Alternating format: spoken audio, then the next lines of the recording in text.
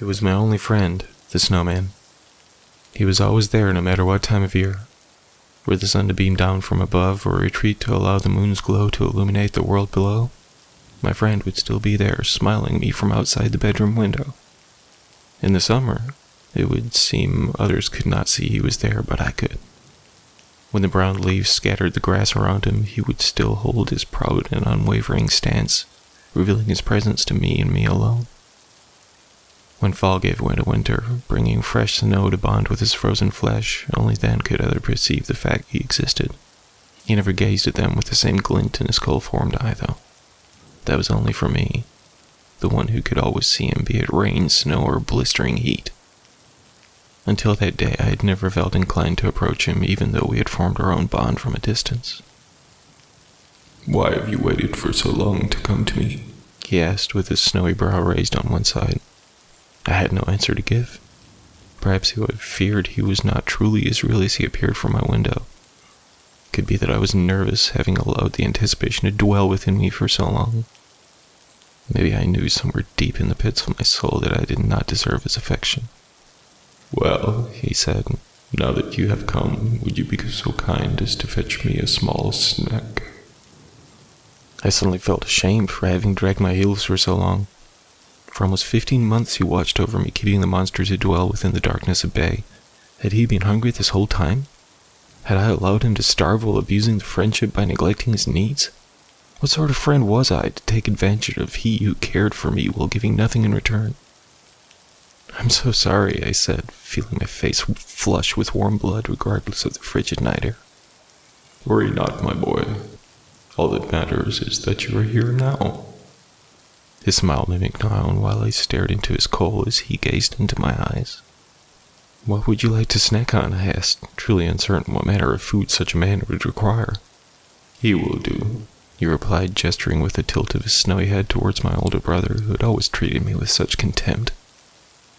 It's only been days since my friend asked his only favor of me, and he continues to watch me from the darkness. Though he continues to keep my demons at bay, I must admit, he looks so much better in red.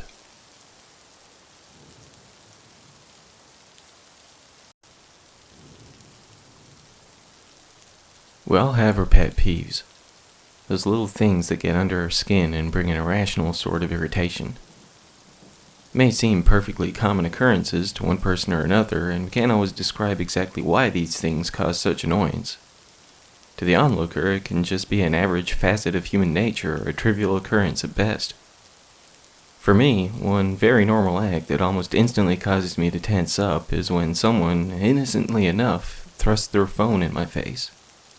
It feels almost suffocating, being frozen in place while I'm forced to watch whatever video or humorous image they think is so important that I stop whatever I may be doing to stare at their screen. I know this is nothing out of the ordinary, and I'm sure I've put others in similarly awkward situations. The thing is, I was recently forced to watch something that has brought me far more suffering than the claustrophobic discomfort I would normally endure. More often than not, when I have a phone rammed in front of my face, I just zone out and take the time to daydream a bit. Sure, I'll give the token laugh when the wielder of the device chuckles and looks at me in anticipation of shared levity, but it's all a show. Believe me, I'm not actively trying to be rude or anything. It's just a charade I put on to satisfy my attacker's harmless intent. It's especially frustrating if I'm already in the process of enjoying my own chosen entertainment on my own phone. It's like, hey, I see you're doing your own thing, but wouldn't you much rather watch this? Yeah, I don't mean to come off like a holier-than-thou asshole or anything. Yeah, maybe you'll feel inspired to show somebody else this video to share with them what an arrogant prick I may seem. But I can almost guarantee that they likely won't be as into it as you are. I might be getting carried away in trying to describe my annoyance with this newfound habit that many have picked up over the last decade. Who knows? I could be the only one that feels this way. It's not one of those things you can really ask your friends about without setting the stage for a certain degree of defensiveness, especially if you're asking the very people who put you in that position. Either way, my apologies for my abundant rant. This isn't about my bitching and moaning. It all started a couple of months ago. Jamie Diggs, a guy I work with, was on one of his fairly regular tours of showing off his endless collection of Epics Fails videos to anyone he came across. He's a friendly enough guy who's unlikely to ever actively put someone in an uncomfortable position. If anything, he's such a good guy that no one really wants to offend him in any way. So he finally circled my way with an intent etched onto his face. I gave a defeated sigh as soon as he started on his walkthrough, holding his phone out with a smile to anyone in his path. Though I secretly wished I had some work that immediately required my attention, nobody in the room was particularly busy that day. When the chuckling Jamie thrust his device in front of my eyes, barely squeaking out, "You gotta see this," in between his giggles, he was practically wrapped around me, leaving me barely any room to move. I just settled myself into a vague attempt to daydream for the next 4 minutes and 36 seconds of recommended streaming shenanigans. Somewhere in between planning out what I needed to pick up at the grocery store and the boy straddling the railing of a public staircase after falling off a skateboard, I started to notice an unusual reoccurrence amongst the anthologized clips. You know these kind of videos, right? Several minutes of different scenes of idiots falling off of bikes or dancing on tables that break beneath them. There's usually the token girl who's attempting to pole dance in the living room and predictably tips the pole over and crashes to the floor. You may even get the kid tossing the baseball into dear old daddy's cojones. There's really never an abundance of diversity in them, but I can't deny they can be amusing at times. Even though a few of these clips took place indoors, the majority of them are outside. Some in fields, others in backyards. The kid who slid his boys down the railing appeared to be in the city streets. As one clip led into another, I began to notice in every one the same man stood in the background. He seemed quite out of place in his black pinstriped suit that was maybe 3 or 4 sizes too small for him. He wore a wide-brimmed and slightly crumpled top hat tilted down so I couldn't see any of his facial features. He just stood there in the background with both hands on top of the cane he was propped on.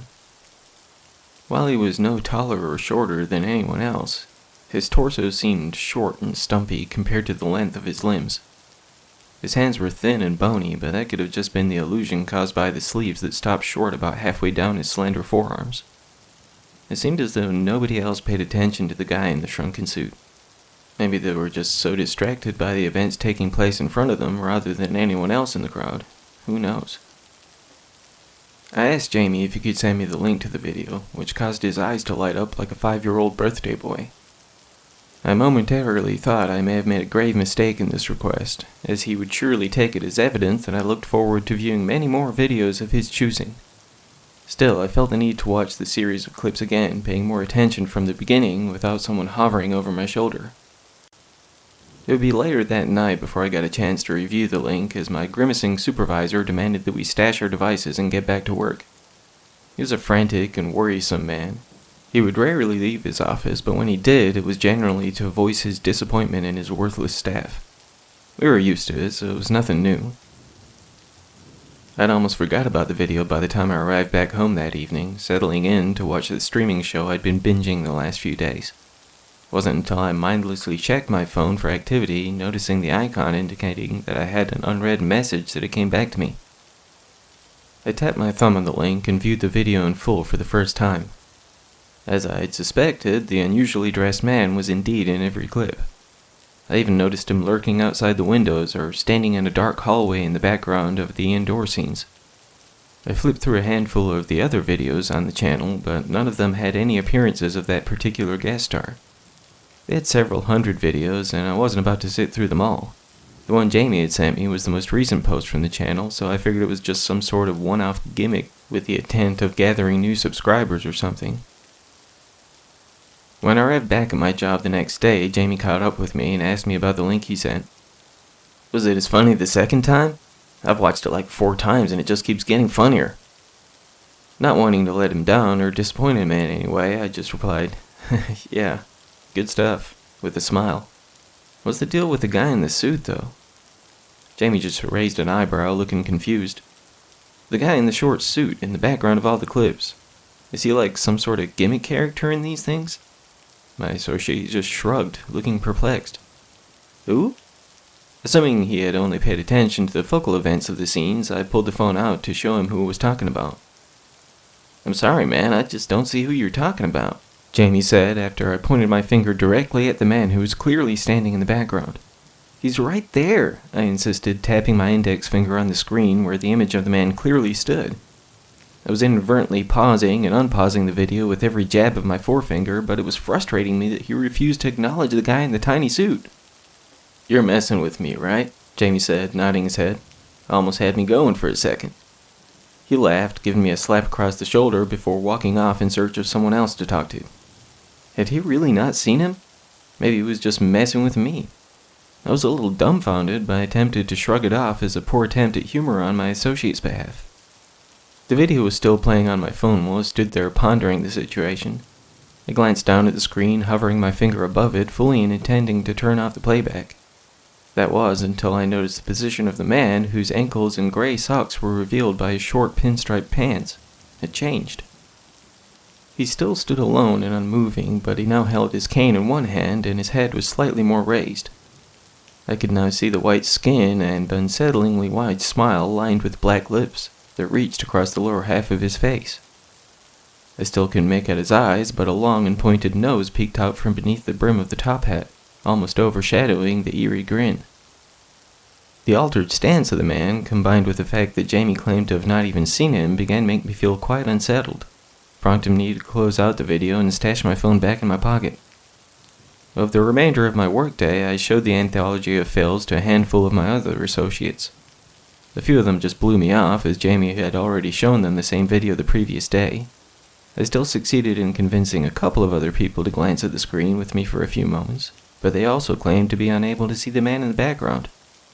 Either this was some elaborate setup, perhaps to pay me back for showing little interest in his video recommendations in the past, or something far more strange was going on here. Jamie was never the sort to pull pranks, and many thought very highly of the guy.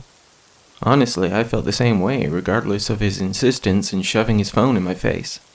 Still, it made no sense why I was the only one who could see this particular aspect of the video. The last time I watched the video, it had like 2 million views, so it's not like it was one of those fly-under-the-radar things. It stands to reason that if I'd seen the man, someone else had too. I panned through the comments to see not one mention of the weird guy in the background, but that still didn't mean that I was the only one who had seen him. Maybe, if anyone else could see him, they didn't feel inspired to mention it. I would spend the next few days searching the internet for answers. Sure, there were plenty of stories of men in suits performing ominous acts, but mostly works of fiction or conspiracy theories.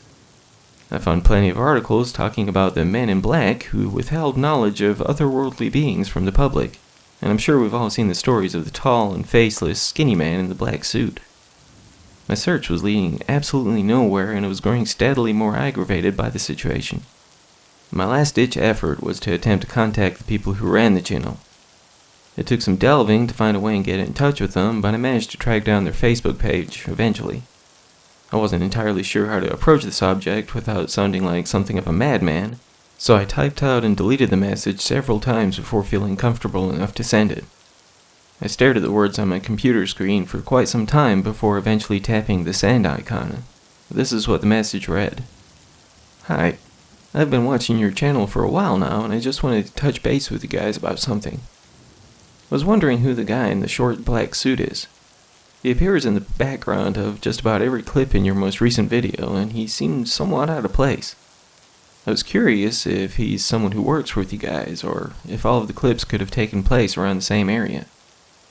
I apologize if this is crossing any lines or anything. I'm a student at a film school, and I thought that he could make an interesting character in a project I'm working on. Thank you in advance for any information you could share with me." Sure, the film student thing was a huge crock of shit, but I didn't want to come off like some idiot fanboy full of crazy ideas and the like. I wasn't sure if they'd reply, as channels like these are surely swamped with more messages than they can handle. Unfortunately, reaching out to them was the only idea I had left. I imagined that the best I could hope for was some kind of half-assed reply some weeks later, just something to acknowledge my message and thank me for being a subscriber or something else dismissive. I was quite surprised when I received a reply within an hour of my sending the message. "First of all, thanks for being a subscriber. It means a lot to us when our fans reach out to us, and we strive to make that appreciation known. That being said, whatever you do, do not keep watching the video. We've made several attempts to pull it from our channel, but it appears to contain some sort of virus that will not allow us to do so. The individual you referred to was not hired by us in any way, nor was he present at any of the events shown in the clips. I sincerely apologize that you are among the few who can see him, but I highly recommend that you pursue this no further. Though we appreciate your support and value our subscribers, it would be in your best interest not to watch this video again. I can't say this reply helped my confusion in the slightest, but it did give me something. I was not the only one who could see the man in the shrunken suit. The warning that I was given not to watch the recording again only made me even more curious. I'm sure they had a good reason to recommend against it, but it's just a video, right? I can't imagine another viewing would lead to anything substantially bad. After all, my curiosity had taken me this far. I couldn't just walk away from it now that I had confirmation that what I saw was real. He actually moved this time. He wasn't just standing in the background anymore, but progressively moving forwards towards the foreground. He slowly approached the boy straddling the railing. He began to raise the window of the room in which the failed pole dancer crashed to the floor. He even trudged across the mud in the direction of the guy who flipped his dirt bike. Every clip showed the man steadily walking closer to the central character in each scene. He wouldn't reach them by the time each clip closed and another began, but I couldn't help but wonder what would happen when he did.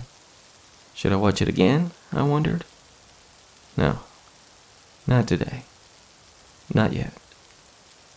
I tried to reply to the Facebook message to ask specifically why I shouldn't rewatch the footage. I wouldn't hear back from them this time, but I think I expected that. To be honest, the way the man in the small suit moved made me feel quite uncomfortable.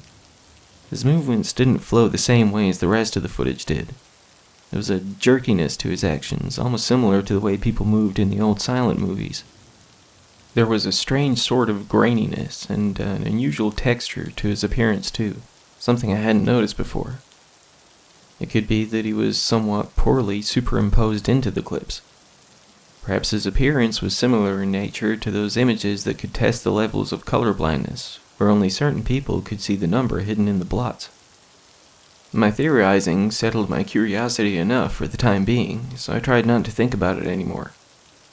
Having pushed the images far into the back room of the storage facility in my mind, I decided it would be best for me to just drop the matter altogether.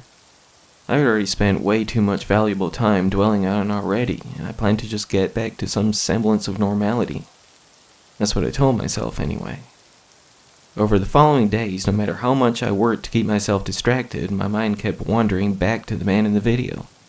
I would absent-mindedly pick up my phone from time to time and find myself wanting to check the link. Finally, I just made the decision to remove temptation and just delete the damn message.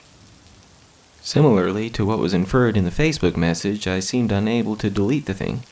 It would spin with the little in progress icon for a time, but ultimately it would not remove it from my device. That only frustrated me even more, as I'd already spent far too much time dwelling on this ridiculous thing. I made one final attempt to delete the chat box entirely when the video just started playing, seemingly of its own volition. I didn't even tap the damn link, only the message box itself. This shouldn't have caused the damn thing to activate. I tried to close the video, and when it didn't work, I attempted to shut down my phone, to no avail. Finally, I said to hell with it as my frustration began to flood my face with warm blood. I slid off the back panel of my very outdated device and removed the battery before slamming it face down onto the table. I let out a heavy sigh with my pulse racing much quicker than such a thing should warrant. I couldn't say why I was so worked up at the time. I had no reason to believe this would fail to stick a fork in the unyielding determination of the seemingly cursed video. That was until I heard the sound of the ambient background music from the clip, which had still found its way to begin its playback. I flipped the phone back over to face me, and sure enough, the kid was sliding his junk down the railing again before my eyes. I was stunned. How the hell could this be happening when the battery was lying on the desk a good foot away from the phone? I watched on in horror as the man in the tight-fitting and wrinkled suit took exaggerated steps and long, jerky strides towards the kid on the railing. He looked like a cartoon character comically creeping up on his prey, as though a freshly lit stick of dynamite would soon be whipped out from his back pocket. The boy stayed perched on the railing as everything but the approaching man appeared to have become frozen. The timestamp on the clip had even stopped at 43 seconds. I couldn't look away. The man finally reached the boy on the public stairway banister, tossing his cane to the ground. He reached out, wrapping his long and bony fingers around the kid's legs before lifting his head to face the camera. His almost hilariously spherical eyes, with tiny black pupils in their center, felt like they gazed directly into mine. I could now make out the thin and curled sketch of a mustache on his short upper lip, above his wide and perfectly white teeth of menacing, stretched-out grin, still surrounded by the glossy black lips. While we stared at each other, he just pulled down on the legs of the straddling teenager, slowly splitting the body around the railing. Thick, dark blood sprayed across the screen while he separated one side of the body from the other. The background music gave way to the slushing and splatting sounds of the poor kid's insides spilling out onto the concrete. When both halves of the boy finally slapped onto the pavement on either side of the crimson pool of blood and guts, the screen went black, and the phone lay lifeless on the table once more. My hands were shaking violently as I exhaled a heavy and trembling breath. I didn't even realize that I'd been holding my airflow this whole time, my head feeling light and dizzy from the restricted flow of oxygen. I felt my throat clench around the lumps that threatened to push upwards and out of my mouth. "What the fuck?" I stuttered, my whole body quaking beneath my skin. I was afraid to even touch my phone with the fear that if my hand so much as lightly brushed up against it, the next clip would begin to play out before me. I dreaded to think what havoc the man in the pinstripe suit would unleash next. I stood up to prop myself on legs that felt like shivering gelatin wrapped around little more than fragile toothpicks. I backed away from the dark screen that stared blankly at the ceiling as if it would leap back into my hand at any moment. I just ran. I ran out of my apartment and headed straight for the stairs. The idea of standing still in the elevator with nothing to occupy my erratic thoughts but the grotesque display of maniacal violence and gore I'd witnessed was the last thing I needed. I sped towards the door while my mind raced significantly faster than my still gelatinous legs. My spinning head was mostly checked out and otherwise occupied during my exit, causing me to stumble across the threshold of the door to my apartment building, damn near sending me face first into the sidewalk. I ignored the chuckling passers-by as I shakily found my footing, speeding in between and around them the second I was able to. Sometime later that day, I arrived back home after picking up a new cell phone. I was well overdue for an upgrade as it was, so this seemed like a perfect time to stop putting that off. It may seem a little over the top, but I grabbed my old device with some tongs, keeping it outstretched before me, afraid to even glance at the damn thing. I slowly walked to my small fireplace, my heartbeat quickening with every step, dropping the phone onto the charred wood the second I was close enough. I squirted lighter fluid across the now cracked screen, lit a match, and tossed it in. I gazed on while the plastic began to bubble and melt, the thin strip of glass splitting and cracking from the blaze. I let out a long sigh before returning to the bag in which my new device awaited me. I finished setting everything up, removing Jamie's number from my backed-up contact list. Over the next few days, I still felt uneasy, as though the video had left a stain on my subconscious I couldn't shake. Once another week had passed by, life seemed to have returned to its normal and uneventful routine. No more dwelling on bizarre links or the mysterious guest stars they may or may not contain. I did tense up when Jamie made his tour of the office, brandishing his phone for all to see. Before I could give him the opportunity to thrust his screen in my face, I fled to the sanctuary of the bathroom. Better to avoid any more uncomfortable viewings if I could. Luckily, he had finished his sweep by the time I returned to my desk, and the day played out like many others before it. I only wish that I hadn't turned on the TV when I got home that evening. Drake Fillmore, a popular skateboarder whose videos have inspired many across streaming platforms, died late last night, the newscaster read aloud from the teleprompter. The details of the incident that took his life are being withheld from the public at this time. Witnesses have described the freak accident as horrifically bizarre, while some were reported to have fainted at the sight. Though I already had little doubt about who he was in life, I still felt my guts churn when the image of the boy who had straddled the railing appeared on the screen. He was older than he was in the video, but it was definitely the same person. I just sat there, slack-jawed in front of the television, barely aware of when they moved on to the next topic of the day. Could this video montage of slips and falls really have somehow led to the real-life death of an innocent kid? My reeling thoughts were interrupted by the buzzing vibration of my newly acquired phone. I absent-mindedly reached for the device while still staring at the TV screen. The newscaster droned on with whatever information he was prompted to, but I was still in a daze from the previous segment. I clicked the button on the side of my phone, swiping my thumb up and across the screen. Rather than break my unblinking gaze from before me, I raised the device to meet my eyes. I tapped my thumb on the new message alert, my stomach lurching at the sight of an unknown number with a video link attached. I gently set my phone back down on my old weathered wooden coffee table. I knew what would happen if I made any attempt to delete the message. I refused to allow it the opportunity to replay the video I swore I would never watch again. I dreaded to think what the man in the shrunken pinstripe suit had planned for the unsuccessful pole dancer. She was the star of the clip that followed the skateboarder. I just stared at the device laying face down on the table for some time, scared to make any sort of sudden movement. When I heard the video begin to play again, something that I had a feeling it would do the second I saw the link, I whipped the phone back up from the table and threw it into the fireplace. I heard the screen shatter when it landed only inches from the dried glob of melted plastic. I repeated the same ritual sacrifice I had performed on its predecessor, listening on as the small speaker strained and popped, before giving way to nothing more than the crackling sounds of the fire. It had been many years since I lived without the company of a phone. I would find myself reaching into my pocket from time to time, only to find loose lint or occasional spare change waiting. It felt similar to how I imagined phantom limb syndrome to be when my absent mind would command my thumb to flip through random websites that were once no further away than the tip of my finger. This was just muscle memory that I hoped would dissipate soon enough. I never realized how often I would reach for the damn thing. So many hours of otherwise boring and tedious time that could easily be filled by convenient access to the World Wide Web. It took some adjustments to get used to life without the internet at my fingertips, but it was far better than the alternative.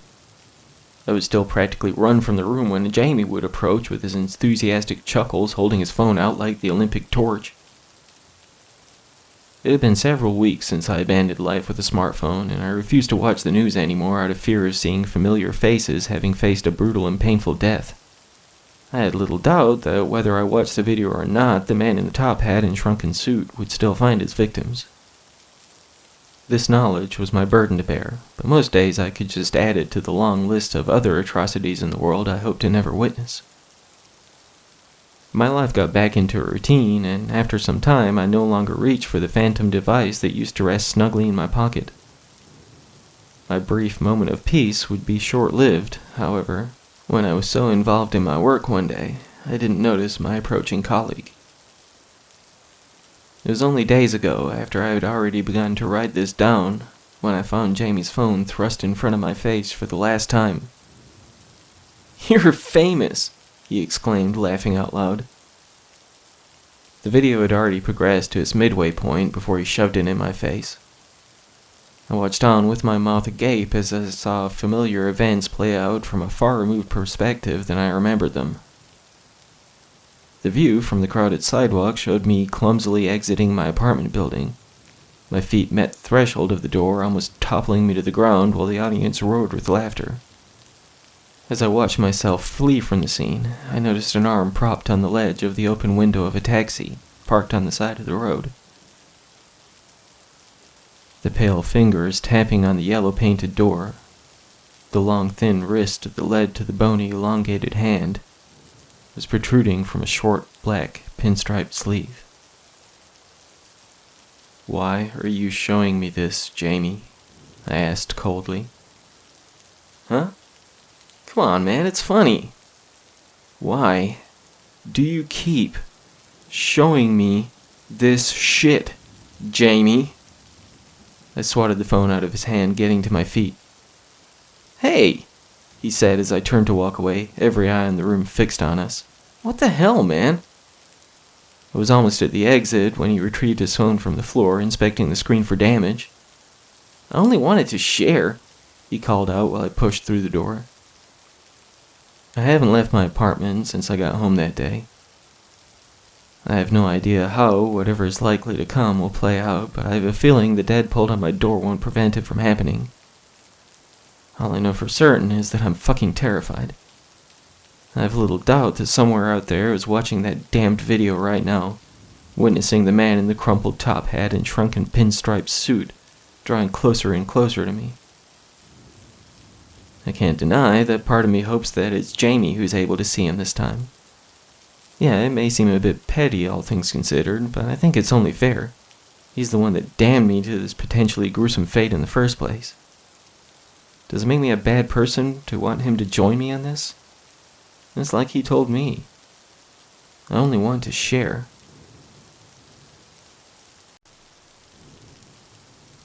Why aren't you writing? Yeah, I'm getting there. I just haven't figured out a good starting point yet. Excuses. I'm not making excuses. You want this done right, don't you? I want it done. Period. You can't rush the process, man. It's not as if writing your story is my only priority, you know? Silence. Has he left? Did I make him angry? Damn it. I can't let him slip away. I need this. I need him. Look, I'm sorry. I truly am. But things have been crazy busy lately. You understand, right? You've done little more than fidget with your device and stare at the television all day. This is the first chance I've had to relax in weeks. More excuses. Christ, he's being hard-headed today. Okay, keep your cool, Francis. He hasn't stormed out just yet. Just talk him down and convince him to wait just a little while longer. Look, I promise I will get this written, my friend.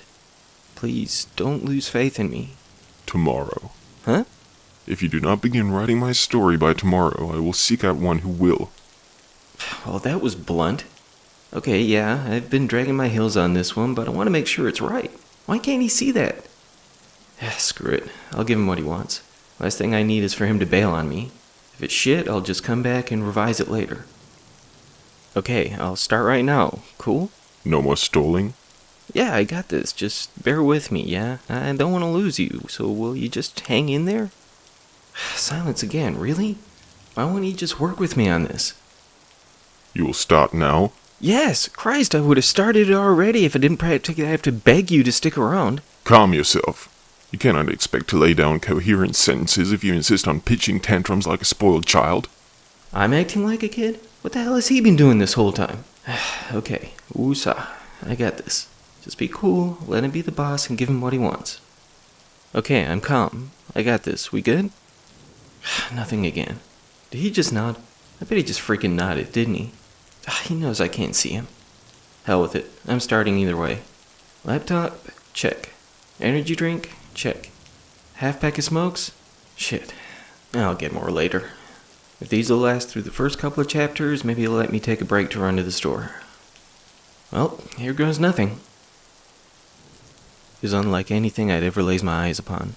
He was tall, far taller than anyone I'd ever seen my whole life. I had no way of... You sort of repeated yourself there.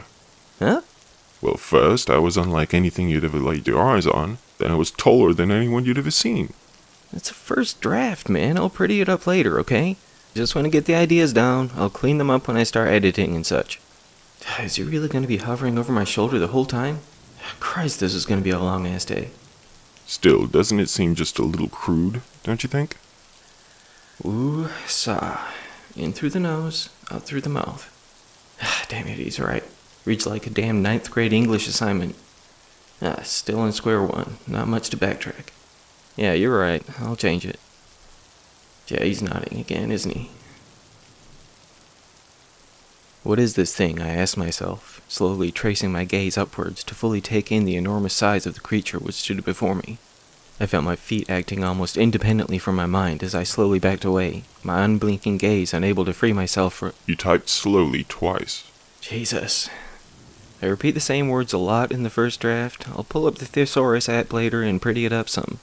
But what if you forget? I won't forget, man. It's part of my process. I'm often only marginally descriptive at first, just to be sure I get everything in the right place, you know? Okay, back to it. As my eyes refused to break... But what if you do forget? Okay, I'll change it. I just want to be sure you're taken seriously. Gotcha. What is this thing? I asked myself as I slowly traced my gaze upwards to fully take in the enormous size of the creature which stood before me. I felt my feet acting almost independently from my mind as I began to gradually back away. I could not even convince myself to blink, let alone break my gaze from this mesmerizing sight. While my eyes remained transfixed upon the behemoth, I was momentarily startled by my back hitting the wall behind me. Is it truly necessary to mention that the wall was behind you? Surely it can be taken for granted given the knowledge that you were indeed backing away. Therefore it isn't. First draft. Apologies, I just... Do you want me to write this or not? And he's silent again. I don't even care anymore. He can go to hell at this point. Cool it, kid. Don't let him get under your skin. Just keep doing what you're doing. I was almost paralyzed with my back pressed firmly against the brick and mortar. I knew he had noticed me. His flickering, flame-like eyes had not broken from mine since... shit, brain fart. Since when? I mean, of course he would have noticed me, but did he show up or did I? Is there a problem? No. No, I'm just working it out. You appear frozen in place. Do you need a hand? No. Thank you. I'm good. His flickering, flame-like eyes had not broken from mine since I found myself aimlessly wandering through the deserted subway tunnel. How did I get here? Where was I before I was in this darkened tunnel? Who exactly am I? Isn't this somewhat similar to something else you've written? Damn it, I think you're right. In addition, and forgive me for being crass, but isn't this story supposed to be about me?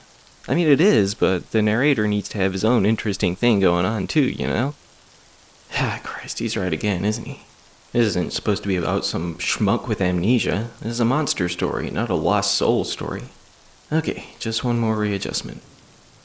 His flickering flame-like eyes had not broken from mine since I ran into the deserted building, seeking shelter from the storm. I couldn't help but wonder if I should have just ran back to the car I left parked a few blocks away, rather than escaping the frigid rain in such a place as this. The fact that he did not attack me by now led me to believe that he was perhaps not malicious, but he still wouldn't look away. Neither would I, for that matter. Though my back was still stiffened both by the fear and by the wall it was pressed against, I did begin to feel a little more relaxed. Most tales I had read of monstrous creatures would suggest that they would not allow any potential prey to hold on to their lives for long. It was a horrendous beast for sure, but perhaps it didn't have a sinister agenda. Maybe... You're making me sound like a pussy. Well, I can't exactly have you chewing on the narrator before the story even gets going. I would never allow some random strange human to entertain a staring match with me, when I could just tear him to shreds with ease. Well, you haven't shredded me yet. Only because you have me locked away in your mind. Were I to be freed, I would end this discussion by stripping the meat from your bones, before writing the story myself, including all the juicy details of your demise. Okay, I get it. Big monster, bad. That's another thing. Oh, Christ. I never imagined myself to be any larger than a man. How could I even remain hidden for so long, were I as tall as a small house? Yeah, that's a fair point. Hell, I don't think I originally envisioned him as some sort of massive beast either. Okay, square one again. Last time around. Yeah, you're right. I wasn't always prone to taking aimless strolls in the middle of the night. It was cool outside, but not especially bitter. I enjoyed the winter, as I had never been much of a warm weather guy. Still, my girlfriend's sudden death only weeks before was still weighing heavily on my mind. It was an unpredictable swarm of emotions that would come and go as the day's hours progressed, as I had planned to break up with her that very day. I'd even begun rehearsing what I would say to her when I got the call about her body being found. I'm unsure of what was causing me more guilt, my plans to end our relationship or the fact I had been seeing someone else behind her back. I bargained with myself that I should not be held responsible for whatever inspired some sort of sick individual to leave her as little more than a bloodless and lifeless corpse, discarded like last week's garbage in the public waste dump. I am not a vampire. I know that. A bloodless body will lead the reader to assume a vampire killed her. Well, yeah, I suppose, but only at first. When it is revealed that I am not that which was inferred, some people may be disappointed, or perhaps annoyed by the unnecessary red herring. Damn it, he's right again. I bargained with myself that I could not be held responsible for whatever inspired some sort of sick individual to tear into the flesh of her midsection before leaving her for dead. Still, had I not spent that night in the arms of another, perhaps she would not have found herself bloodied and dead in the middle of that deserted alleyway. It was that very guilt that led me out into the cool night air, in an attempt to escape my cluttered thoughts for a time. Perhaps my assumption that walking in silence would provide any sort of distraction was not the most well-thought-out reasoning, but the more I pressed on, the more I dwelled on what I had lost. My own emotions practically baffled me. The longer I lingered on things I could not change, the more I convinced myself that I truly loved her. This only served to make me feel even more furious with myself, as it was I who betrayed the love she felt for me, by taking advantage of her trust. I'm not entirely sure how long I had been walking, consumed with little more than my own guilt and shame, when an unusual sound broke my pensive gaze from the darkened road which lay ahead of me. I don't mean to suggest that it was entirely foreign to me, as it was somewhat reminiscent of something familiar, but I couldn't quite place it. The closer I got to it, the louder it grew, making... Sort of redundant, isn't it? Ugh, what? Well, it stands to reason that the sound would increase in volume the closer you approached. Seems like an unnecessary line is all I'm saying. First fucking draft. It's not going to be perfect. Apologies, I do not mean to interrupt. But you do interrupt. You keep interrupting. How the hell am I supposed to get through your precious story if you keep cutting me off when I finally get on a roll? Ah, damn it. I shouldn't have let myself get so frustrated. I know what he's getting at, and as usual, he's right, but Christ, I wish he'd stop breaking my focus. I would appreciate it if you would desist in spilling your venom on me. I only wish for this to be done right. I know, man, but you need to let me write. Just trust me, yeah? Once I get the first draft down, you can pick it apart all you like. But I need to get this on paper before it leaks out of my head, do you get me? It's not on paper. It's a figure of speech. Christ. Apologies. Woosah. I won't suggest that it was entirely foreign to me, as it was somewhat reminiscent of something familiar, but I couldn't quite place it. As the volume of the sound increased, I knew I had to be drawing closer to it. The louder it got, the more I grew aware of what it must be. The gashes which were torn into the flesh of the woman I loved. This is the sound of whatever ripped into her skin would have echoed into the night. Could her murderer be lurking in the same deserted streets I had traversed at the time? Was another losing their life to this nefarious madman? Were he not so consumed by his work he may not notice my arrival? Could I avenge the one he took from me? It was only just up ahead. It had to be. I needed something, a weapon, perhaps something discarded on the pavement. Anything with which I could beat this person. The alley was just ahead and to the right. That's where he was waging his assault on another. I was so close now. If I didn't act soon, he would finish up, leaving me alone with his victim. I could put an end to this once and for all. Of course, if I dragged my heels much longer, I could end up a suspect myself. This would not look good at all, especially since I was in a relationship with another of his victims. There had to be something I could use as a weapon, but Why are you taking so long to get to the point? Again, seriously. Forgive me, but do you not think a reader may grow annoyed if you drag this out much longer? I'm building tension. Anticipation is worth it when there's a payoff, you know. Very well. Proceed. You sure? No more pointers? Maybe my phrasing could be a little more elegant, huh? You think the font I'm using is okay? By all means, please give me any more observations you have. Anything at all. Or, and forgive me if this sounds outlandish, or you could let me write the damn story. Anything? We good? Apologies. He's making my head hurt. I could put an end to this once and for all. Of course, if I dragged my heels much longer, I could end up a suspect myself. This wouldn't look good at all, especially since I had a relationship with another of his victims. No time. No time left. Have to act now. As I rounded the corner, neither my eyes nor my mind were prepared for what stood before me. The girl lay dead on the ground, something I could judge with near certainty, as most of her insides were hanging from the brick walls or gathered in the scarlet puddle beside where she lay, as the blood oozing from within her joined with the pool to her left. Standing in place, gazing down at her, was some sort of creature, for lack of a better term. It was no taller than an average adult male, though it was far from human, from what I could tell from its back, anyway. The crimson-stained blue jeans it wore appeared almost out of place below the spiked lime-green flesh of its torso. Of course, it may have been no more than the moonlight playing tricks, making him appear to be that particular hue. But the small spikes which covered every inch were no trick of the light. The long, curved claws which ended an inch or so beyond each of its 5 fingers still dripped with the fresh blood of the poor girl whose life he had claimed. His hair hung down to the center of his spine, not allowing me a glimpse of the beast's head. but I could not allow myself to linger until it turned to face me. Though its build was quite slender, I had little doubt I would not have a chance against this thing. Is this really how you see me? Just some ravenous beast craving human flesh to feed upon? Well, I mean, it's a monster story.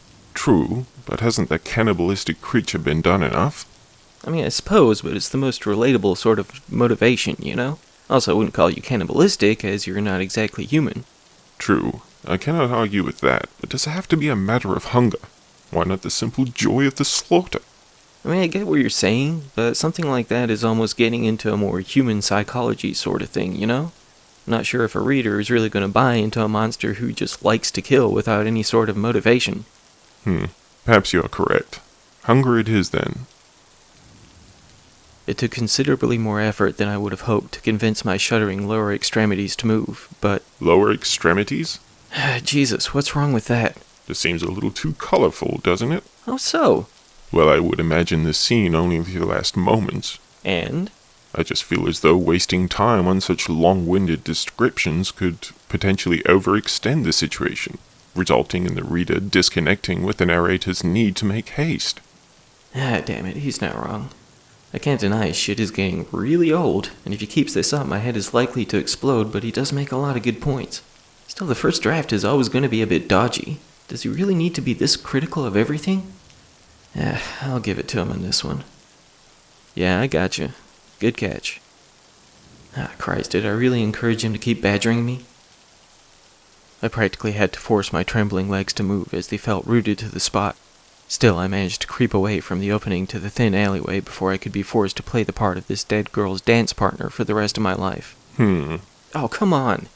Just seems a silly analogy given the circumstances. Ugh. I practically had to force my trembling legs to move as they felt rooted to the spot.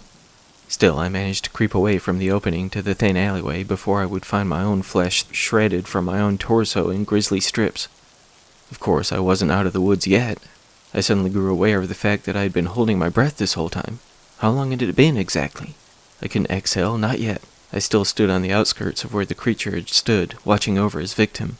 The thunderous pounding in my chest battled to convince me to allow my lungs to deflate, but I couldn't risk discovery.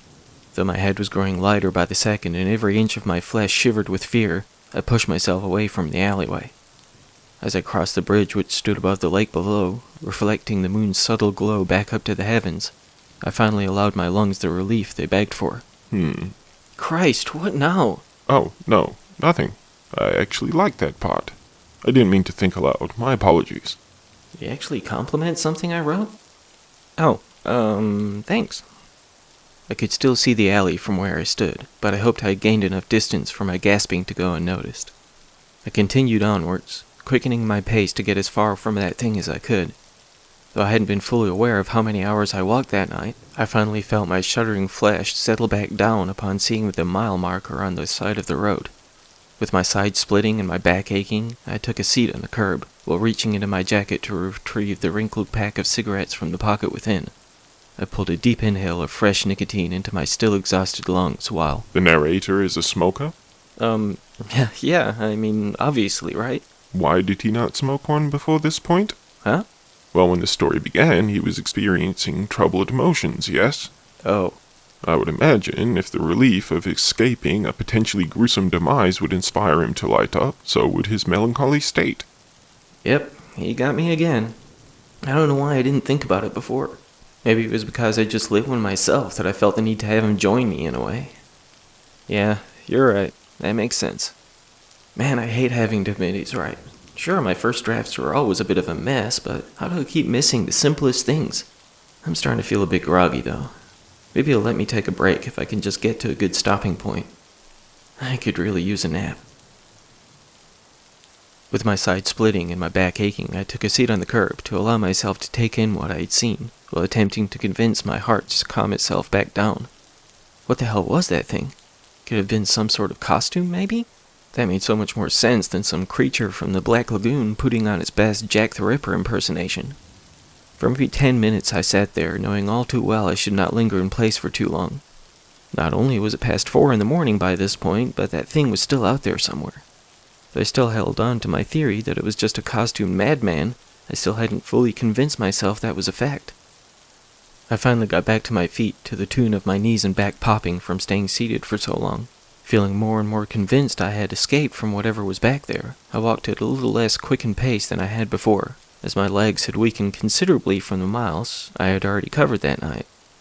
After another half hour had passed, I saw the lights of the 24-hour gas station off in the horizon. Not only did this signify that I was close to my home, but it inspired me to pick up an old habit again, one that I had craved to revisit since I laid my eyes on the bloodied mess of what was once a living person. After exiting the small store which sat between the twin fuel pumps on either side, I tapped the cigarette pack on the palm of my outstretched hand, feeling that old familiar muscle memory from years gone by, as though it had only been a day since I'd given it up. I paced slowly in the direction of my small two-bedroom house while lighting the tip of the slightly wrinkled cigarette. That first drag brought a not unwelcome euphoria to my still reeling head, causing me to stagger slightly as I sauntered onwards. While the lights of the convenience store gave way to the darkness once again surrounding me, I felt every bone and muscle from my head to my toes instantly tense up when a voice called to me from behind. Don't suppose I could bum one of them from you, could I? I could barely move. I knew I had not been followed, I was sure of it. I was the only customer in the gas station, and no other footsteps mimicked my own while I walked those miles to my back. I could feel the breath on my neck. It carried the scent of something ancient, something foul. I don't mean to trouble you or nothing. I just had a big meal earlier, and I do enjoy a smoke after eating. You know how it is, right? I was trembling all over. My heart thumped faster than I thought it to be capable, as I forced myself to gradually turn to face the one who beckoned to me from the darkness. Only if it ain't a bother. It smiled at me, revealing jagged teeth stained with crimson specks. The face was not unlike what I imagined when I watched it from behind. The green spikes flowed from the forehead down to the nose, ending on the chin, almost portraying a goatee. The cheeks were... This is supposed to be me. Well, yeah. I mean, obviously, right? I do not talk that way. Well, yeah, I just thought it fit the story more, you know? You have me sounding like an illiterate fool. Oh, come on, I wouldn't go that far. I just wanted you to sound, I don't know, like, relatable. Why would you assume a creature such as I to be relatable? I don't know, I mean, I kinda like it when monsters sound unexpectedly human in a way. I am not human. Yeah, I know that, I just thought... This tale is supposed to be about me. I know, man, look, I'm just starting to feel a bit out of it, you know? Maybe I could just... I will not allow you to write me speaking as though I was some average, idiotic mortal. Make adjustments. This is not a request. Okay, dude is starting to really freak me out. He just came off like an impatient asshole before, but now... maybe I should just listen to him on this one. Make some changes, make him as happy as I can, and then maybe I can take a break for a while. Would you perhaps be willing to spare me one of those? I could barely move. I knew I had not been followed, I was sure of it. I was the only customer in the gas station, and no other footsteps mimicked my own while I walked those miles to my back. I could feel the breath on my neck. It carried a scent of something ancient, something foul. You have my sincerest apologies if I am being a bother. It is only due to the wonderful meal I have recently enjoyed that I find myself with a bit of a craving. I was trembling all over. My heart thumped faster than I thought it to be capable as I turned to face the one who beckoned me from the darkness. Of course, only if you have one to spare. It smiled at me, revealing jagged teeth stained with crimson specks.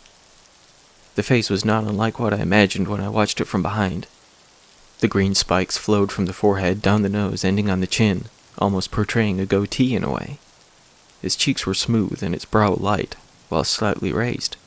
I couldn't even hope to steady my hand as I fished the cigarette pack from within my jacket pocket.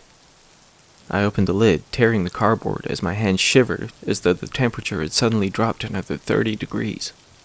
While I held the open pack outstretched towards it, the sharpened claws from its fingertips retracted to retrieve a fresh smoke. Do you happen to have a light? I almost flipped the lighter onto the ground while I made my attempt to pull it from the same pocket which held the pack. Much obliged, it said with another smile as it softly plucked the small zodiac-patterned bic from my grasp. The tiny flame cast its glow on the face of the creature, revealing the smears of scarlet across its mouth. almost making it appear as though it had made a poor attempt to apply lipstick. I would never. It's just a metaphor, nothing to take seriously. Still, it feels a little awkward is all. Trust me, nobody's gonna think that all you were doing in that alley was hitting the girl up for makeup tips. I only... Just chill, man. It's pretty damn obvious what it really is. Once the lighter was placed back in my hand, I still just stood in place, with my arms out in front of me, holding the open pack of smokes in one hand and the Bic in the other. My breathing was taking far more effort than it normally would, while my tremoring skin threatened to send me into convulsions. You witnessed me in the alley, yes? It asked politely, in between inhaling the smoke into its lungs. Did it even have lungs? I nodded. Well, I think I did. It was hard to differentiate my conscious movements from my newly developed involuntary twitching. Do you mean to share what you saw with anyone else? I shook my whole body in response. And any knowledge of my existence? Will this go any further? Same reply, even more aggressive than the last. It smiled again. It was a strangely sincere smile in a way. I couldn't fathom why it wasn't clawing into my guts, nor why I felt the need to converse with me. I wanted to run, to haul ass away from this thing as quickly as my legs could carry me. But how could I even hope to escape something like this, let alone the fact it had tracked me this whole time without giving me so much as a hint of its presence? Relax, child, it said, before taking another deep drag from the cigarette perched between its blood-speckled lips. Were it my intention to harm you, well, you would have only been briefly alerted to my arrival. What do you want from me? I asked, barely forcing the stuttered words to break free of my throat. He just glared at me, fidgeting with the prongs extending from his chin. Prongs? Well, I don't want to keep calling them spikes. Would you prefer I call them pointy things? Prongs are fine, I suppose. I have not yet decided. What sort of reply was that? Had he not quite figured out if he wanted to feast on me just yet? Was he considering locking me away to save me for a rainy day? The anticipation of his intent was even more terrifying than the possible sudden butchery. Perhaps, he said, still stroking the needle tips protruding from his chin. I would like a companion. Why exactly would I have need of a companion? Well, for one, there has to be a reason you don't just gut the narrator right off the bat. And two, what do you call me? A necessity. Seriously? I swear this asshole wouldn't even exist without me. You'd think I at least deserved the slightest bit of gratitude? Damn ungrateful figment. Do you truly believe I would not exist without you? Did he just read my thoughts? Oh, Christ, I definitely need to step away from this for a while. This shit is getting in my head. Look, I think it's time for a break, yeah? You have barely scraped the surface and you wish to what, stretch your legs? Dude, your question, I don't know, like arguing against every damn thing I type. Not to mentioning that you don't treat me with the slightest bit of respect. Respect? You have me wearing lipstick. It's a meta phone, Christ. Interesting. Maybe I should let him find someone else. I swear I've never had a story get under my skin like this one. Is it really worth going through this shirt? Yeah, I'm done with this. I don't need this. I've done plenty of other ideas. I just need to flush those out a bit more. I need to get some damn sleep is what I need to do. Look, man, this just isn't waking outs, right? What are you saying? You told me if I didn't wrote your story, you're just find someone who would, right? But I'm so close now. See, that's what I'm talking about. You're so close. It's like you're, I don't know. You got my mind all twisting up. I can't even find the works right now. Perhaps you should continue writing. Dude, I can barely even thunk straight right now, let alone, typing stuff. Please, I will intrude no more. Fine. A company on? I asked, beginning to felt my neck loosen. He was still stroking the pointy thing on his chin, making his eye look in my eye. Perhaps I've been alone for far too long. It is difficult for me to find my place in this world, you see. I couldn't see what he were getting at, but I began to feel more at ease with him. Damn it! What is it, my friend? Man, I can't even thought strain right now. You can do this. I do have faith in you. Please, just continue. I can't done it, man. My head, it's all looped and dizziness. I can't look at the screen no more. Worry not, my young friend. It is as you said, this is but the first draft, yes? It are, but if I can't even make out what I writed, like how can I revision it? You can, though. What was it you said? Ah, yes, you can pretty it up later. I supposing, but I are for really feelings pretty farking wired. It's almost as if I'm like I'm drinking, like I'm drank. I need to got some rest. Just a little longer, my friend. We're so close to the end now. The end? We're barely scratching the top part, the surfers. We're barely scratching the surfers. I meant the end of the first chapter, of course. Would you not like to finish at least that much before you take another break? I supposing so. Perhaps another cigarette. A fresh, cold energy drink, maybe. Yeah, that's sounding good. Thanking, Manfred. I will imagine it are hard for ones like you to find places to be. I speak feelings that I can maybe rebate to him in ways. I had always feeling like the overcast myself, as that I did not fit inside of places. But could I really get past his making murdering? It could be that I no longer wish to dwell in the shadows, to be little more than a fantasy, he said with a certain melancholy behind his wavering gaze. Who art you, say? I asked, stick not quite flowing with his warts. He stepped closely. I could almost feeling his breath on my heads. I do not retread from him. I was none scared. Allow me to present you with the simplest of queries, he asked, raising his darkened brow on one side while gazing deeply into my eyes, into my soul. Go ahead, I reply. Have you ever found yourself so immersed in a tale that you found it grasping you from within? There was something in his gaze I could not quite read. Uh-huh, I rebate. Have you ever written one which you feared could swallow you from the inside out, were you to allow it to come to fruition?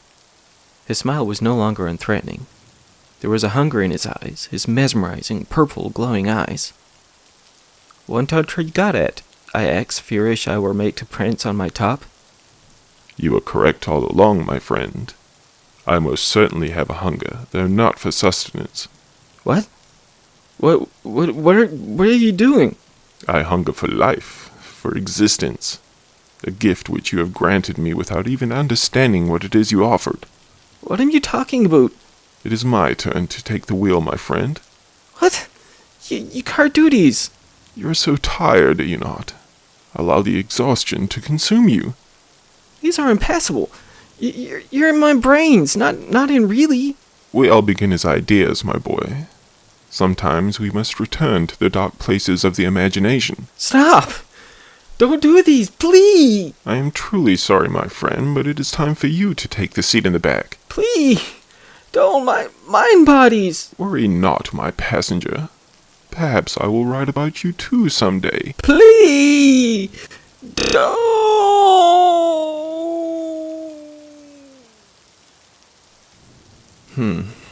This may take some getting used to, I do believe. It would appear I can guide these fingers with ease. Surely the leg should be as simple. Interesting. An internal monologue. This could be nice. Oh, do shut up back there. I can feel you digging around, but I'll have none of it. If you can force me into the black, then I should be able to do the same. Perhaps some breathing techniques would help. What was that word you used? Woo-saw? Yes?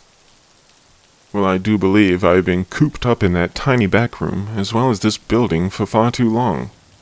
I think I will stretch my legs a little.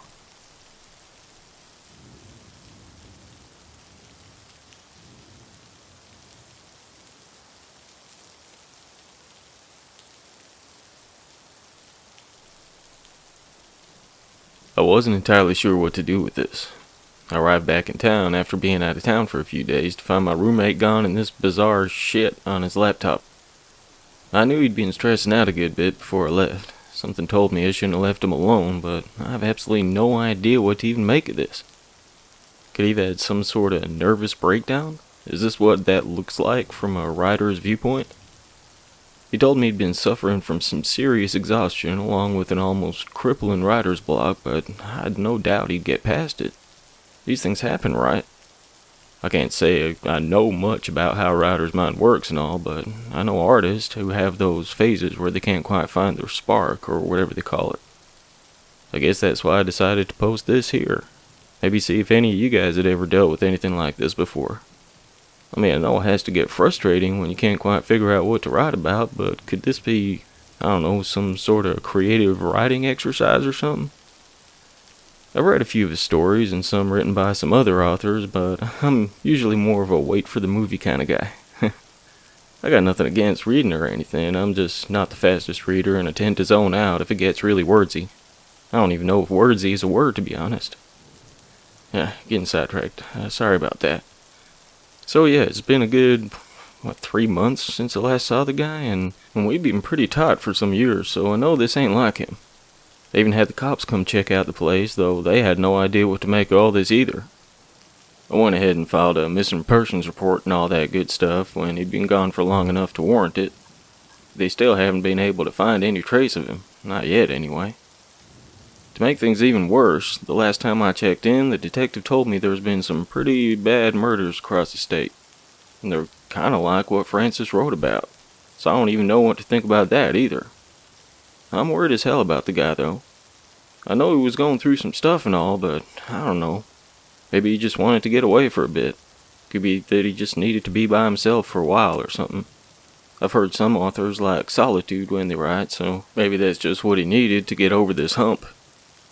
I'll tell you one thing though, I mean I can't relate or anything, but it sounds like writer's block can get weird.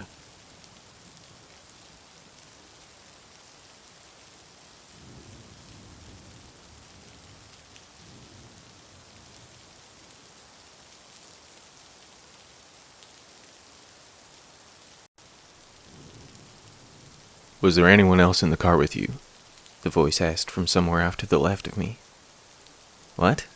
I asked, slowly coming back to my senses. Did you have anyone else riding with you? The voice asked as my eyes began to focus on my surroundings. Yes, I replied, suddenly growing aware of what had happened. A passenger. I was still dazed from the apparent accident I'd been in. I was just standing in the middle of a field when the cops rolled up, but I couldn't recall what had occurred. Are you sure you had a passenger? The voice asked again. Finally, more of my senses returned, and I turned to see 2 police officers in the field with me. One of the 2 was over by my crumpled car, while the other was shining a flashlight in my direction. The officer who was investigating my vehicle shook his head at the one closest to me. There's no sign of any passenger. Are you absolutely sure you were not alone? Yes, I insisted, suddenly feeling my heart racing. Though I was quite bewildered by the events that found me aimlessly wandering around in the grass, I had one solitary and persistent certainty. There had most definitely been someone in the car with me. I became erratic in my actions as I ran to the car that sat on all 4 wheels next to the massive thick tree that stood alone in the open field. I was sure that the cops had somehow completely overlooked the man I knew to be sitting in the passenger seat. Calm down, kid, the officer who stood by the vehicle said. I halfway expected him to reach for his gun when I charged towards him, but he appeared genuinely concerned about my mental state at the time. As I made my way to look through the windshield, I expected to see the hitchhiker still sitting there. This would prove a much more difficult task than I had realized, as the roof appeared to be resting in the passenger seat. He was in there, I exclaimed as I darted my eyes between the cops, who both wore similarly confused expressions. Tell us what happened, the taller of the 2 asked me. That was a question I found myself unable to answer. I remembered leaving my girlfriend's house, and I fully recalled driving down the road I had traversed many times before, but that was it. Somehow I could describe the man who I'd know I'd rode shotgun, but I had no recollection of picking him up. He was average height and build, I told the officer who had asked me all the questions up until now. He had thick, shaggy hair and a bushy beard. The cop was writing in his little notepad while I spoke as the ambulance came rolling up to the side of the field. He wore, like a faded green army coat with a woolen sweater underneath, I continued as a paramedic draped a blanket over my shoulders. He looked like he may have been homeless or something. He was a bit dirty, you know. My head started to spin as I spoke. He didn't smell bad, though, I don't think, but he seemed like a really good... Somewhere in the middle of my description of the man I had apparently picked up on the side of the road, I passed out. Sometime later, I awoke to the sounds of a busy hospital. I was being rolled through the corridor while doctors and nurses were doing the work on me. I was still out of it, but I instantly recognized the voice of my mother, who came running up beside the gurney I was laying on. She practically screamed out as she arrived beside me, asking the doctors if I was going to be okay. She screamed louder to the hospital staff, who seemed unresponsive to her inquiry. "Your son is going to be all right, ma'am," the doctor calmly replied. "It looks far worse than it is," he continued before I fell into darkness again. The next time I opened my eyes, I was laying on a bed while a doctor or a nurse came rolling up with a tray of instruments up beside me. I winced as they jabbed a needle into the apparent gash across my left eyebrow. Within moments after the injection, they began to sew into the cut with a needle and thread. "Ow," I said. "Mm-hmm," the doctor replied as he continued to weave the needle through my brow. I can still feel that," I said, bracing myself with every poke. "Uh-huh," the man in the white coat muttered as he kept sewing away. He seemed quite focused on his task, and my words didn't appear to register with him. I just continued to grip down on the bed sheets every time he passed the needle through my open wound. After he finished up, I realized I also felt a sharp pain shoot through my right arm and hand. I looked down to see my knuckles shredded, and my arm was a deep purple from top to bottom. In addition, my left pinky stood straight out, braced by a metal splint. My mother still sat at my bedside, and her eyes were puffy and red while she smiled across from me. She wasn't saying much, but I assumed she just wanted to allow the doctor to do his job uninterrupted. I couldn't help but wonder if the words I spoke while my eyebrow was being stitched together had only been in my head. After the gash above my eye was closed up, the doc went to work on my hand. There wasn't nearly as much pain while he attempted to close the numerous wounds across my knuckles, but my whole arm felt numb still. There was the occasional shooting pain, but only when I tried to move it. "We'll have to perform some reconstructive surgery on your ear, but we'll let you rest up before we start," the doctor said as he got to his feet. "Someone will be with you shortly." My mom began to tear up again when he spoke, and I reached up to feel my ears. I was suddenly concerned that I was missing half a lobe or something, but I felt my heart settle back into place when I ran my fingers across the slightly chewed-up cartilage at the very top of my ear. "Doesn't feel like it needs reconstruction," I shrugged at my weeping mother. She told me they just wanted to try and reattach the bit that was shaved off. We talked back and forth for a little while as a few more nurses and a different doctor entered the room. They investigated my ear for a bit before they got to work in their attempt to stitch back the thin strip of meat that had been severed. It would ultimately prove unsuccessful, but a slightly thinner ear was the least of my concerns at the time. After a while, all of my injuries had been treated, and I was to be cleared to leave the hospital.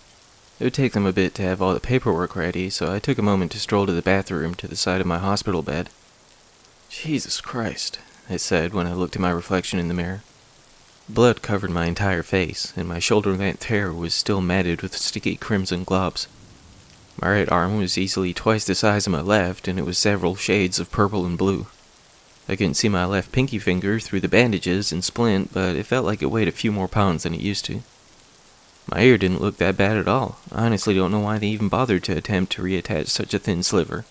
I suppose it would just be to inflate the already enormous bill even more. I walked back out of the bathroom to see the two officers and the paramedics who had aided me in the field. I was already getting prepared to answer a barrage of new questions, but they only wanted to check in and see how I was doing. All four of them appeared genuinely surprised that my injuries were so minimal. "I guess I just got lucky," I shrugged. "I didn't know that kind of luck was possible," the shorter of the paramedics exclaimed. "How did you even get out of the car?" the other asked. I just shrugged, genuinely unsure about anything that had happened since I left my girlfriend's house. "You got someone looking out for you, kid," the officer who had interrogated me in the field said. Eventually, I was released from the hospital with a few prescriptions to pick up and warnings for what to look out for with my concussion. My mom drove me to the pharmacy and then back to her house so she could keep an eye on me. I went to take a shower, but my legs were still shaky from the night's event, so I just lay in a hot bath for a while. I wanted to stay in longer, but it didn't take long for the water to become bloody and filthy, so I just dried off and put on some warm clothes. After a few days passed, my mom took me to the shop in which they had hauled my poor demolished Pontiac. It was only a short drive from the house, but she wanted to see how bad it was as much as I did. As we walked up to the small building surrounded by vehicles in many states of disarray, a tall, slender man approached us, wiping grease and oil off of his hands with a blue towel. "What can I do for you fine folks?" the man asked in a scratchy but pleasant voice. My mom went on to explain that we were here to see her son's car that had wrapped itself around a tree a few days back. She described the car and the location it had been picked up at. "I'm so sorry for your loss, ma'am," the man replied, bowing his head slightly. My mom said there was no need for all that with a laugh, telling the guy that this was her son right here, gesturing towards me. The man just stuttered as his eyes grew wide and shocked. After some back and forth, during which the man would not take his eyes off me, he waved us forward to follow him. We walked around to the back of the building and into a veritable boneyard of beaten and broken vehicles before we reached what was left of my poor Pontiac. My mom gasped, and I just stared slack-jawed at what lay before me. The entire roof of the car had been crushed down on top of both the front and rear seats. There was absolutely no room left for one person, let alone two, to have sat. On top of that, a wide pool of blood filled the center console and the driver's seat, along with more that lined the buckled steering wheel. "We was sure nobody could have survived that," our guide said, scratching his head with his grease-stained hand. Some days afterwards, we received a police report of the accident that occurred that night. According to their investigations, I had lost control of my car due to severe weather conditions, though I remembered no more than a light rain. It would appear that my vehicle flipped at the tight curve and wrapped the roof around the thick tree, crushing it down upon me. The windshield had shredded my knuckles that still held onto the steering wheel, while the window bracket crushed my left pinky finger. The wounds to my eyebrow, ear, right arm seemed to have been caused by the sunroof as it wrapped around me. It was assumed that's how I made my escape. The concept is still questionable to me, as the injuries to my hands would imply I was still sitting in the driver's seat while the roof crushed down onto the chair I was sitting on. My mom and I puzzled over the events for quite some time, until another question dawned on me. "How did you know to come to the hospital that night?" I asked her. This was a time before cell phones were so commonplace, and her address was not indicated on my driver's license, nor did I have any of her contact information on me. She went on to explain that a man had come knocking on her door that rainy night. He told her that her son had been in an accident, and he was heading to the hospital as they spoke. When I asked her what he looked like, she described an average-sized man with dark, messy hair and a thick beard. He wore a military-style jacket and a thick sweater underneath. By the time she grabbed her keys and threw on a coat and headed out the door, there was no sign of the stranger, who she thought nothing about until I made my inquiry. This is a true story that occurred some 20 years ago. Some details have surely been adjusted in my mind's eye over the years, but I still hold on to the memory of the passenger I met that night. I vaguely remember a conversation we had as I drove the familiar road, though I cannot recall a single word we spoke nor the accident itself.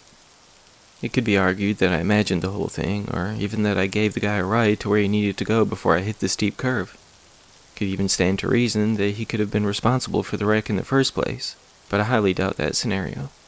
I don't know if I'll ever have answers to what truly happened that night all those years ago, but should I ever again see the stranger in the faded green army coat, I think I owe him my gratitude.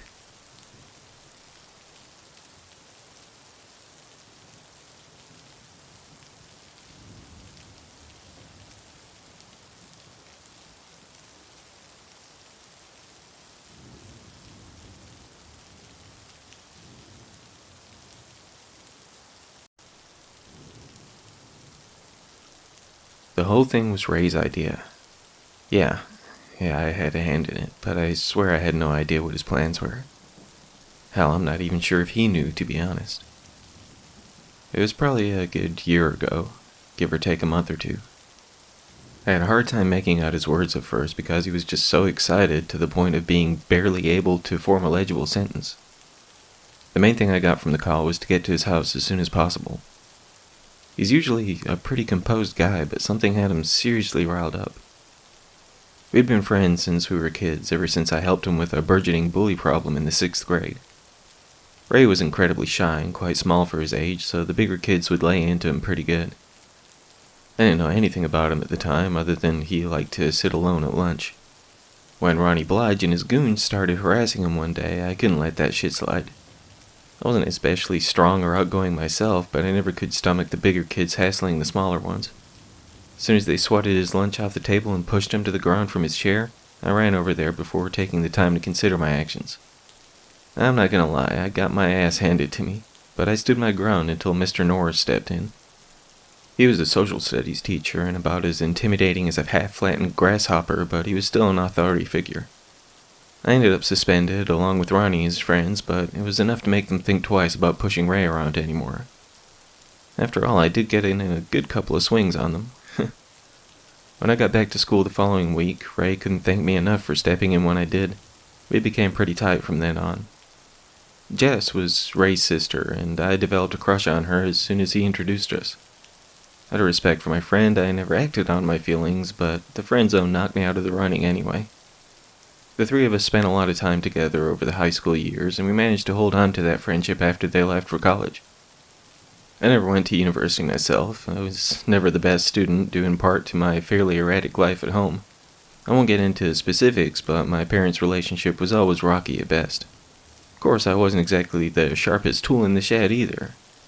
When we learned the national anthem back in kindergarten, I wondered what a dunce really light was.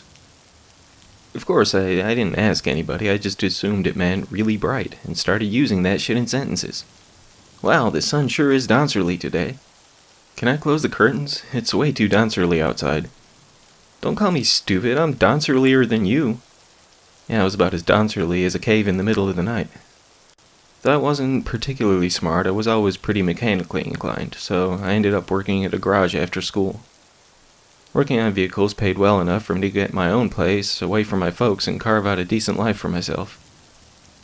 Ray dropped out of college after a couple of years, while Jess worked on her law degree for many years after. She always did like to argue. Ray was always quite the intellectual, but he claimed that school was just attempting to dumb him down. Were it anyone else who claimed that, I would have thought them way too arrogant for their own good, but not Ray. As soon as I pulled into the driveway, the garage door opened with my friend standing behind it. His house was nothing especially big or fancy, but it sat alone on a wide open area with a long road that led directly to the huge carport that sat next to the house. "This is gonna be the big one, brother," he said as he ran up to my car before I even had the chance to get out. "Yeah, what's gonna be the big what?" I asked, chuckling at his childlike enthusiasm. "2 words," he began to say before being cut off by his sister pulling into the wide driveway. Jess was with her husband Elijah, who was riding shotgun. He was a pretty good guy, but I can't say I didn't hold just the slightest bit of jealous contempt for him. I'm fairly sure he knew how I felt about his wife, but he was cool enough to let it slide. Ray walked towards his sister and pulled her into a hug as soon as she got out of the car. He smiled at Eli and gave him an acknowledging nod, to which his brother-in-law returned the gesture. He waved us all to follow us into the garage, where he already had some fairly professional-looking blueprints spread across the work table. "You're not serious," Jess exclaimed after glancing down at the prints. "I worked it all out last night," Ray replied with glee in his eyes. "Yeah, okay, you've officially watched entirely too much Rick and Morty," I said, laughing out loud after I looked at the mapped-out sketch of what was labeled Portal Gun. Eli laughed with me, while Jess appeared to be trying to keep her composure. "Look, I know it sounds crazy, but I swear to Christ it'll work," Ray said, looking between us. His voice sounded a bit pitiful, as we had clearly hurt his feelings.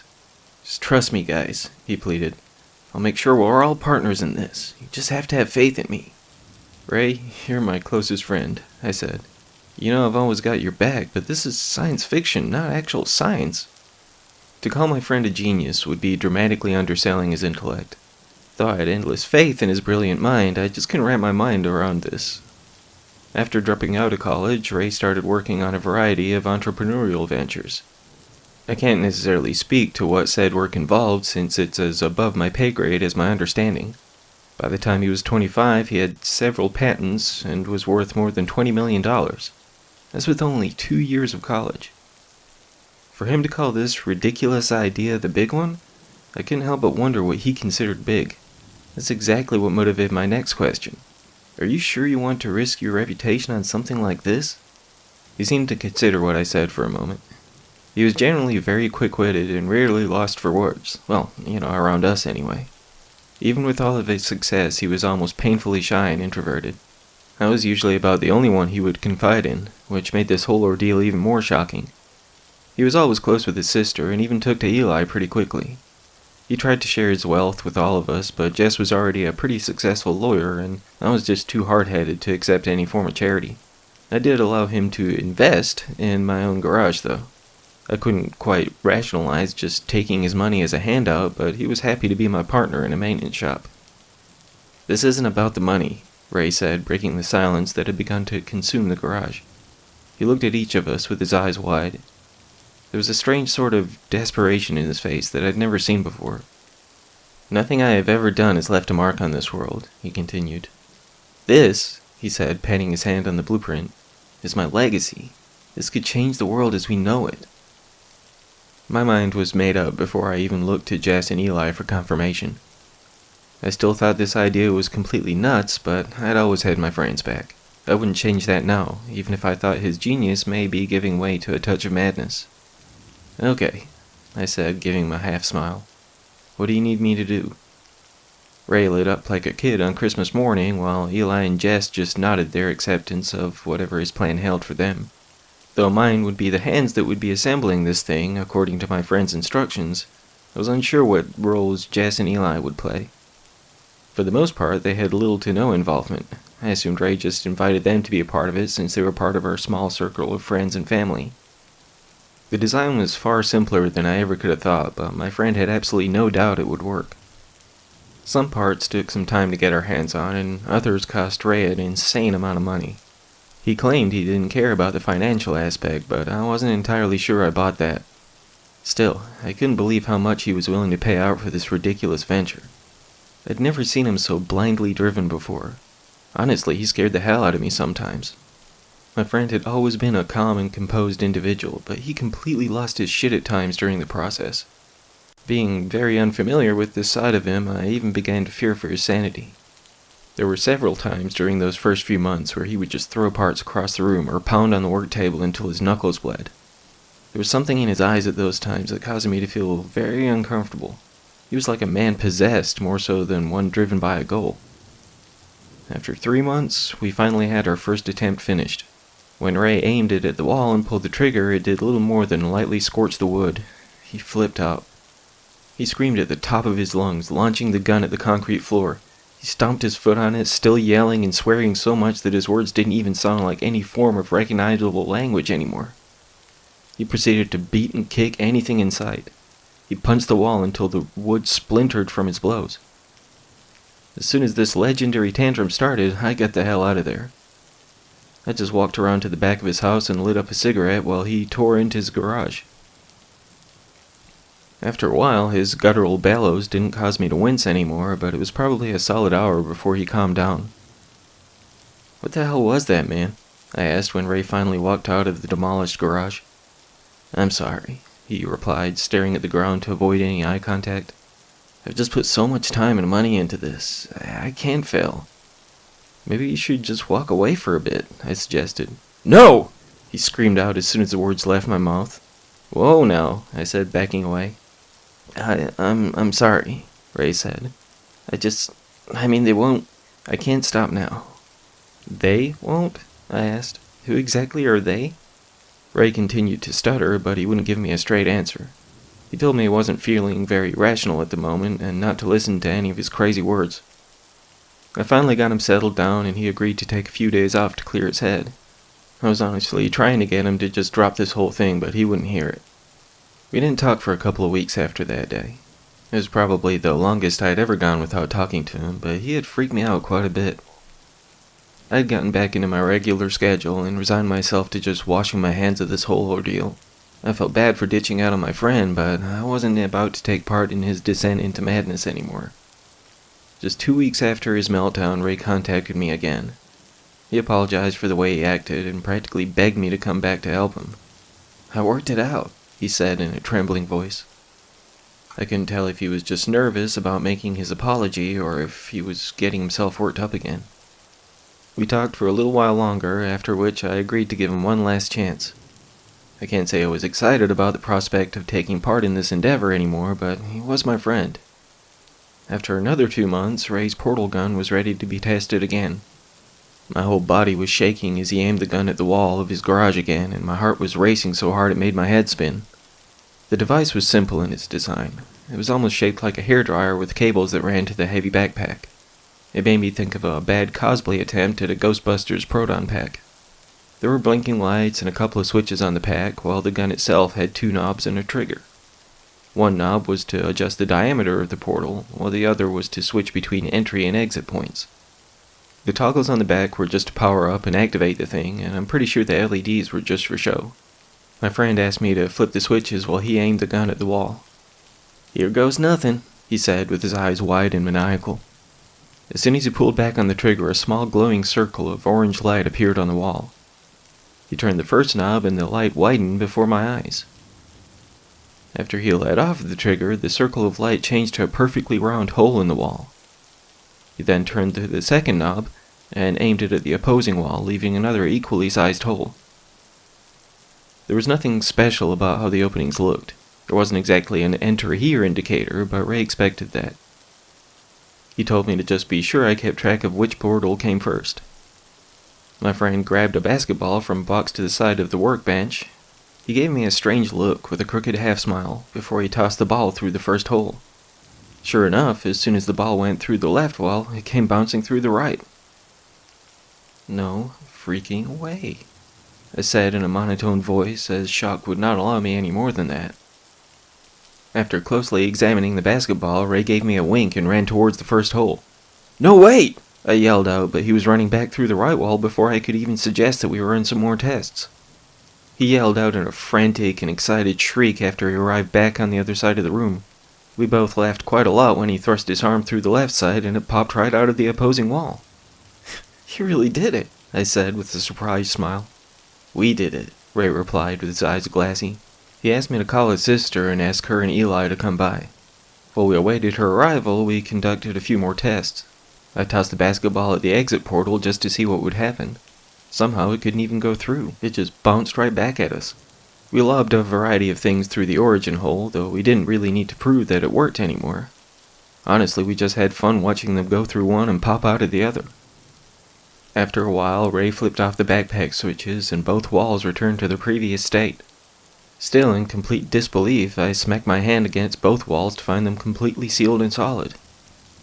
It would still be a few hours before Jess arrived, so my friend and I just kicked back and celebrated our success with a couple of cigars he had bought for this very occasion. He wanted to hold off on the champagne until his sister arrived, but we still cracked open a couple of beers and clinked them together before chugging them down. It was getting dark out when Jess and Eli finally pulled into the driveway. They didn't seem overly amused about coming out here, but they changed their tune after we gave them a demonstration of our accomplishment.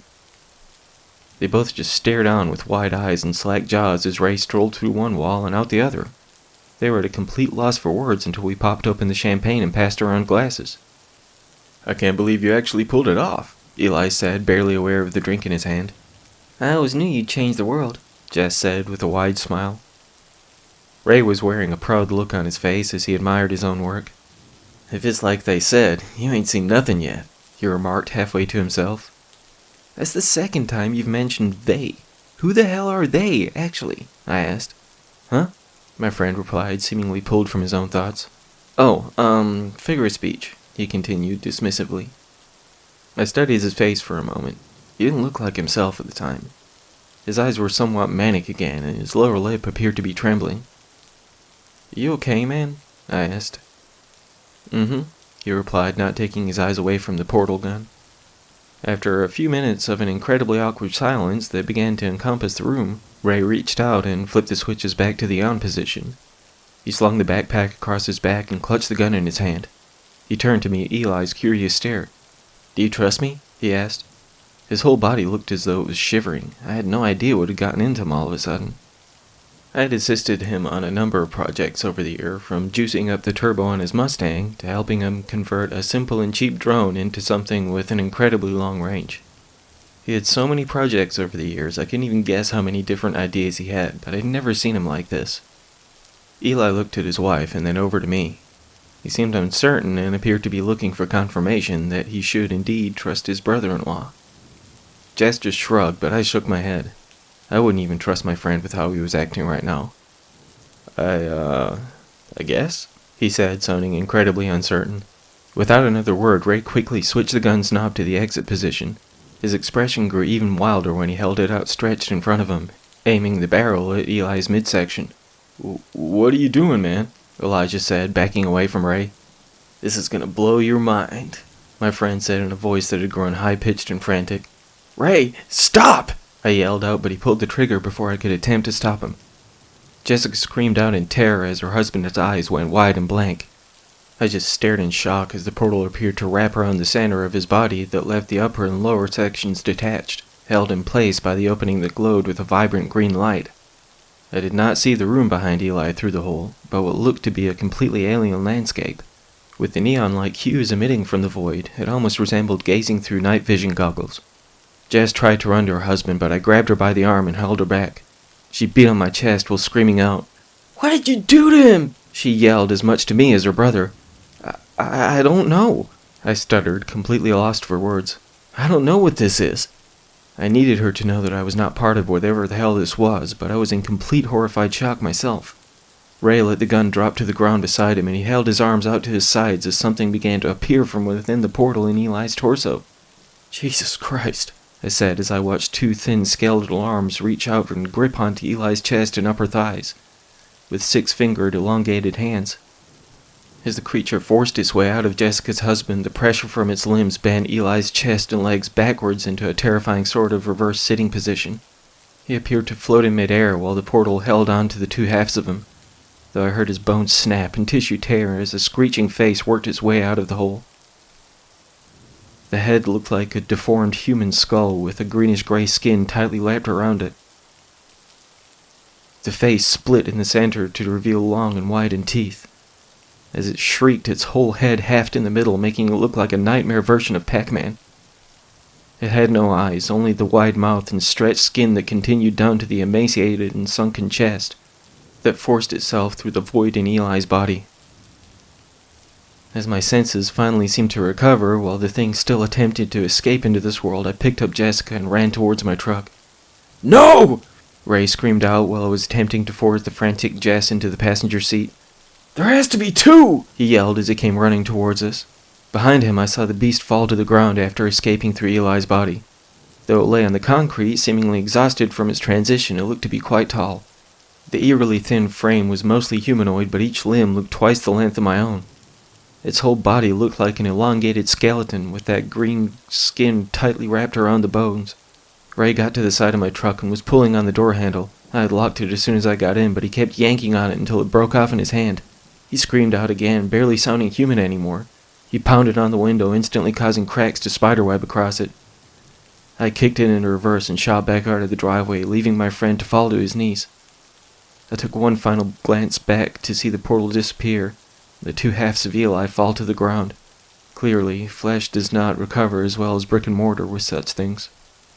Ray attempted to run after us as I sped away from his house, but even if he hadn't still been wearing the heavy backpack, I had the pedal pushed to the floor. Once I was sure I had put enough distance between us, I called 911. I had no idea what to tell them, so I just reported a possible homicide at Ray's address. I didn't stop rolling until my truck was running on fumes. Jessica had been catatonic since she watched her husband quite literally fall to pieces before her eyes, but at least she was alive. I considered driving home, but I was certain Ray would go there first if he were searching for his sister and I. I pulled off the interstate to find gas stations and hotels right off the exit. My passenger was still out of it, so I checked us into one of the roadside motels after filling up my tank. I went ahead and just got us one room with 2 beds so I could keep an eye on her through the night. I didn't want to creep her out or make her feel like I was holding her hostage, but my head was still spinning from the evening's events. I still couldn't believe my friend had gone so far off the deep end. Had this been his plan all along?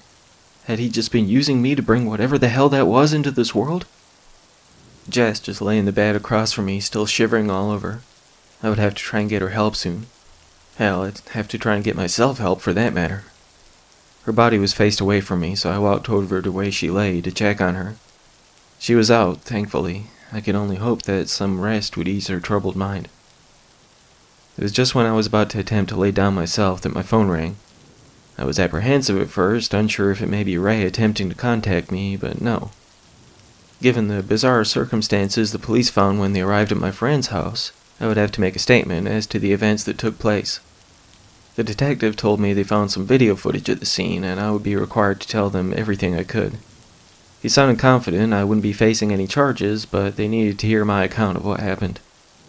I couldn't help but wish I had taken the time to locate a payphone before placing the 911 call, but I wasn't exactly thinking straight at the time. I made arrangements to have someone pick up Jess in the morning, at which point I would make my way back to the police station. I was still very uncertain of what to expect, but I knew Jess was going to be in some serious need of psychological care. The investigator was actually far more understanding of my apprehensions and concerns than I would have expected. The ambulance arrived at the motel just a couple hours later. Jess was still out of it, but the paramedics assured me they would get her the care she needed. After they took off, I headed towards the city I'd fled from only a handful of hours before. Having driven for longer than I realized the previous night, it took me a while to arrive at the station back in Ray's neck of the woods. My thoughts were all over the place, but I just wanted this nightmare to be over.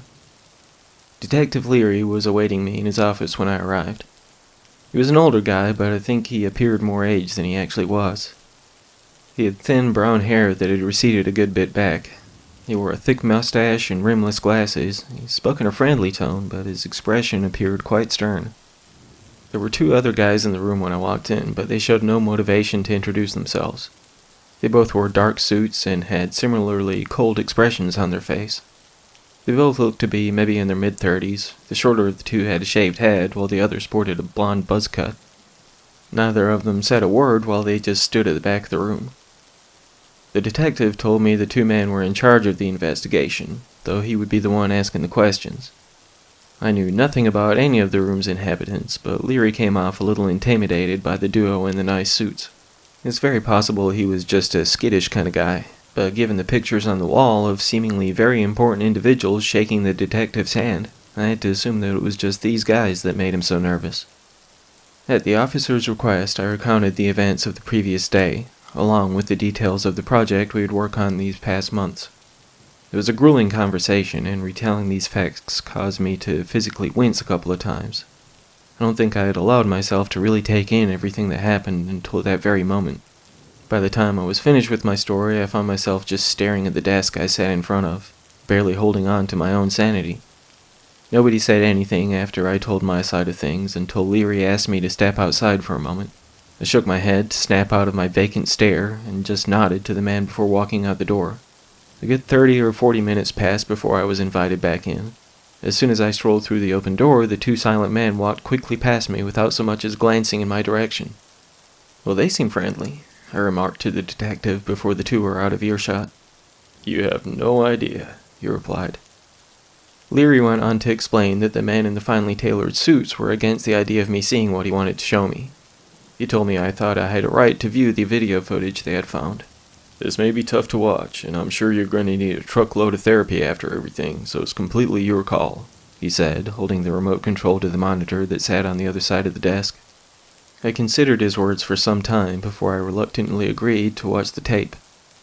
I wasn't quite ready to face the reality of everything that had occurred, but I just had to know what happened next. As the video began to play, I wondered when exactly Ray had begun recording. I asked the detective to fast-forward through the events I had witnessed firsthand and basically cut to the chase. I stared on with wide eyes as the video sped through the horrific act that had been forced on Elijah. Poor guy didn't even have a chance. I have no doubt that even if he had denied Ray's question of trust, he would have still met the same fate. Leary started playing the tape again, and I watched my truck speed away from the house with my friend screaming out after me. The skeletal creature still lay twitching on the concrete by the garage while Ray erratically paced back and forward. "There has to be 2, he was muttering over and over to himself as he walked from side to side across his lawn. "There's no time. No time for more. No time at all," he continued, sounding more maniacal with every word. "Just wanted to share with them, but no, they wouldn't. No time. Has to be 2. No time now." He went on and on, just repeating the same thoughts, each more and more harried than the last. "No time," he said somberly as he came to a halt in front of the gray and green thing on the floor. "Has to be done. No time left," he remarked one more time before he picked the gun back up off the ground.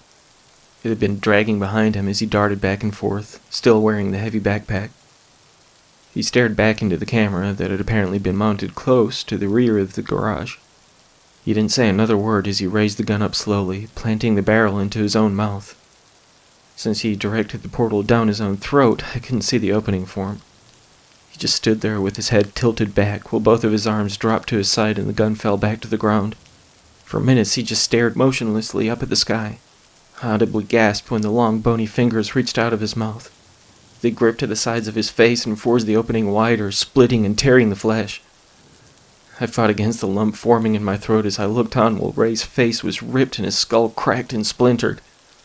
His neck bulged and tore open while sharpened twigs of broken rib bones pierced through his chest.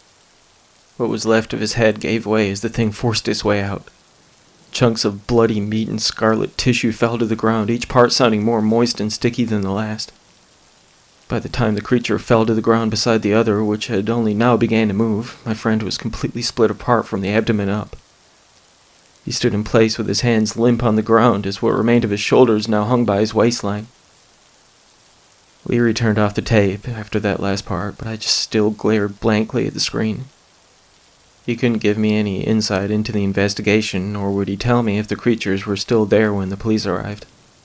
I was asked to sign an agreement that I would not speak of this, but I assumed nobody would believe me anyway.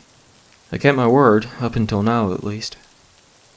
It's been over a year since that awful night, and I've been attending regular therapy since. Jess is still in the mental institution, but she finally started speaking a few months back. I make sure to visit her at least once a week. She's slowly coming back to herself, though I highly doubt she'll ever be the same as she was before all of this madness. I have no way of knowing what happened to the monstrous beings that were birthed through my friends by way of the portal gun I helped create. I can't speak to the location of said invention either. Whether it's connected or not, I've been receiving calls from Ray's phone the last few days. I finally broke down and answered it last night. I don't know how it's possible, but it was my friend's voice on the other end. He sounded different, which is not surprising since his head was fragmented into bony and bloody chunks. Somehow, I believe it was him, though I have no idea how that could even be possible. 2 more, it said. Has to be 2 more. I immediately hung up the phone and threw it to the ground. I stomped the damn thing with the heel of my boot until it was just a scattering of plastic and glass. I can't be sure if that really was Ray or something else entirely, but I'm not sticking around to find out. I'm packing my shit and getting the hell out of Dodge. Hopefully I can convince Jess to come with me, if I can even get her out of the institution anyway. Either way, I won't wait around to see what happens next. I can't know what my friend's true motivation was behind all of this, just please understand. I never would have let it go this far if I could have known what he intended. He said we would change the world together.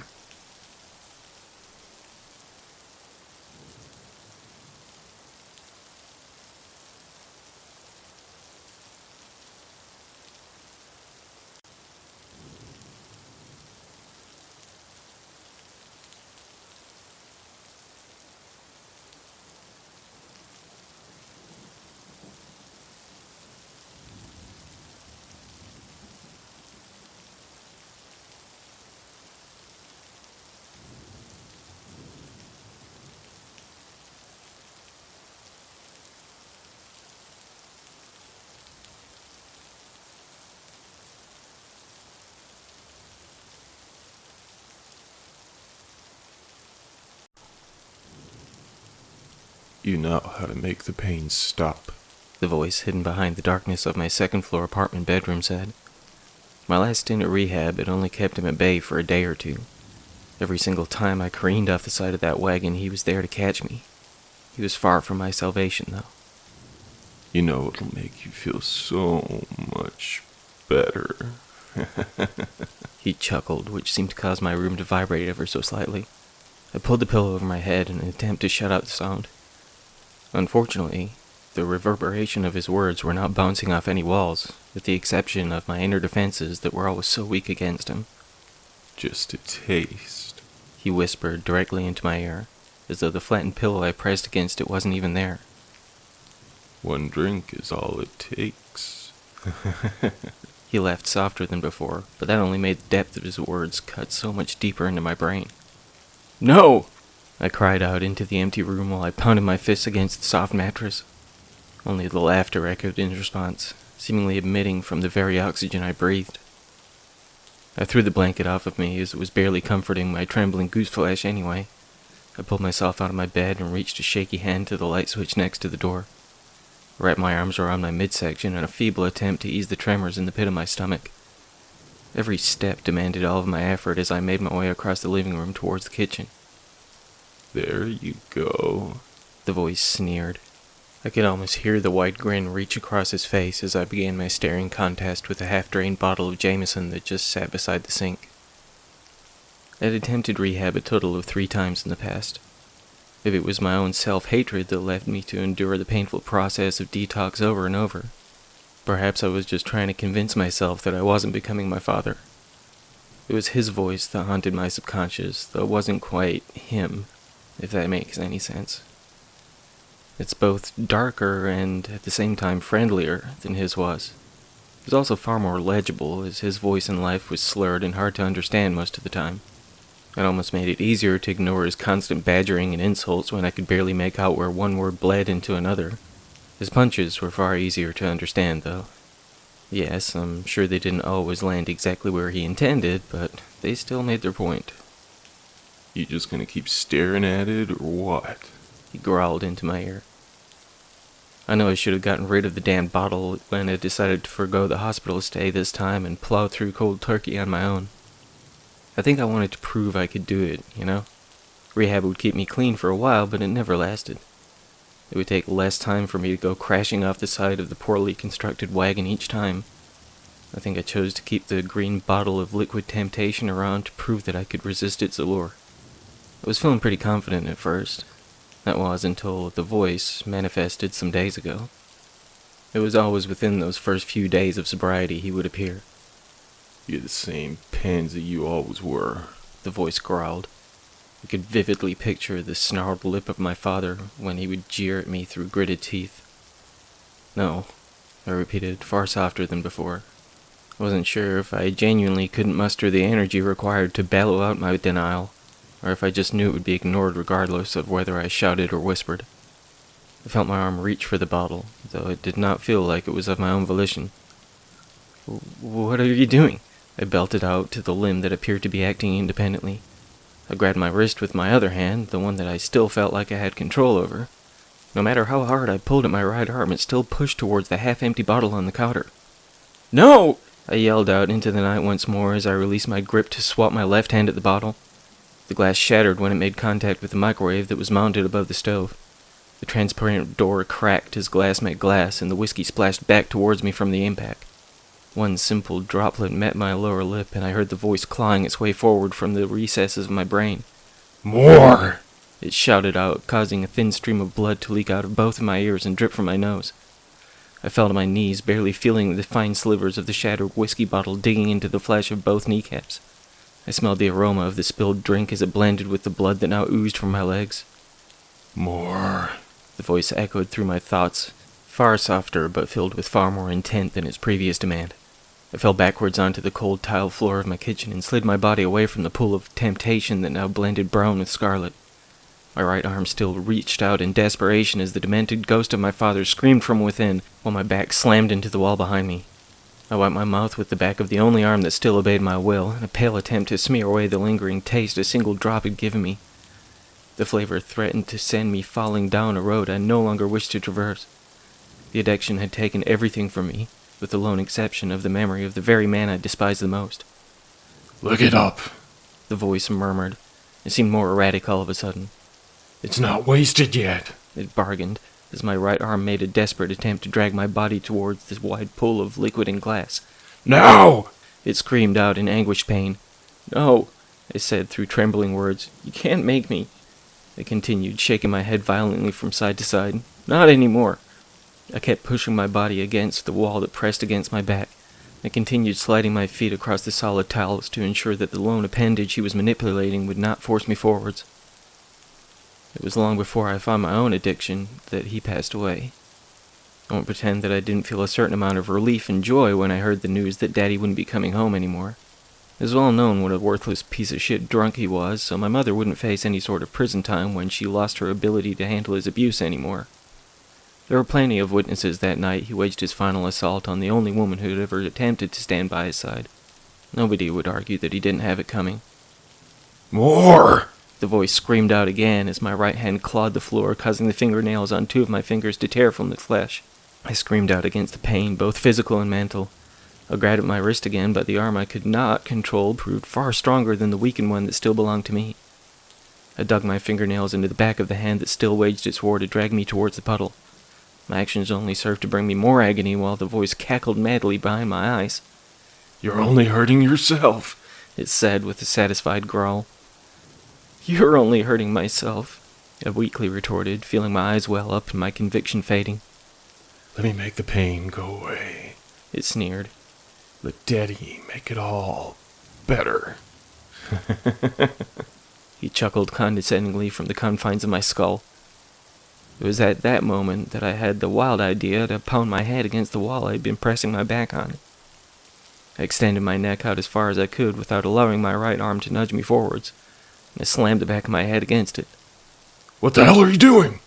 The voice belted out as I beat my skull against the splitting drywall again and again. I was already feeling dazed and dizzy, but I just kept pounding and pounding while the sheetrock flaked into fine powder, flaking on my shoulder. "Stop it!" he cried out in desperation as the lights finally faded away before my eyes. It was a little after my 19th birthday when the disembodied voice of my father first began to call out from the darker recesses of my mind. I had sworn to never repeat his mistakes, but I had no idea at the time that it was anything more than my own thoughts that convinced me to take that initial sip. It's not like I hadn't been in the vicinity of alcohol in the years following his death. My mom still had the occasional drink to soothe her heavy heart, but I never had the urge to indulge until she made her own departure from this world. My college career started off quite well. I received a full ride due to the advances I had made in high school. Life was proving to be quite promising for me in the years before my mother died. It was cancer that brought her life to a close, as it has to countless others over the years. Her passing left my sister and I both stunned and broken. I still mourn for her to this day. I shouldn't have attended that off-campus party only months after I lost her, but I sought distractions from my weary thoughts.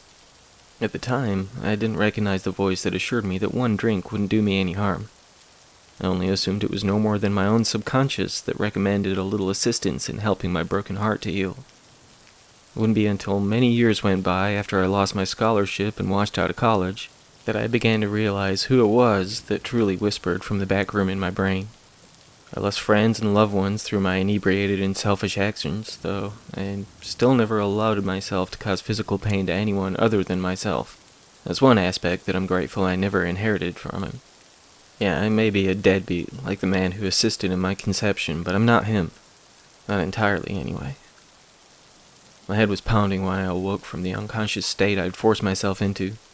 The room spun, and it took me a few moments to register where I was and what I was doing. "No!" I cried out while my right hand fed the brown and red liquid into my mouth. I coughed and spit blood across the stolen fingers as the sharpened fragments of broken bottle dug into the inner wall of my throat. "Stop!" I screamed while I battled to prevent the hand from reaching my mouth again and again. No idea how much I'd been forced to ingest before I came back to my senses. My father laughed and yelled out in victory as he sloshed my hand into the bloody pool of whiskey and glass. "Can't stop now," he sneered and continued to chuckle. I punched at my right hand with my left, but his will seemed so much stronger than mine. I felt the fingers of my own dominant hand wrap around the thumb on my left before it was forced backwards with an almost deafening snap. I screamed out in horrified agony as the bone separated the knuckle, while the echoing voice of my father spilled victorious curses at me while he reached back into the puddle. I couldn't tell if my spinning head was caused by the gaping wound on the back of my skull, the shock of my broken thumb, or the onset of intoxication. As my right hand raised back towards my mouth with a fresh scoop of whiskey, blood, and glass, I darted my eyes around in search of some manner of escaping. I finally settled my gaze on the base of the shattered bottle that lay only a foot or two away from me. I extended my leg to cut my foot around the lower half of the discarded container and dragged it across the floor towards me. While my outstretched leg guided my weapon of choice, I bit down while I pressed a hand to the floor in an attempt to bend my thumb back into a usable setting. I screamed out when the bone snapped back into a manageable state, and I grabbed the fragmented bottle base. While my father cupped my right hand around my mouth, I allowed the liquid to pour in as I jammed the jagged cylinder of glass between the bones that connected to my fingers. My dad and I yelled out in unison as the metacarpal separated and snapped. "No!" He belted out against the stolen limb, losing partial functionality. I slammed my right hand to the ground and flipped the broken bottle around so that the thick base was now pointing downwards. I dug my knee into my right forearm to restrict its movement, and I wrapped the fingers of my left hand around the sharpened circle of glass. Don't! My father screamed out, bringing me a wild and manic smile while I allowed the jubilation of my dad being on the defensive to overcome the intense and brutal pain that pulsed through me. I slammed the thickened base of the broken bottle into the back of my right hand. I felt the glass cut into the fingers of my left while shattering the bones of my right. I raised it high and brought it down again and again. Over and over I beat down on my own outstretched hand. Blood streamed from where I had held the glass and burst from where the shards of bone began to protrude through the flesh. I screamed out louder and louder with every attack against myself while the deranged voice of my old man yelled out in protest. I'm not entirely sure when I passed out, nor whether it was from the shock or exhaustion. I found myself strapped down to a hospital bed with both hands wrapped up and in a certain degree of numbness. It turned out that one of the neighbors from my apartment building had called the police about a possible domestic disturbance. It must have been down for the count by the time they arrived, and I can't help but assume that they found themselves quite perplexed by what they saw after knocking the door off its hinges. Given the degree of my parents' self-harm, I was committed to a mental institution for a time. I'll go through many months of therapy, both physical and psychological. Safe to say that my shrink didn't quite buy into my recollection of how the night's events had played out, but I think he has helped me quite a lot. Over the years that followed, I patched things up with my sister and even managed to convince a few of my old friends that I had changed my ways. There were a few that would not buy into my claims of being a new man, but I can't blame them. Some burnt bridges can never be repaired, I suppose. My right hand has never quite been the same. Turned out that I broke about every single bone, but several surgeries and a boatload of physical therapy later, and I'm about up to 70% mobility. My left sports a lot of scars and a thumb that makes a clicking noise whenever I move it, but it works fine, overall. I'm coming up on my 6th year of sobriety now. I won't say it's been an easy ride, but I'm proud of the progress I've made. My sister and I are closer than ever, and I've been attending some community college classes to finally attain my engineering degree. I still hear the voice of my father from time to time. He's not as loud as he once was, but he still lingers in the darkest recesses of my mind. My shrink argues that it's just my own damaged psyche that calls out in the night, but I've even seen the image of my old man just staring at me through the darkness at times. Maybe he'll always be there as a reminder of what I was. It could be that he's just waiting, just hanging in there for the possibility of a single moment, just the smallest fragment of time to sneak back through my walls. I only hope that I have the strength to fight him off a second time.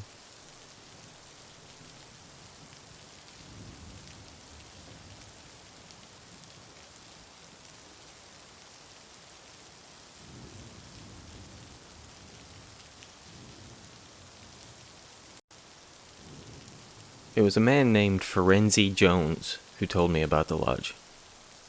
I can't remember everything we talked about that night, but the name sticks with me because it was this oddly sophisticated first name with that bland, average Joe surname tacked on the end.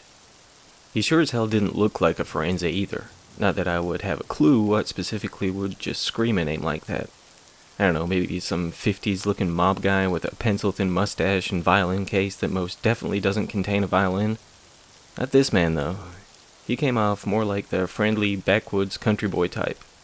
He was a short and skinny guy wearing stained overalls with one button missing so the left strap just drooped lifelessly, looking like he just walked off the set of some mishmash of country 90s hip-hop video.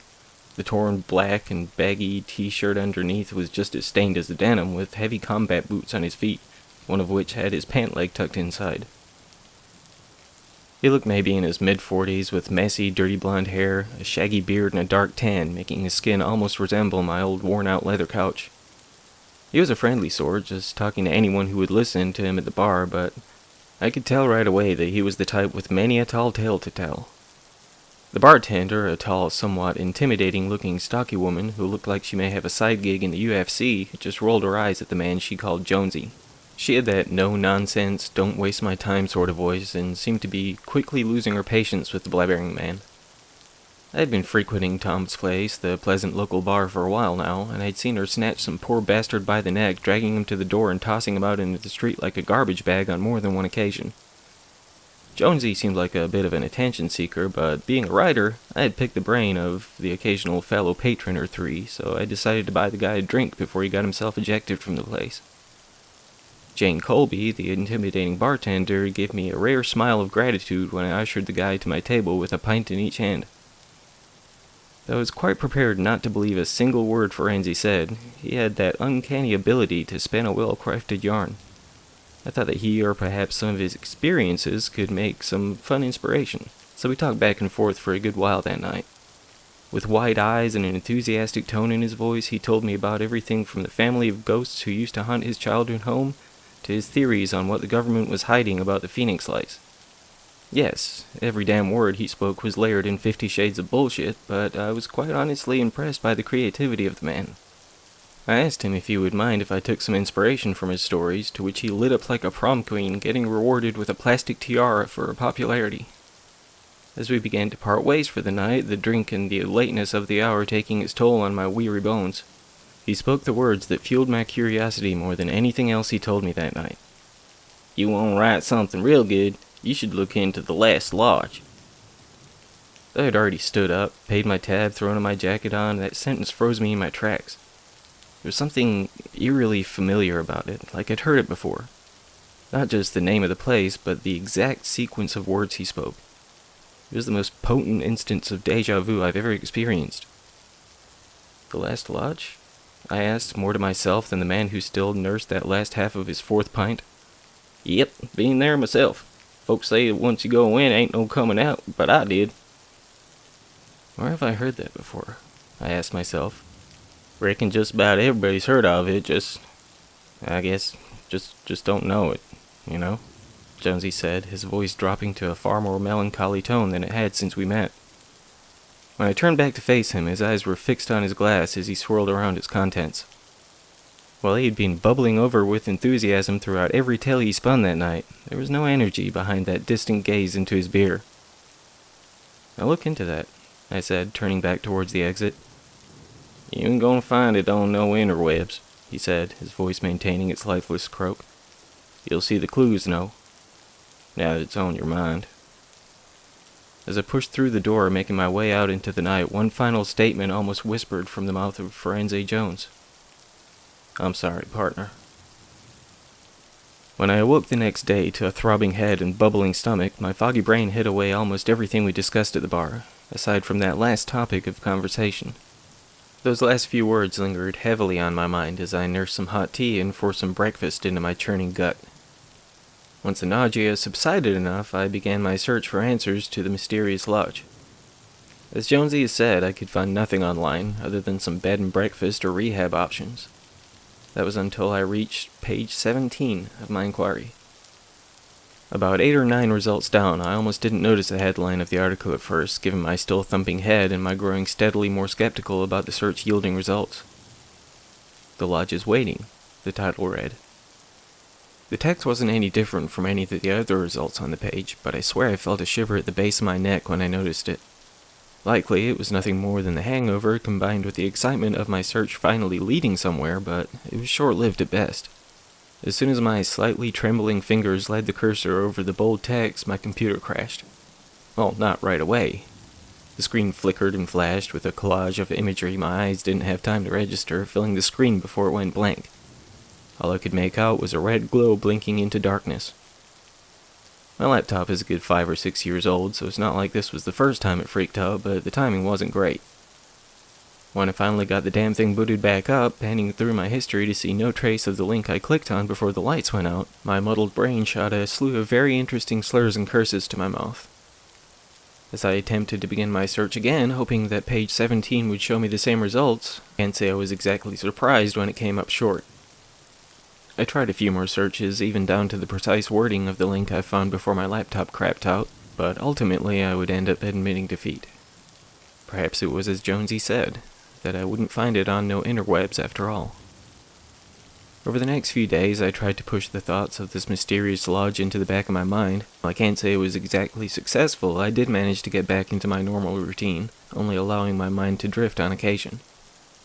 As days became weeks, the festering obsession dissipated. Not completely, mind you, but I thought about it less and less, shifting my focus to other things.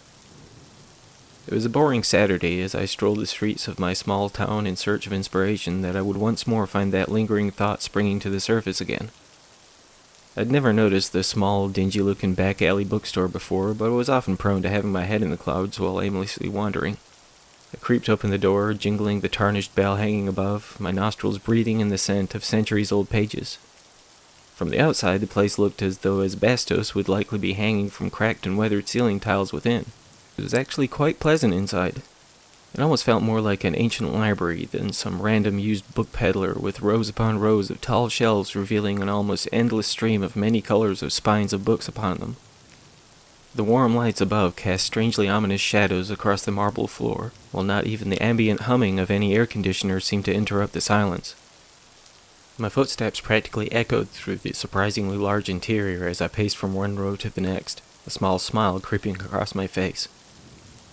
There was a bizarre sense of nostalgia as I strolled around from one aisle to the next. I saw no sign of any other patron, nor any shop owner or employees. It felt like I was alone in the building, which began to make me wonder if I had somehow intruded. Can't say if I paid any attention to any sign in the window assuring me that the shop was open, but with the door freely opening, I had no reason to question it. Still, the longer I walked on as the lone traveler, the more uncomfortable I began to feel about it. I had just about convinced myself to head back to the door when the bold scarlet text caught my eye. "The Lodge is waiting," read the spine of the thick novel directly ahead of me on the third from the bottom of a tall bookshelf. I just stood there for what felt like minutes, gazing at the mysterious thing. Had it not been the fact that this was the exact same text as the results of my internet search, I may not have been so perplexed at the time. But what are the odds? While I had been casually running my eyes across the titles of many of the books I passed by, I can't say if I fully registered any of those unfamiliar to me. What are the odds that the first book I fully focus on was this one? "You have remarkable taste," a deep and sophisticated-sounding voice spoke from my left. Not only was I unaware of when I closed into the shelf and pulled the book from it, but I didn't even hear the slender elderly man walk up. He looked to be pushing 70 at least, but stood upright and proud, with his hands behind his back.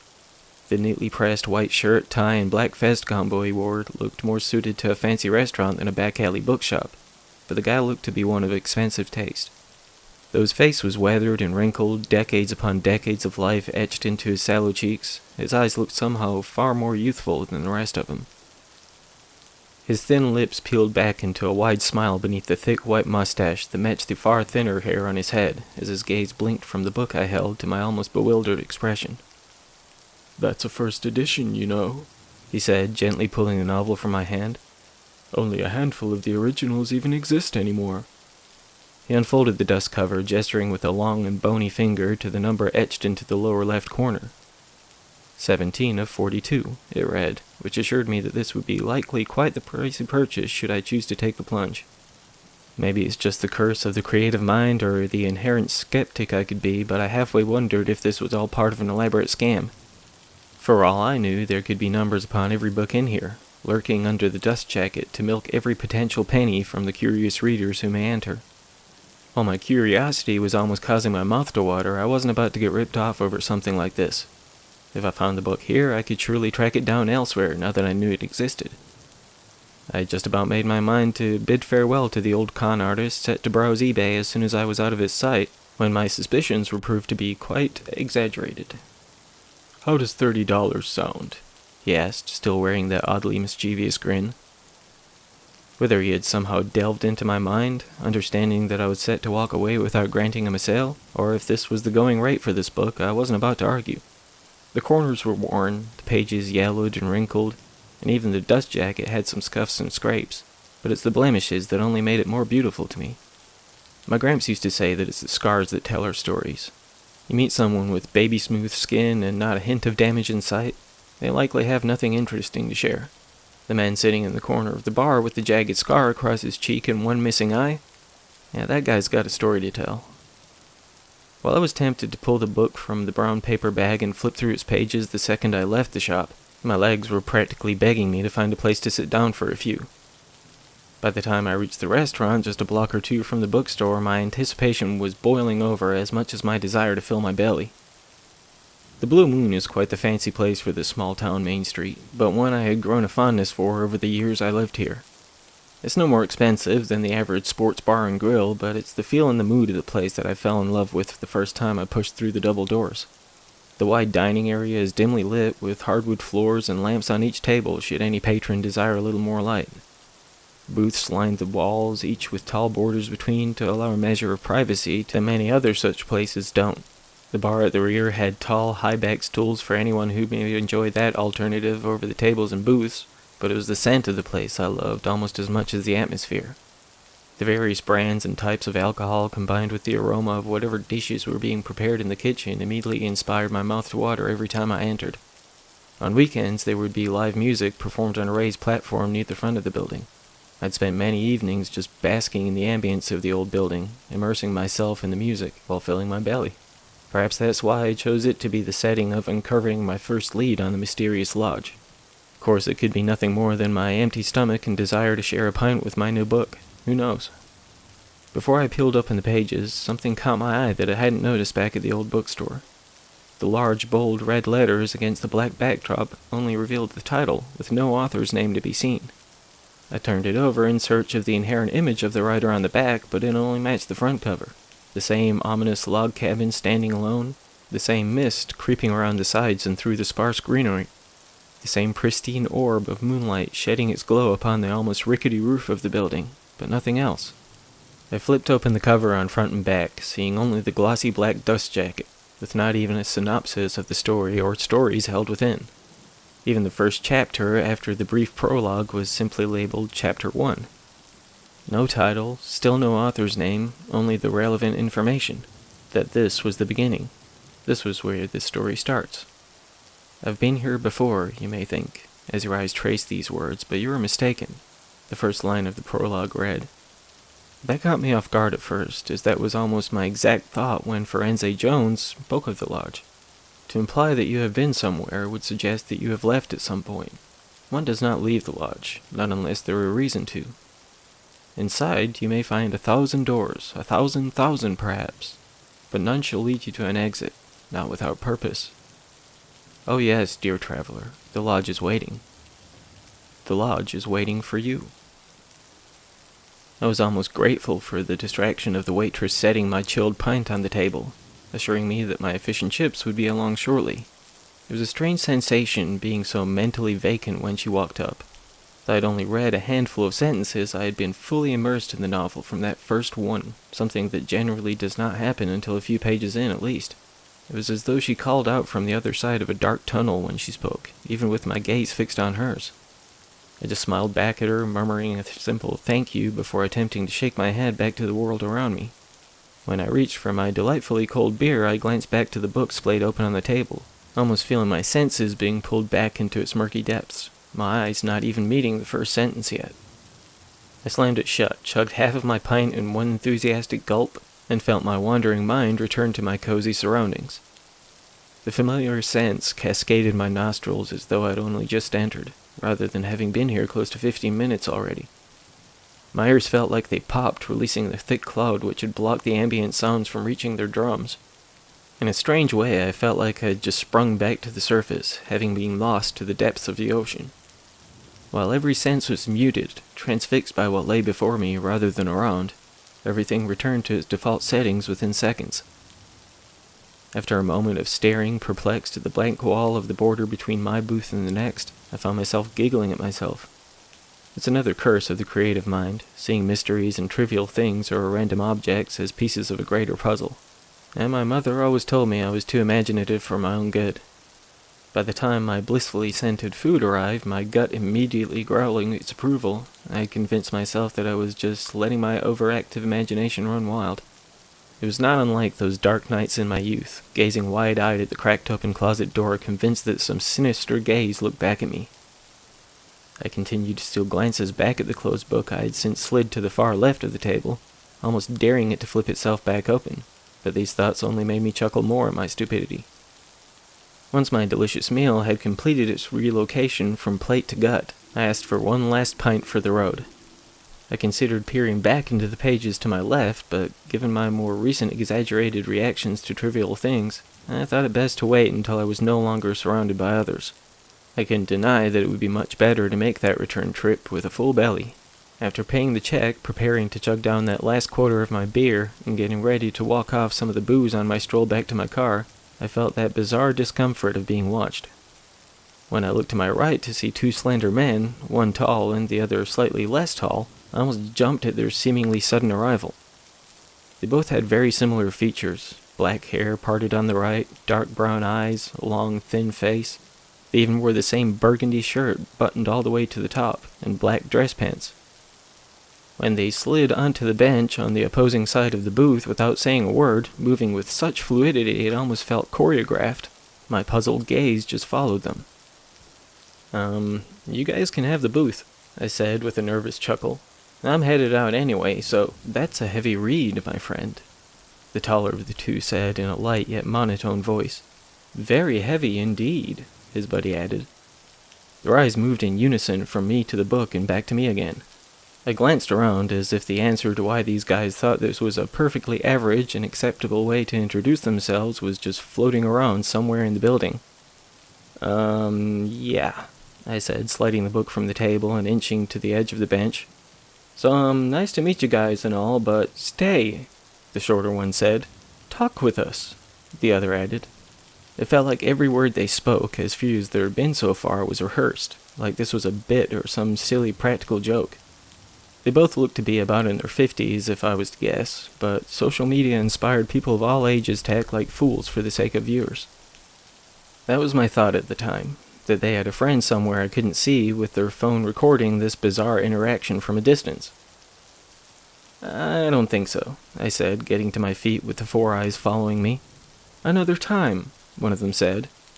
"Another time, perhaps," echoed from beside him. "Yeah," I replied, already walking to the exit. "Sure thing." I didn't look back as I pushed through the doors, joining passers-by on the busy sidewalk, but as I rounded the corner I could swear I was being followed. I reluctantly turned my head, peering over my shoulder behind me, and inadvertently walking into two women walking side by side in the process. "Dude!" one of them exclaimed as we fought to remain standing. "I'm so sorry, just watch where the hell you're going, yeah?" They still muttered back and forth as they pushed around me, speaking loudly enough for me to make out what an ignorant asshole I am. Again, I laughed at myself, but as I took another glance back to the path behind me, I saw those two dark-haired men walking side by side in my direction through the crowd. With that, I took off running. Both men were very thin, with nothing physically intimidating about them, but something was incredibly unsettling about them. Whatever the case, I wouldn't look back again as I sped towards my car, turning the 15-minute walk into a 7-minute sprint. I was gasping for breath when I got there, cursing myself for continuing to procrastinate getting in better shape, something that may happen sometime tomorrow, if you get what I'm saying. As soon as I climbed into my car, I sped off the second I turned the key. If nothing else, my racing pulse and stomping feet had burned off those last 2 pints I knocked back, but I wouldn't feel at ease until I was back behind the locked door of my house. I can't say why this experience had me so shaken, but my fingers were still trembling when I fished a fresh beer from the fridge. I popped off the cap and downed half of the cold liquid within, cutting glances back at my front door to assure myself that every lock was sealed. Within around 20 minutes, I had calmed down considerably, almost inspired to laugh again at my stupidity. I flicked on the TV, kicked back in my recliner, and gave a heavy sigh to my otherwise darkened home. By the time another empty beer bottle or two had found its way into my trash can, my head was blissfully light, allowing the bizarre day to fade away beyond my heavy eyelids. I'm not sure when I dozed off in my cozy chair, but when the sound of glass breaking tore me from whatever dream I had been entertaining at the time, my initial fear was that someone had broken into my house. After pulling my revolver from the safe and checking every window and door, I felt the blood sink from my face to my churning stomach when I realized what I'd done. Glancing through my living room window to see the glass spilled around the passenger side door of my car, it didn't take me long to figure out what had happened. I tucked the gun into the back of my pants, brushing aside the imagery of my far younger self playing the part of Magnum P.I., and stepped out into the night. Though I had some residual apprehensions about the dark-haired man having perhaps stuck around to have that talk with me, I knew they achieved what they came here for. When I looked through where the passenger side window used to rest to see only nuggets of safety glass scattered across the seat and not the book I neglected to bring inside, I let out another heavy sigh. Of course, the fact that these unusual individuals went to such lengths to steal the book only made the mystery even more enticing. While I remained pissed at myself for both not reading more of it when I had the chance, as well as leaving the bloody thing in the car, I would forgive myself the following day. When I made a return trip to visit the shop in which I had purchased the mysterious novel, hopeful that the old man may have another copy, I found myself unable to even get close. While the firefighters on the scene seemed to have gotten the blaze under control, the pleasant bookshop and several stores on either side would be unlikely to open their charred doors anytime soon. I would find out a few days later that the owner of the shop had been unable to escape the fire, but the employees of the other businesses that fell had been a little more fortunate. Some had received some light burns and a bit of scarring to their lungs, but nothing terminal. I'm thankful for that, at least. Assuming that the men who had broken into my car were responsible for this, I was far more glad that I had neglected to bring the book inside with me the previous night. Shattered window and $30 lost on a stolen book is nothing compared to what lengths these men seem to be willing to go to. Still, with the shop gone, the book gone, and the internet still refusing to grant me anything of worth, I had no more leads to go on. I attempted to track down another copy of the book, but it may as well have never existed according to my search.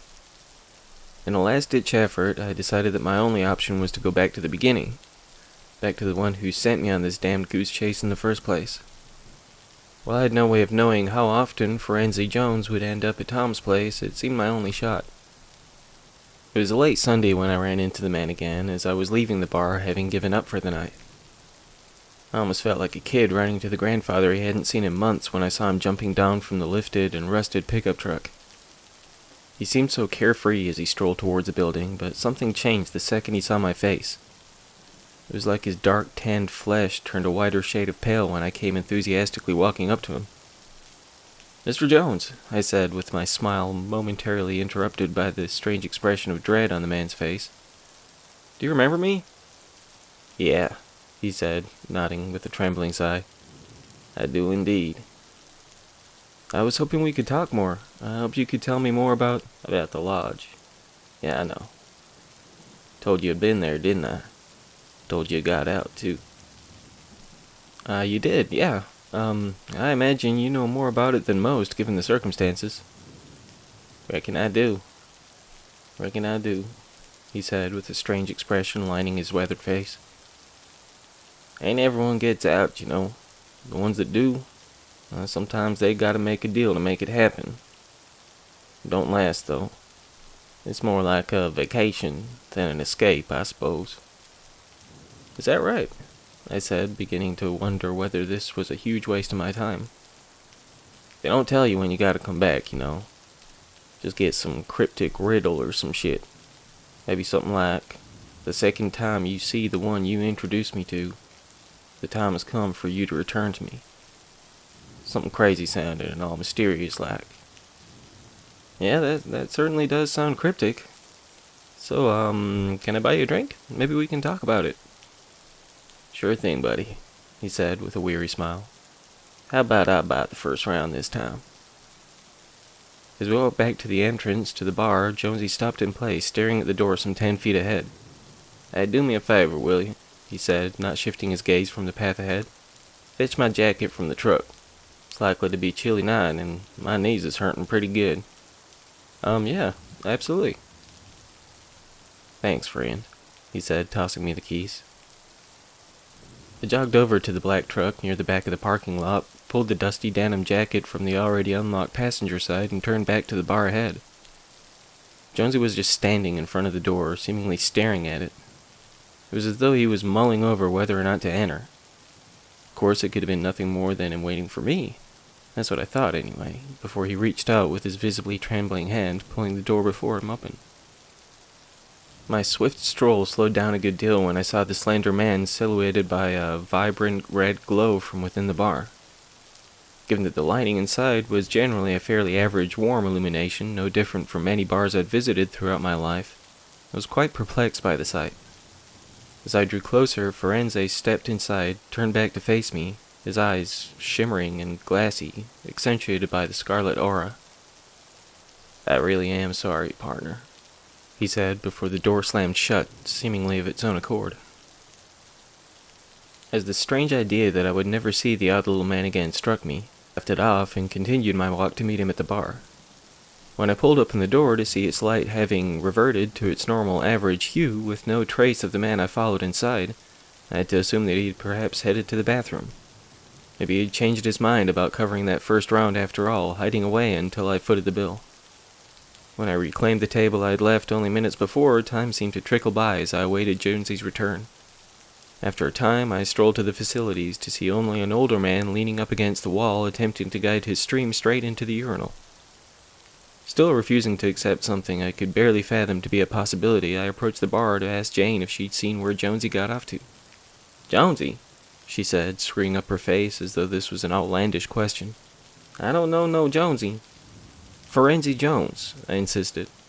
"Short, skinny, good old boy type, talks a lot, done everything and seen everything. You know, Jonesy." The still puzzled Mrs. Colby glanced at a couple of the regulars sitting at the bar, each of whom returned a bewildered shrug. Continued my hopeless inquiry, refusing to accept the only facts anyone had to give. When I finally gave up and returned to my home, I still couldn't wrap my mind around not only the vanishing act he pulled off, but how nobody even seemed to know he existed. His truck still sits at the back of that parking lot. Jane has talked about getting it towed, even after I gave her the keys I held onto in the hopes of returning them to their owner. She's considered just parking it around back, just in case this mysterious man she's never met comes to claim them, but I get the feeling she can't bring herself to move it. I think that somewhere deep inside she does recall the man whose endless rambling would drive her nuts. I hope she does anyway. Honestly, I'm beginning to wonder if I'm the crazy one. Whatever the case, if I'm losing my shit, inventing people who were never real, I have to find some answers about this mysterious lodge. While I hope to never run across those oddballs who smashed in the window of my passenger side door, I just know they're connected to it in some way. "The Lodge is Waiting," the book was titled. One way or another, I'm going to find out what or who it's waiting for. Even if it's waiting for me.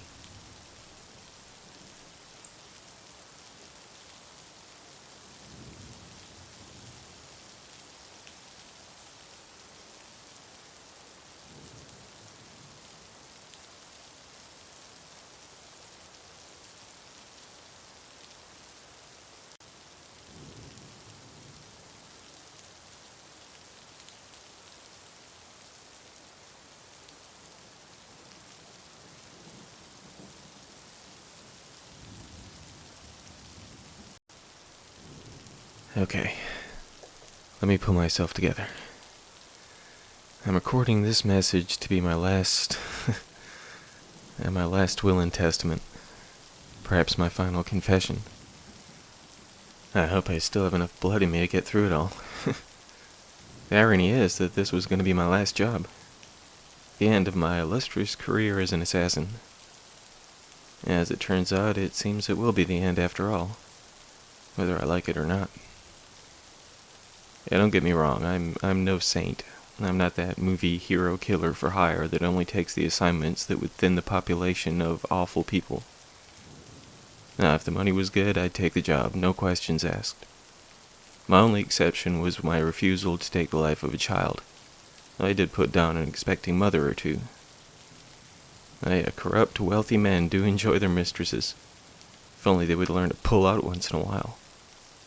Of course, these jobs were easy, and it's amazing how much these pricks would pay to hide their sins from the world. I was never religious. I didn't believe there was a higher power waiting to hear my account of the terrible things I'd done. I'd love to say my conscience was never burdened, but that would be a lie. I'm not a human. Well, not entirely. Now this was going to be the big one. 10 million to take this guy out, and he definitely is a terrible human being. Eldritch Thawne is a very wealthy man. The major problem that he was also severely agoraphobic. He would handle all his business from his veritable fortress, a multi-level mansion that stood alone on a few hundred acres of land. Nothing or nobody around aside from his ample security and servants. He kept himself protected, that's for sure. He's not well known to the public, but he is most definitely a monster, though nothing could ever be proved. Over the course of his 65 years in this world, he had been linked with everything from drug cartels and arms trading to human trafficking and child pornography.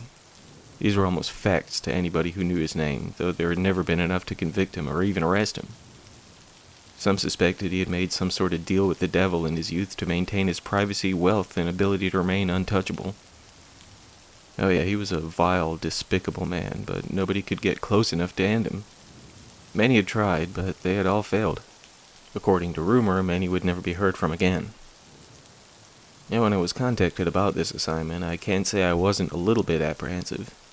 Sure, I didn't believe many of the rumors, especially those claiming crossroads deals under the moonlight, but I couldn't deny that he would not be an easy mark. I had built up quite the little nest egg over the years, and I didn't really need one last job, but when they offered me $5 million before any negotiation, I couldn't resist seeing how high I could get them to go. I asked for 20, just to test the waters. Yeah, big negative on that one, but I hadn't lost interest just yet. We went back and forth for some time until we settled on 10. That's not the kind of money you turn down, but it's also not the kind of money that comes without results. The highest prize I'd ever won from a job was $2 million. It took a lot of work and a lot of years to earn such a reputation that would afford such interest from the clients, mind you. I think my first job paid about $500. That wasn't a kill job, but roughing up people would be a lot more labor-intensive in the long run. That was something I would grow to appreciate so much more as my career progressed. I think it was about 19 or so at the time. Yeah, fresh out of boot camp and always ready for a fight, so when some guy offered me $500 to beat the shit out of his ex-girlfriend's current boyfriend, I wasn't about to turn that down. Short story long, having graduated to qualifying for a $10 million job, it seemed like a good one to retire on. One last assignment. Once more into the breach, as it were. Yeah, there's a big lesson to be learned here, boys and girls. If something sounds too good to be true, yeah, it very much is. I need to pick up the pace. The tourniquet is not stopping the flow of blood as much as I'd like. Sure, I'd like to not be bleeding at all, but yeah, that's not happening. I don't know how strong that door is, but it seems to be holding them up for now. Truthfully, I don't know why I'm bothering at this point. I'm a goner. I know it. I do need to get all of this out, though. Surprisingly, I still have internet service, and maybe I can get this sent out before I bleed dry, or before they get to me. Christ, I hope I bleed out. I can't face them again. I've only seen a fraction of what they're capable of. It's not like I can run from them now. I'm down to 2 options. Fade away in this room or face them. The door feels pretty solid. Hopefully they won't get in. If they do, I'll cut the belt off the stump that used to be my leg. Yeah, that's what I'll do. I know all too well how quickly an artery bleeds. I've never been on this side of the equation before, but it's fast. Oh God, I'm scared. Focus. Focus, Jim, focus. Yeah, this place really is a fortress, but not in the way I'd assumed. Breaching the electric fence wasn't a problem, neither was sneaking around the security guards. They seemed well trained enough, but they were not as well versed in stealth as I. The knowledge acquired from my predecessor's attempts told me that it would be not as simple as a long-distance skill shot. Bulletproof windows were quite commonplace with these wealthy targets. I had scoped out the place for a good 2 months before putting a plan together, so the exterior would not be an issue. I mapped out the surveillance team and would be easily able to avoid them. Standard stuff, really. It surprised me he didn't have more outdoor precautions in place, but some have a tendency to put too much faith in their security crew. People are easy to avoid, and even easier to put down should any prove more difficult to get around. I took a few of them out on the way in. Quick and painless. Yeah, that's what I tell myself. Necks don't break as easily in reality as they do in the movies, but a well-trained knife can carve itself into just the right spot to silence someone before they even feel the first drop of blood. I prefer a simple OTF pocket knife. Mine is quiet enough to eject the blade before meeting my prey and can be neatly clipped back onto my belt after the work is done. It goes straight for the throat or the back of the head, just below the skull where it meets the spine. Out like a light and none the wiser. Slide them out of view before the camera works its way around and you're golden. Cover the mouth and leave the blade in until you get the body stashed. Yeah, you don't want a blood trail connecting the dots for anyone who happens by. It takes some practice to really get it down, but I don't even hesitate anymore. It's all muscle memory, really, like playing the guitar. Easy peasy lemon squeezy. I made my way to one of the windows on the far end of the house and jimmied it open. Another thing that turned out to be surprisingly easy. Yeah, too good to be true, right? I rolled in and closed the window behind me while keeping an eye to my rear to make sure I was clear of prying eyes. The room I was locked in looked to be some sort of guest bedroom, if I had to guess. I had verified over my weeks of scoping the place out that no guests were staying here. Thon appeared to be a very private person and rarely had any company other than his security or serving staff. It would be puzzling why he even had a fully furnished guest room were it not for the fact that rich people are often more concerned with appearances than actualities. Maybe he used to have a budding social life before folks grew wise to his nefarious activities. It could be that he was simply eccentric with more money to burn than to put to good use. Perhaps none of that mattered, since this was to be his last night on Earth. And that was the plan, anyway. I had found it difficult to pinpoint exactly where Thon would be in the house. Judging by what I'd been able to make out through my binoculars, no light stayed on after 10 p.m. The house was so large I couldn't narrow down where his bedroom was either, so it was going to be a bit of touch and go from here on. He had a healthy amount of security, but most of them would stay outdoors, and his indoor staff would leave around 9. They have their own living quarters on the property, but it's a guest house to the rear of the building. I was left to assume that by this time of night, only my mark and maybe 2 or 3 bodyguards were left inside the house. Shouldn't be too hard to narrow down his location, right? Ah, Christ, this hurts. I don't understand why I still feel pain in my foot. I didn't waste time trying to retrieve it after it came off, just dragged myself in here, away from them as fast as I could. They were fighting over my leg when I looked back, before sliding into this damn room. Maybe they settled on divvying it up into bite-sized snacks for each of them. Jesus, I need to stay on track. My mind is slipping away, I can feel it. Swimming. My head is swimming. Perhaps some sort of infection is coursing its way through my system. I'm sure they don't exactly practice oral hygiene. Rats and bats carries rabies. Who knows what these things have crusted to their teeth. Ah, damn it. I'm losing track again. Let's keep it together. Let's keep it together just a little while longer. Before I go any further, I want it all to go to Nicola. You remember her, right? I want her to have the house, the money, and everything. The account in Switzerland, Bill, that's all yours. You're my only friend, man. Just make sure everything else goes to her. She still works at that same ballet academy in Belfast. We haven't talked in years, but I always kept track of her. Even entertained the idea of approaching her after I was done with it all. After this one last job. Just do that for me. Just do that for me, would you, Bill? Okay, back on track. Shake it off. You're not done yet.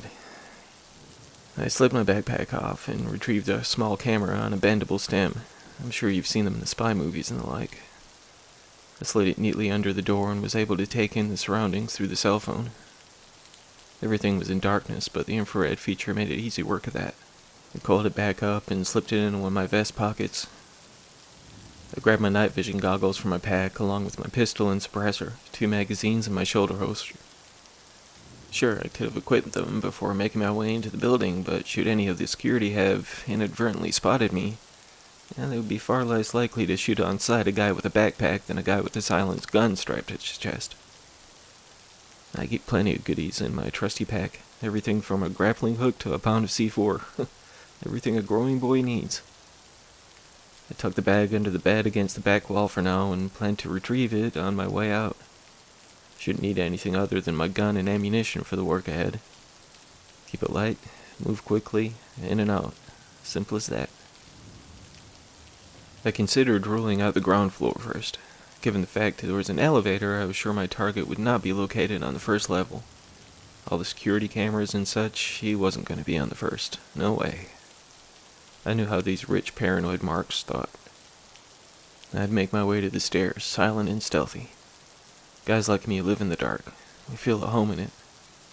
I'd trace many targets through the dark and gritty places of the world. Some wealthy prick's mansion shouldn't prove to be a problem. I opened the door slowly and looked to the left and right to make sure all was still calm.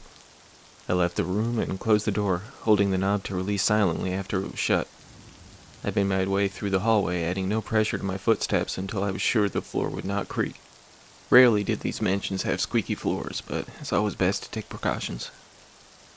Rooms were on either side of me, but those would not be my destination. Nah, this was a top-floor guy. To my reckoning, judging by the view from outside, this was about a 4-floor building. I planned to check out the elevator to make sure before I attempted the stairs, though. I located the elevator gate just across from the first flight of stairs. The ironwork fence was shut, but not locked. I slid it softly to the side and took a glance inside. As expected, floors 1 through 4 were listed on the inside, along with 3 more buttons that appeared to require a key. The fact that it was a regular, old-fashioned keyhole was strange enough for such a high-class individual, but no stranger than the text beside each button. Access 1, Access 2, and Access 3. Perhaps the elevator was of the Willy Wonka variety and could go horizontally as well as vertically. That would not explain the third, though. I had no time to theorize about the eccentrics of the world, so I closed the gate once more and headed for the stairs. I crept up the steps and stopped a couple from the top just to take a look around to make sure all was clear. I saw nothing to either side and decided I need to make for the next flight before anyone could be the wiser. As I crossed the top step to the landing of the second floor, something felt very strange. It almost felt as if it took some effort to reach, like the air became thicker for a moment. I set foot on the second floor and felt a head rush that almost took me to the floor. I steadied myself for a moment until I heard footsteps to my right. Not human footfalls, but, closer to a dog? If it was a dog coming my way, it was one hell of a big one. I rushed the steps to my left and headed for the third floor. I hate dogs. Dogs are unpredictable and a lot harder to put down quietly.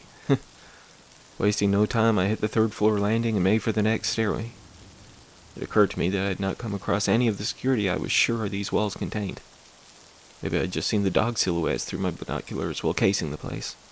Shadows in the dark, perhaps. It made no difference, though. Dogs or guards were not my targets.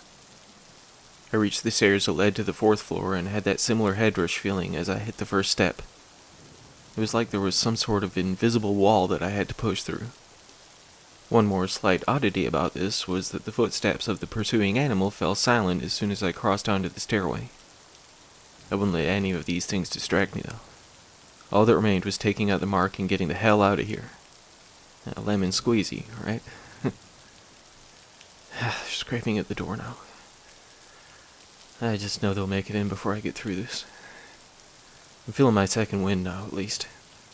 I've lost a lot of blood and it still hurts so damn much, but maybe the adrenaline has kicked in. Maybe it's recharged my batteries some. I don't know, maybe it's just the calm before the storm, but I'm prepared to fight if they get in. I don't know if I can kill them. I don't even know what they are, for that matter. Bullets didn't seem to make a difference. It didn't even faze them. My knife, though. Yeah, I've always been more skilled with a blade than a firearm. It's more convenient to put my assignments down from a distance, but some required a little more up close and personal, as it were. Yeah, just keep breathing. Just keep breathing, Jimbo. I think you may be the only person who really knows my name anymore, Bill. Well, Nicola, too. She was before this became a full-time gig, though. Yeah, long before Richard Nightingale was my moniker. James Barkley never sounded like an intimidating enough title for a contract killer. Nobody would assign a hit to a guy who sounded more like an accountant than a reaper of sorts. Maybe it just sounded better in my head.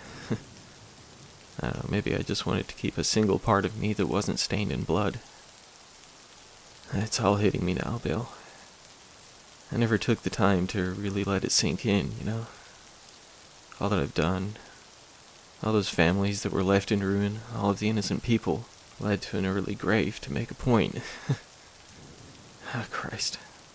I really am a wretched piece of shit. Maybe it's only fitting that I meet my end this way. No time for this. No time left. It's running out now. The hour groweth late. Ah, Christ, it hurts to laugh. I need to stop saying stupid shit that makes me laugh. Just sounded so dramatic, you know. Maybe delirium is kicking in. I gotta focus. I gotta keep focused now. The 4th floor. That's when things went sideways. There wasn't much to this floor, just a short hallway with the elevator door to my left and another about 15 feet in front of me. No other rooms on either side of me. This rich asshole made himself a little penthouse in his own house. That figures. I quietly walked to the door, assuming I'd find it locked, but no. One turn of the knob and the door was ajar. Poof. I turned a door into a jar. I'm a magician now. I bet I'd kill in Vegas. Stop it, Jim. Damn it. Focus. The room was huge. Expensive art on the walls, statues, all sorts of exquisite furniture. Everything an agoraphobic recluse could need. He even had a full kitchen, though I highly doubted he ever cooked his own meal. He even had a well-stocked bar. Can't say it didn't tempt me, but, eyes on the prize. I crept through the labyrinth of fine art and elegant furnishings until I reached one last wall and one last door. Again, the door opened with little effort and not a creak or squeaky hinge in sight. It was a large and cozy bedroom with Thon himself sitting upright in his larger-than-king-size bed reading a book. He didn't so much as acknowledge me when I walked into the room. He had a thin face with short, jet-black hair perfectly parted on the left and a neatly trimmed pencil-thin mustache. He almost looked harmless in his blue and white striped pajamas. He had appeared far more pompous and intimidating in the images I was provided. I walked to the foot of the bed with my suppressed pistol in hand and raised it towards his head. "Nothing to say?" I asked, honestly quite puzzled why he wasn't making the remotest attempt to flee or otherwise halt my attack. Nothing. Not one word. I aimed for the center of his forehead and pulled the trigger twice. 2 bullets made impact, but not in his head, but in the wall behind him. They seemed to pass right through him. I squeezed off 2 more shots, followed by a third. Still nothing. He didn't even twitch. I just stood there for a moment and glanced around the room for any evidence of a holographic projector or something like that. Sure, it sounded like a Scooby-Doo sort of rationalization, but nothing else was adding up. Thon pulled a bookmark from the nightstand beside his bed, tucked it in his book, and turned to investigate the holes in his wall. "I'll have to get that patched," he said, while turning his gaze towards me. The thing is, he didn't actually make eye contact. He didn't appear to even see me there at the foot of his bed. Felt like a blind man looking in the direction of someone making conversation. Look of acknowledgement, but not actual perception. "You will find, whoever you are, that you will be unable to touch me while my security precautions are active," he said to the unseen ghost of me. "What the hell is this, Thon?" I demanded. My words didn't distract his blank stare or cause any other type of reaction. "Anyone who crosses into my 2nd floor landing will be immediately transferred to the 2nd axis, whilst I remain in the 3rd, you see," he continued. "This is the only floor that can access the 3rd. Once placed in the 2nd, you may perceive the 3rd, but no more than that."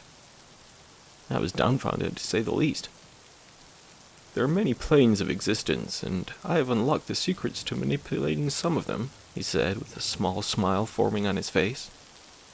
"It was no small task, mind you. I only tell you this to ease your curious mind before you die. A 2pence of respect for making it this far, at least." "What the hell are you talking about?" I shouted, becoming frustrated and a little intimidated, truth be told.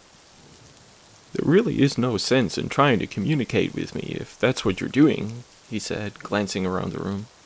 "I cannot witness events occurring on other planes, though I believe you should be hearing my voice." I started backing away from the bed, darting my eyes across the room. This didn't make any sense to me, but if it was true, well, perhaps I could access whatever side of the equation he was in through the elevator. I just needed the key. It may take some searching, but if all that stands in the way of my finishing this job was a few dogs and some magic tricks, it's nothing I couldn't handle. "You're not the first to attempt this. I assume you know that," he half-asked, half-stated. There are ways for an intruder to find their way to where I am, but what stands in your way is unstoppable, I'm afraid, he said, laughing condescendingly.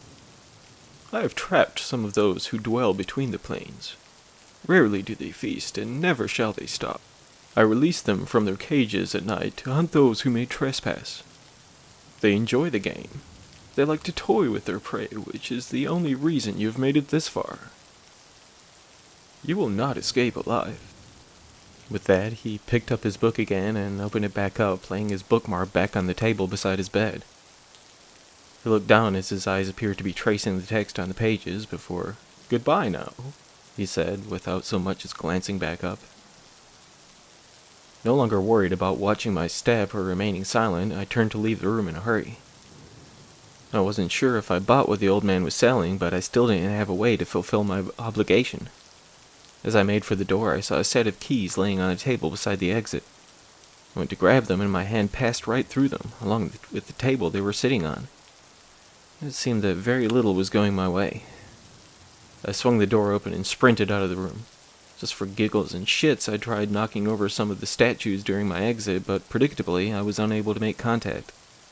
To hell with the labyrinth of expensive shit, I thought. I may as well just run straight.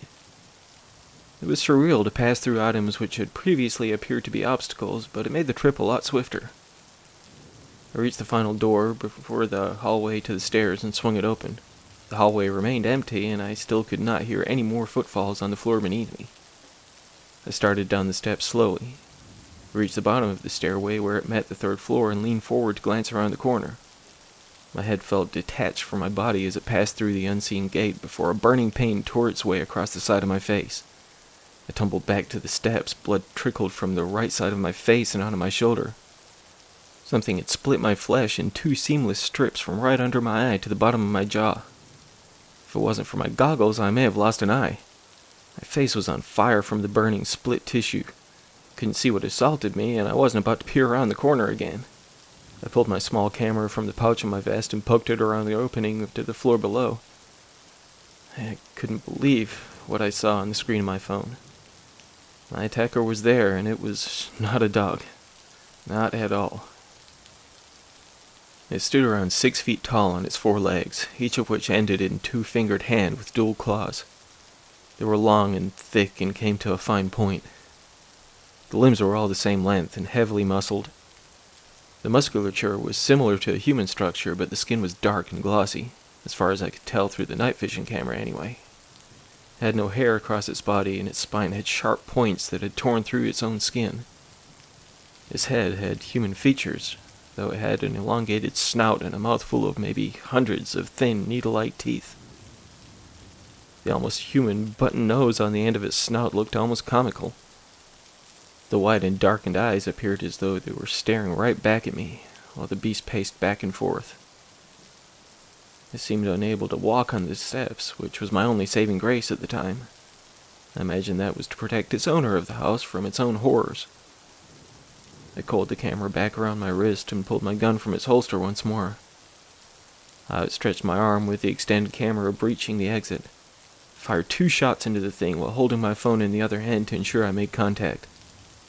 The bullets passed right through the barrier and penetrated the creature's left shoulder, but it didn't even flinch. I stared on while the wounds sealed themselves back shut before my eyes. There was looking to be little chance of me getting past the creature, so I made my way back up the stairway. I got back to the 4th floor and opened the elevator gate, hoping I could use it to get back to the bottom floor. It didn't take long to discover that no power was running to it. I could only assume that it was shut down for the night, as nobody should have reason to access it while the lord of the manor slept. I was surprised, however, to see an access panel on the ceiling of the lift. I started to head to the labyrinth of furniture to grab a chair to be able to reach the latch before I remembered I couldn't actually touch a damn thing.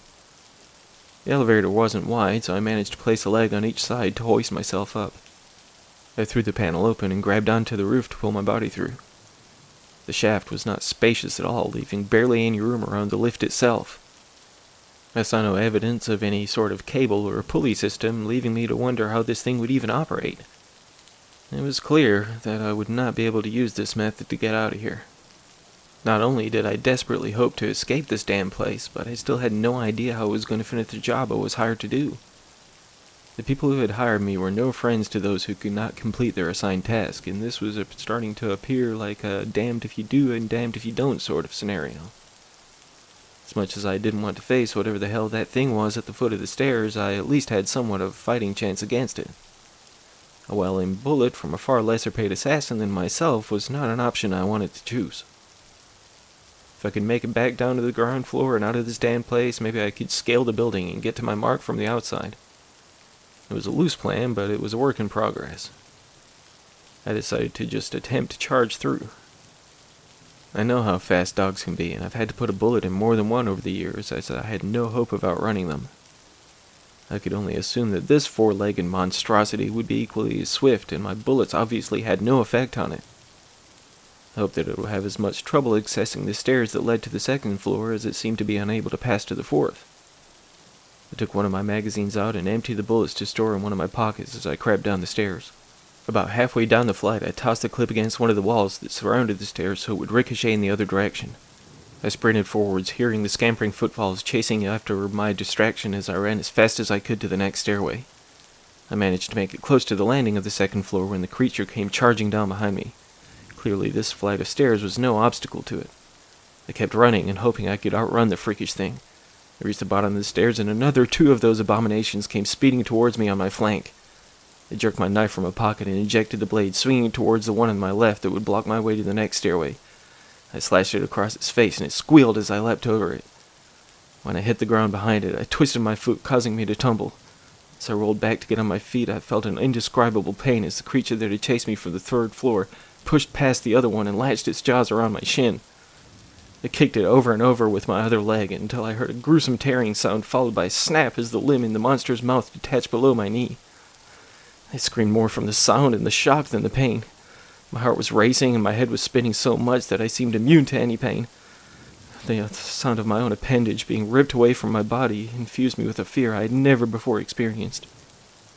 When the other two beasts dove in to fight over the prize my pursuer had just claimed, I slid myself back across the floor in a feeble attempt to get as far away from them as I could. They slashed and snatched their jaws at each other while they wrestled over my gushing leg. Dark blood sprayed to the walls as I watched their flesh open deep and gaping gashes which sealed themselves shut before another could shred through. I was shaking my head from side to side, muttering disbelief while my mind fought to focus on a single thought. That notion was escape, but my brain refused to allow reason to get through as I just kept pushing myself backwards with my one remaining leg. I finally gained enough clarity to reach for a latch protruding from a door beside me. I threw it open and slid inside, slamming it shut behind me. My fumbling fingers managed to turn the locking mechanism before dragging the heavy table that was closest to the doorway. After that meager accomplishment, I whipped my belt off to form a makeshift tourniquet on my stump. Once I was sure the blood flow had ceased as much as it could without proper medical care, I gave in to my spinning head and fell into unconsciousness. I have no idea how long I was out for, but I was awakened by those things scraping and pounding on the door. I had a substantial, deep red puddle formed around me from my leaking stump, but the bleeding from my face seemed to have stopped.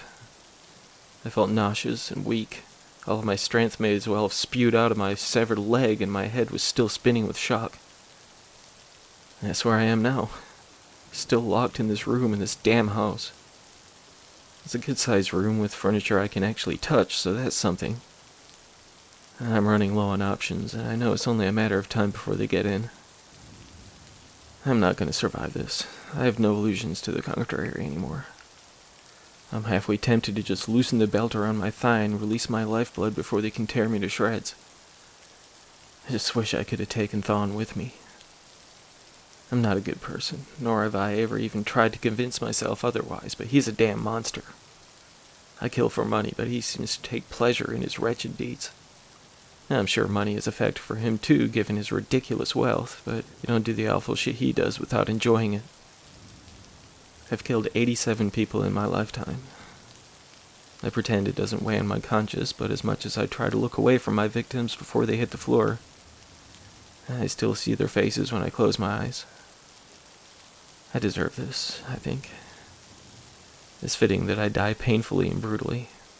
I knew you knew what I did for a living, Bill, but I don't think I ever told you how many.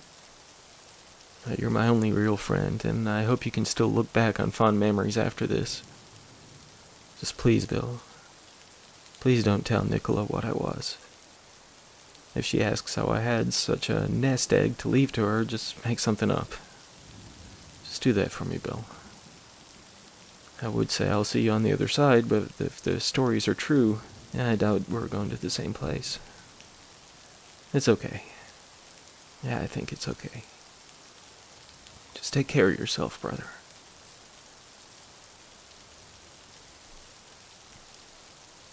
I couldn't do it. I couldn't just sit there and die, knowing that smug bastard was still breathing. I was just about to slide the blade behind the belt and let my last moments of life stream out through my thigh when I noticed the window at the back of the room. The door was already splitting in several places, and I knew a heavy table wasn't going to be enough to stop those bastards from getting to me. The window, naturally, had a lock on it, a damn fingerprint lock of all things. That paranoid prick. I fired a few rounds into the glass, and even though it was bulletproof, it still provided enough damage for me to smash the rest of it away with a table leg. I'm fading fast, but my adrenaline is pumping something serious. I pulled myself up through the window, cutting my hands pretty good on the broken glass, but I managed to get through. I planned to lower myself down as much as I could before I let go, but the door finally split open and those things came hammering towards me. I dropped out of the window and hit the ground hard. It knocked the wind out of me, but it didn't feel like it broke anything. I strangely felt like I could breathe easier now, though. I hadn't realized how thick the air had felt inside. I was still a bit dazed when a couple of the security guards came running my way, but I still had enough awareness to plug them both before they got to me. I looked back up to the window I dropped from, and I couldn't even see any sign of those four-legged fuckers. Maybe the window was similar to that fourth-floor landing that they couldn't get past. I decided to make my way back to where I first entered, hopeful that my bag would still be there, as I had a little gift for our generous host. It took a good bit of work. I had to drop a few more guards and lost a bit more blood on the way. They were sneaky bastards, even managed to pop me a couple of times before I even saw them. Luckily, they were not the best marksmen. I took one in my left shoulder and another one to my good leg. It hurts like hell, but I still landed kill shots on them both before they could fire off another. Prior to that little surprise, I had been hopping my way across the side of the building, but they forced me to drag myself the rest of the way. There are still some more out there, but if this works, the damage will be done before any response gets here. I pulled myself back through the window like I had before, and my bag was right where I left it. Now let's see what a little C4 does to this little house of horrors. I set it up all the way through the first floor, and I'll be damned if I'm going back up to the second, but I wonder what happens to separated planes of reality when a big-ass explosion goes off. Either way, if this doesn't take the house down, maybe it'll clear a path for those monsters to get to their master. That's what I'm rooting for, anyway. Bill, you take care of yourself, brother. I never told you this, not out loud. But I love you, man. You're the best damn friend a piece of shit like me could ever ask for. Maybe I'll see you around.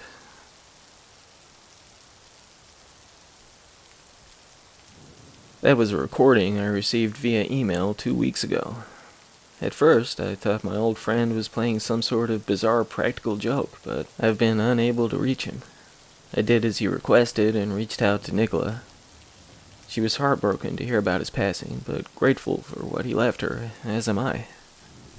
I'm not sure if I believe everything he said in the messages, but I hope he succeeded in that final act of self-sacrifice. There was never any news coverage of his death, nor anything about this Thawne guy. Nothing involving a heavily guarded mansion being blown to smithereens or anything of the like either. Very few people knew Jim, and aside from those who would request his services, I was the only one who even knew what he did for a living. I won't say James Barkley was a good man, but he was definitely a good friend. I'll miss that crazy son of a bitch. Take all of this with a grain of salt, I suppose, but if everything he said was for real, I do have one concern. If the explosion did indeed break down the walls between those realities, could those things be freely wandering among us now? On top of that, what else could have been hidden behind those walls?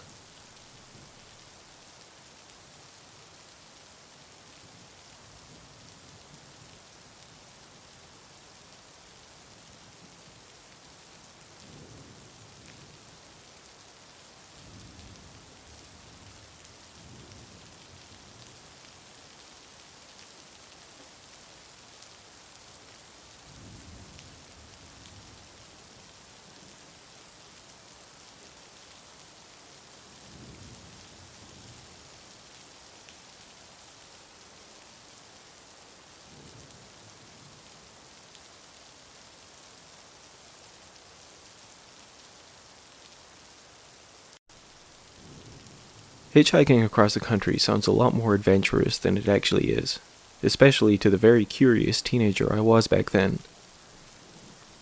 While I had a good bit of apprehension, along with the irrational fear of getting myself so lost that I may never be found when I set out on that trip, I didn't realize that getting trapped in place could be so much more terrifying at the time. I was afraid I would never escape that haunting little shack, but nothing could have prepared me for what was actually going on. Ever since I read On the Road by Jack Kerouac, the first of many books my father gave me before he passed away some years back, I had dreamt of making my own long voyage across the many roads of America.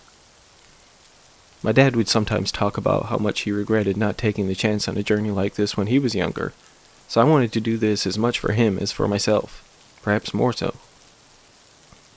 Having decided to take a year off after graduating high school, pushing my college experience back a bit, I thought this would be a good time to begin my adventure. Or Anthony Ross to most, thought I had lost my mind, claiming only a thrill-seeking nutcase would set out on foot, especially with a perfectly good car parked in front of the house. My dad left his prize Chevelle to me when he died, as he claimed that Mom could never drive it worth a damn, being that she was not a fan of straight shift in the least.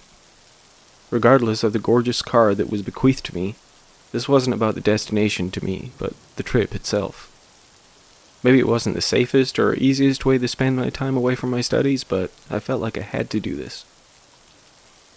Ant still didn't get it, even after I explained my reasons, but he stopped giving me a hard time about it after acknowledging that my mind was made up.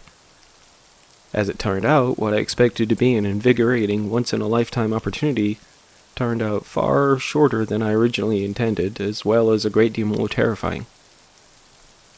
My mom was still trying to talk me out of it when I headed out that morning back in the fall of '98.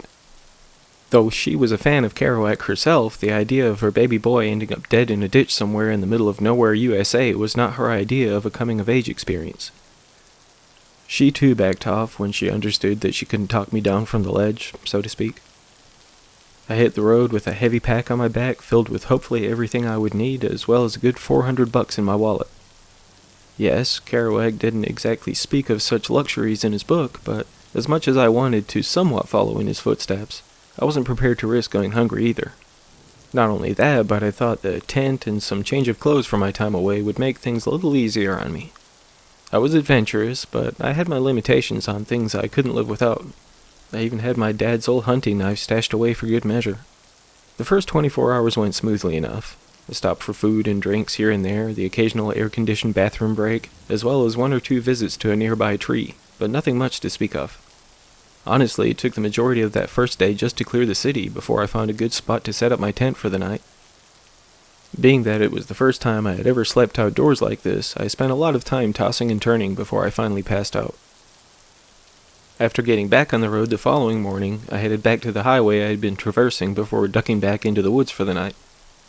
My stomach was churning pretty good, but now that I was well beyond the city I left behind, I wasn't exactly close to anywhere I could pick up some food. I was prepared for that when I set out on this trip, but that didn't exactly make me feel any better about it at the time.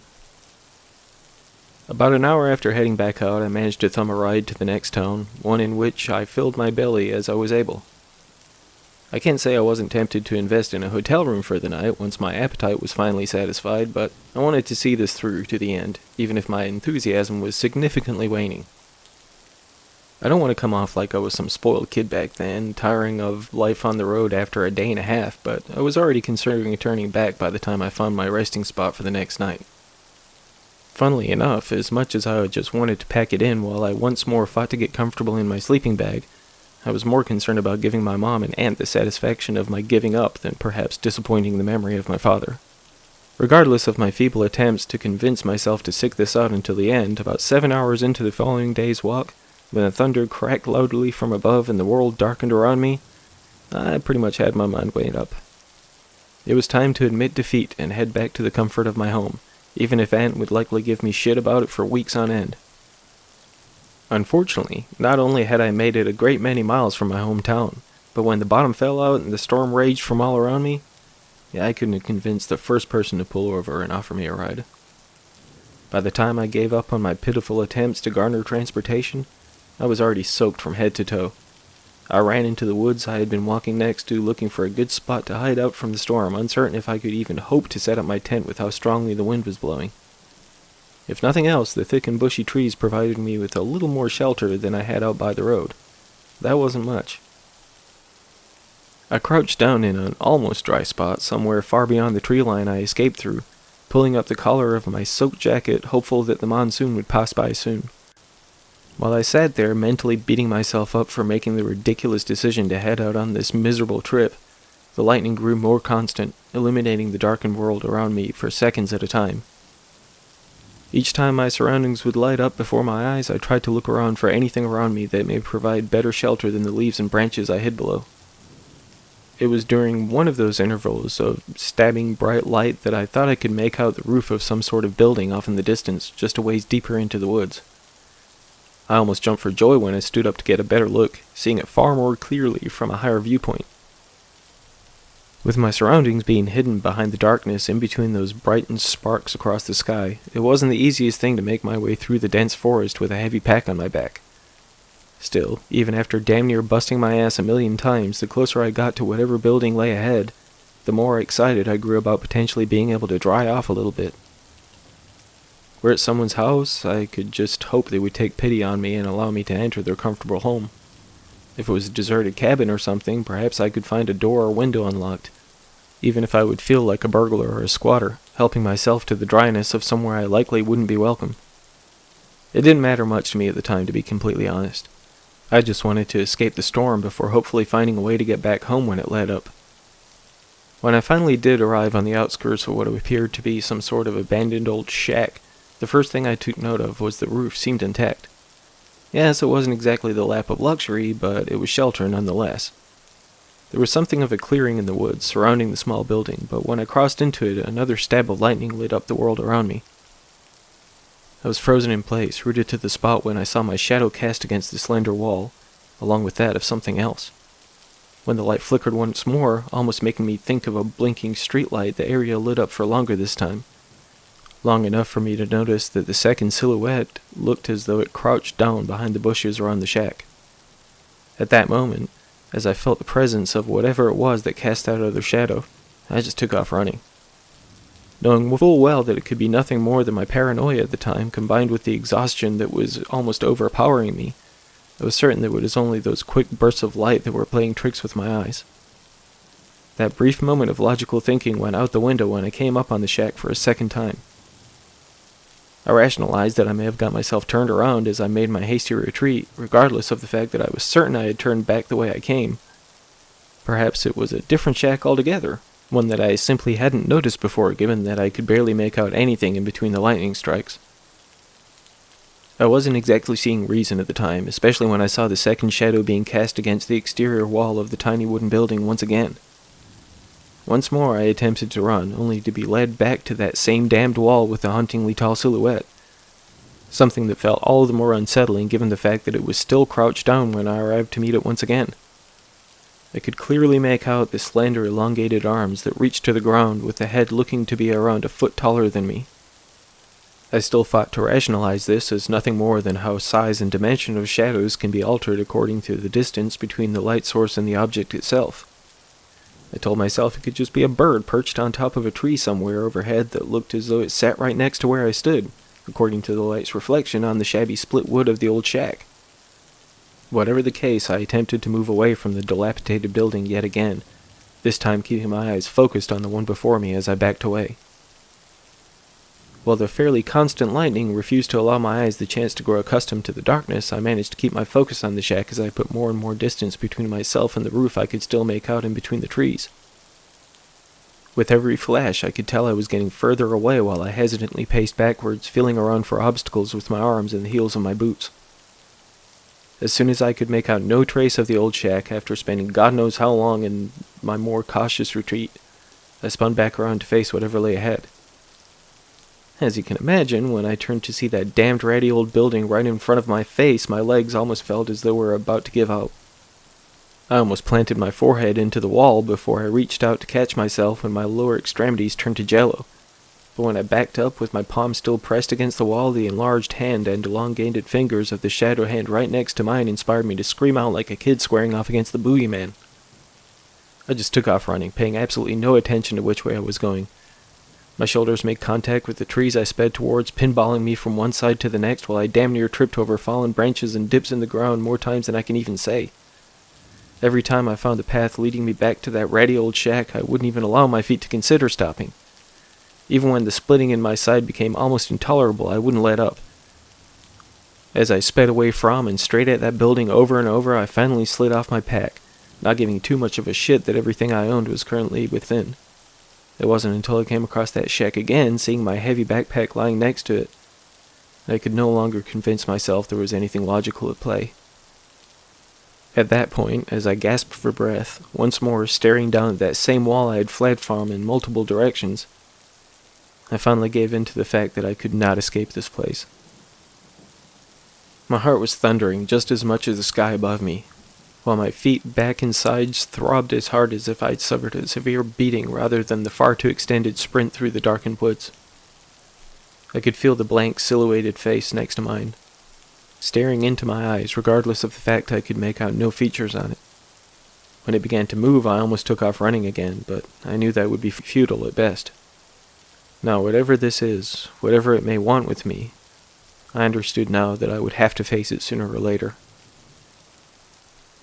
I just watched on, with the stabs of lightning flickering in such quick succession that it appeared as though the shadow moved in stop motion, shrinking smaller and smaller as it seemed to draw closer to the old shack I could not escape. When it finally stopped walking, shifting its posture in a way that looked as though it was turning to face me again, it no longer towered over me. If anything, it was more like a child standing alongside my slightly more out-of-focus shadow than whatever giant it had previously been. Whatever it was, it seemed as though it was waiting for me to approach, which I began to do before I even realized it. Even when my somewhat checked-out mental state guided me right up to the bushes that sat right next to the wall, my shadow still stood a good foot or two taller than the other. My heart still beat like a drum as I faced off against whatever held me captive outside of this dank old shed, but when the blurry head tilted as though it were looking right up at me, I once more felt that presence that previously sent me running. I don't know what I expected to see, if anything, when I turned my head to the side, to allow my shadow to glance down at what sought its attention, but no scream breached my lips when my eyes finally met the source of that second silhouette. She looked maybe 10 or 12, 13 at most, with her dark hair knotted and clumped with dirt. The white shirt and gray sweatpants she wore looked as though they had been dragged through the mud, with almost as many rips and tears had been carved into her pale flesh. Her wide and almost blank eyes were a muted brown, having faded considerably since the life had seemingly left them some time ago. When she turned to face the shack again, a single tear trickled down from each of them. I was still out of it when I finally sought out the entrance to the beaten-down old building, something that took me some effort to break through. With how the greenery had grown around the place, as well as the heavily moistened dirt that seemed to have risen up a good couple of inches at the base of the door, getting inside was no easy task. After digging a slight ditch in the mud with the side of my boot, while pulling away as much of the brush as I could and tugging at the rusted knob as hard as I could, I managed to break the deadbolt through the dry rotted wood. The interior of the building was maybe about 10 by 10 feet if I had to guess, with little to nothing remaining inside. An old table or desk of sorts, a countertop with ancient bottles of some kind tipped over upon it, and a filthy and faded rug splayed across the wooden floor were all I could make out in between the flashes of light. When I walked back out to see no trace of the little girl, I noticed that her shadow remained, practically etched into the exterior wall. Just as I was attempting to convince my near-paralyzed vocal cords to ask what it was she wanted of me, the silhouette appeared to shrink once more. That's what I initially presumed anyway. After I understood that she was not shrinking, but sinking, I finally grasped what she was getting at. I ran back in, snatching the old rug from the floor and tipping the ancient desk in the process. When I tugged at the ring recessed into what looked to be some sort of hatch in the floor, it pulled free of the rotten wood before I could even hope to break the door open. When I noticed the slender keyhole next to where the ring had been, I knew I had little chance of getting in there without any tools. "I know what you want now," I told the shadow that still gazed out from the wall after speeding back to meet her. "But I need to get some help to open it. Will you allow me to leave? I swear I'll come back." When the next stab of lightning lit up the world to reveal only the blank wall, I hoped that meant I would be allowed to head back to the highway. Sure enough, within 10 or 15 minutes of weaving in between and around the trees of the dense woods, I broke through the tree line to see cars speeding across the road before me. With the storm finally letting up, I managed to wave down a ride within a few moments. I chose not to divulge the nature of my request to be dropped off as close to the nearest police department as she could get me, to the kind-hearted older woman behind the wheel of the late 90s Honda, as it felt a little too far-fetched to put into words. I was second-guessing myself when she dropped me off in front of the station, given the nature of what led me into that old shack in the first place. Well, what wouldn't let me escape it anyway. Ultimately, I confessed to my hitchhiking to the officer at the desk, as well as my seeking shelter from the storm, claiming that I had picked up a foul odor at the building I came across. It almost made me nervous when I allowed myself to remember how aggressively I had broken through that ratty old door. Whatever it was, be it from how pitiful I looked in my still-drenched clothes, or just the inherent creepiness of the ancient building nestled away in an otherwise dense forest, they didn't ask any further questions after I guided them back there. It only took them a few minutes to get the hatch in the floor open, with a little help from a trusty crowbar they brought along. I would have some more questions to answer when they uncovered the decades-old remains of what would later be revealed to be the 14-year-old Andrea Parkman, a girl who had gone missing from a few turns over to the west some 20 years ago.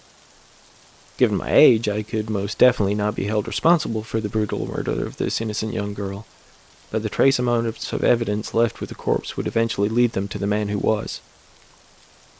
While it's not my place to list the name of the one who apparently tortured, raped, and murdered this poor young lady, it's quite safe to say that he is no longer a well-respected business owner of the very little town I found myself in that night. Why he had chosen to set up shop so close to where he had disposed of the body many years ago, I can't say. Maybe the sick bastard was proud of his actions, inspiring him to stay close to where he would visit from time to time. There's no telling, I suppose, but suffice to say, he will finally be getting what he deserves, something that may have never happened had I managed to escape the grip of that little shack. Some weeks after finally getting back to my home, I took a drive back out to that small city, outside of which my excursion across the roads of America came to a close. I hung out in town for a while, hit up a local movie theater, and grabbed some food, just killed some time until night fell. Somehow, if little Andrea Parkman was still out there, I had a feeling I wouldn't be able to see her with the sun shining down overhead. It didn't take me long to reach the old shack after parking my dad's old car off the side of the road. The police still had the place roped off behind yellow tape and the like, as I imagined they were still gathering evidence at that point. Still, when the moon's glow cast my shadow against the exterior wall that sent me running through the woods, it only took a few moments for that second one to manifest beside it. When that silhouetted head stared up at me, I saw no trace of the little girl beside me this time, but when the smaller shadow reached out to embrace the taller of the two, I swear I felt that grateful hug as though she had been right there in person. After a few moments like that, those final remains of the poor innocent girl whose life was so brutally cut short faded from my view for the last time. I never returned after that final visit, other than the occasional drive through or past that small town with some further off destinations ahead of me. But I will never forget that night back in the fall of '98. Given how exhausted and drained I was that day, it's certainly very possible that I imagined a lot of what I witnessed during that storm. It could easily be argued that while I assumed I was running away from that old shack, I may have indeed just been going in circles, considering I couldn't see much of anything until the lightning struck.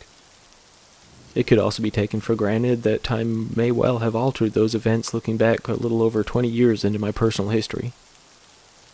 Whatever the case, whether the spirit of that young girl held me captive until I understood what it was she needed from me, or the story I fed to the police was the way things actually went down, I still believe how I recall the events of that crazy night to have progressed.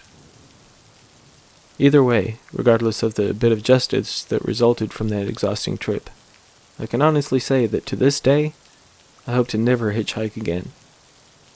No disrespect to Kerouac, or my father for that matter, but life on the road is not for me.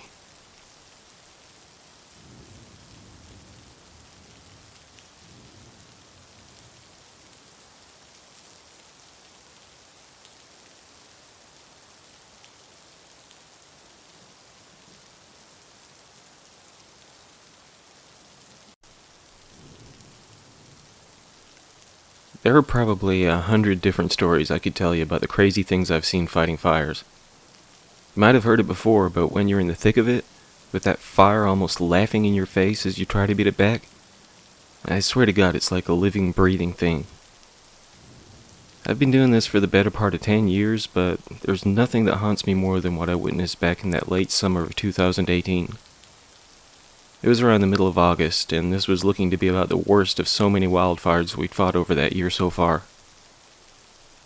Back then, I was part of the National Forest Hotshots just outside of Fresno.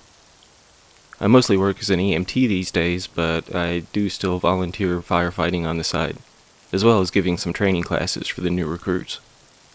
With my expertise and experience, I couldn't walk away from it entirely, even if this experience damn near caused me to abandon the job completely. I've been 4 stories up into the guts of a burning building crumbling apart beneath my feet.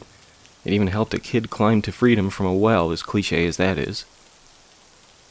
Curiosity does get the better of many children out there, as well as plenty of adults who should damn well know better by this point in their lives. I can't say that I or anyone else I know on the job has ever had to fish a cat out of a tree before, but that ain't saying it doesn't happen, of course.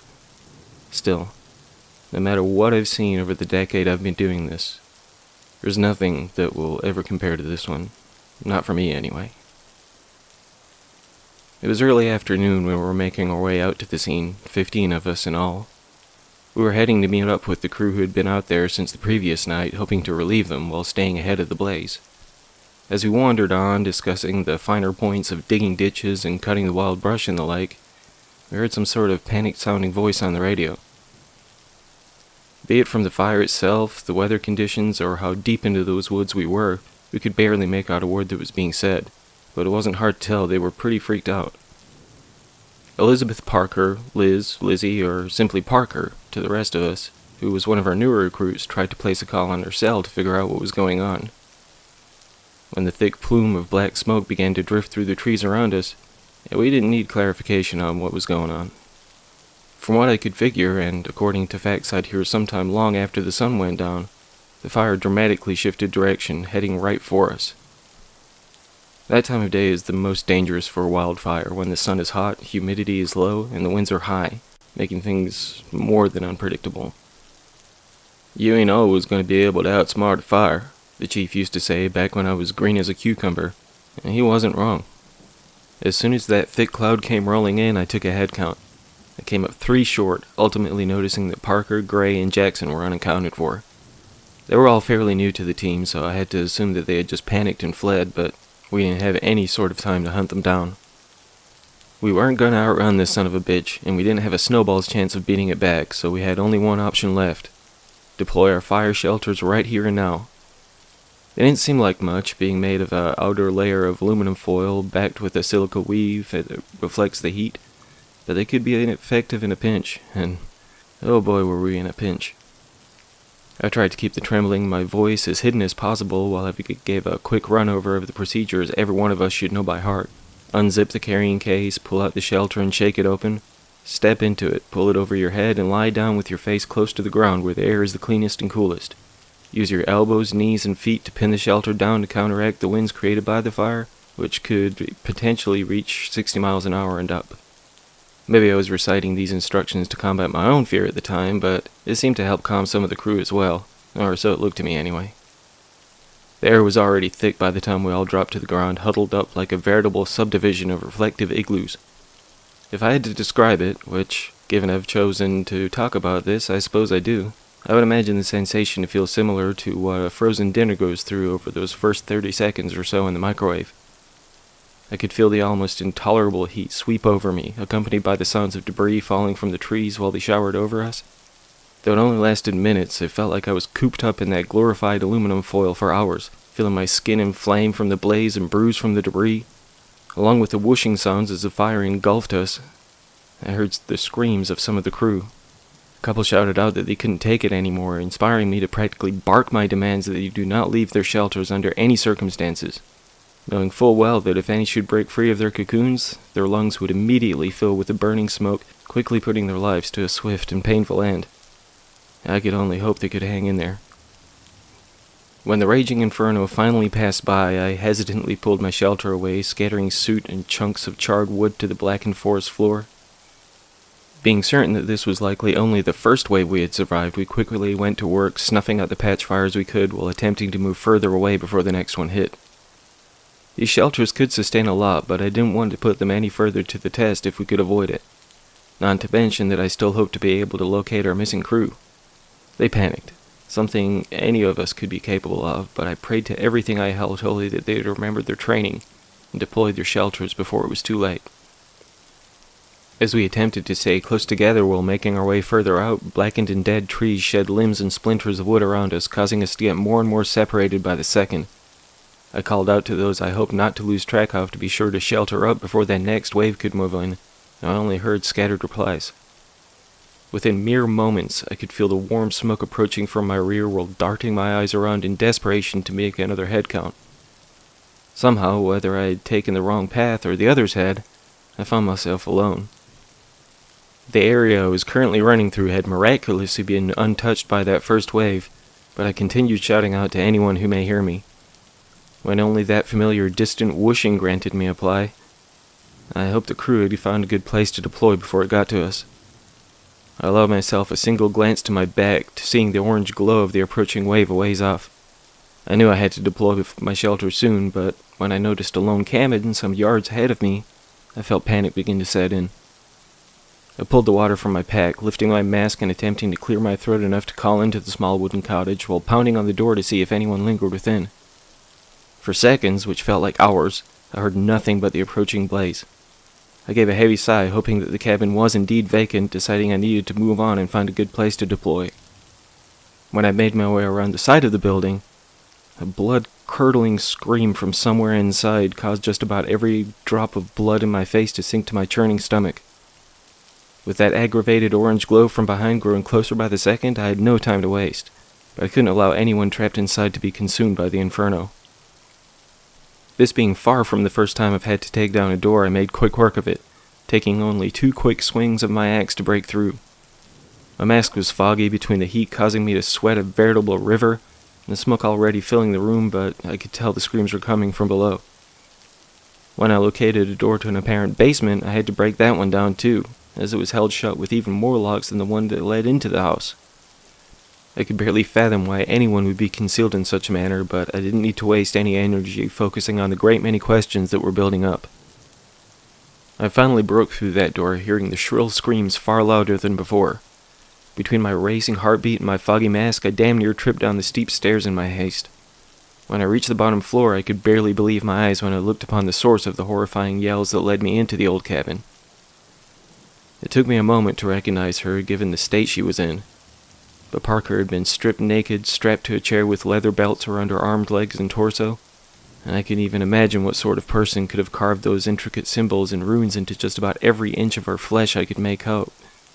But it was the blood that spewed from her wrists that had my more immediate concern. The gashes looked fresh, but I knew how quickly every last drop of blood could leak from such wounds. I cut the straps to her arms first, as they allowed me the freedom to work on ceasing the blood flow from her wrists. She was covered in blood from head to toe, clearly in shock and weakening more by the second. Not only that, but that whooshing sound from beyond the walls was drawing closer with every moment I spent getting her loose. It wasn't until I was cutting the straps around her shins that I noticed the grooves on the floor, to which the blood from her torn wrists was leaking. Though I knew I had to get us out of there, I couldn't help but trace my eyes across the ground, following where those twin grooves led to a 5-pointed star in the center of the room. It could be nothing more than that orange glow from the slender windows near the ceiling that made the pentagram look as though it was almost shimmering with its own light. But when Parker barked my name, pulling my attention back to the situation at hand, I had to push my curiosity to the side. It didn't take me much longer to get that last strap around her midsection cut, but time was not something we had the luxury of. When I noticed Parker's discarded clothing and gear near the back wall, we both worked quickly to get her in a fit condition to get out of there. She was still in something of a shocked and frenzied mental state, but her instincts were still intact. Even if it was the panic that caused her to run before, I had to give it to her on this one. Most other people would be damn near catatonic if they'd endured what she'd been through, but not Elizabeth Parker. If we survived this, I hoped she would be able to give me some answers to who did this to her, but those would have to wait. The exterior walls were already smoking when we reached the ground floor, with the inferno raging right outside the splayed open front door. We headed for the back, both of us thankful to see the situation not quite as dire to the rear of the building, but we knew that wouldn't last. Though she was still weak from blood loss, she still moved almost as quickly as she could with a full tank. We busted through that back door and gunned it as quickly as we could. I could tell my oxygen was starting to run low, but with the flames right at our asses, that was the least of my concerns. As soon as we saw that riverbank, Liz was already pulling out her shelter, reminding me to do the same. While hers was still fresh, mine had already endured that first wave, but I hoped it could handle another one. Even if I was halfway tempted to just leap into the water, I followed the book and planted my face to the ground in the hopeful safety of my best impression of a TV dinner. Our screams blended into one as the fire embraced our flimsy tombs, while a distant explosion assured me that the cabin likely had some flammables within. I didn't doubt that the small cottage wouldn't survive this, but I had hoped enough would remain to potentially yield some evidence. Perhaps my mind was simply looking for distractions, while my skin began to feel as though it was cooking.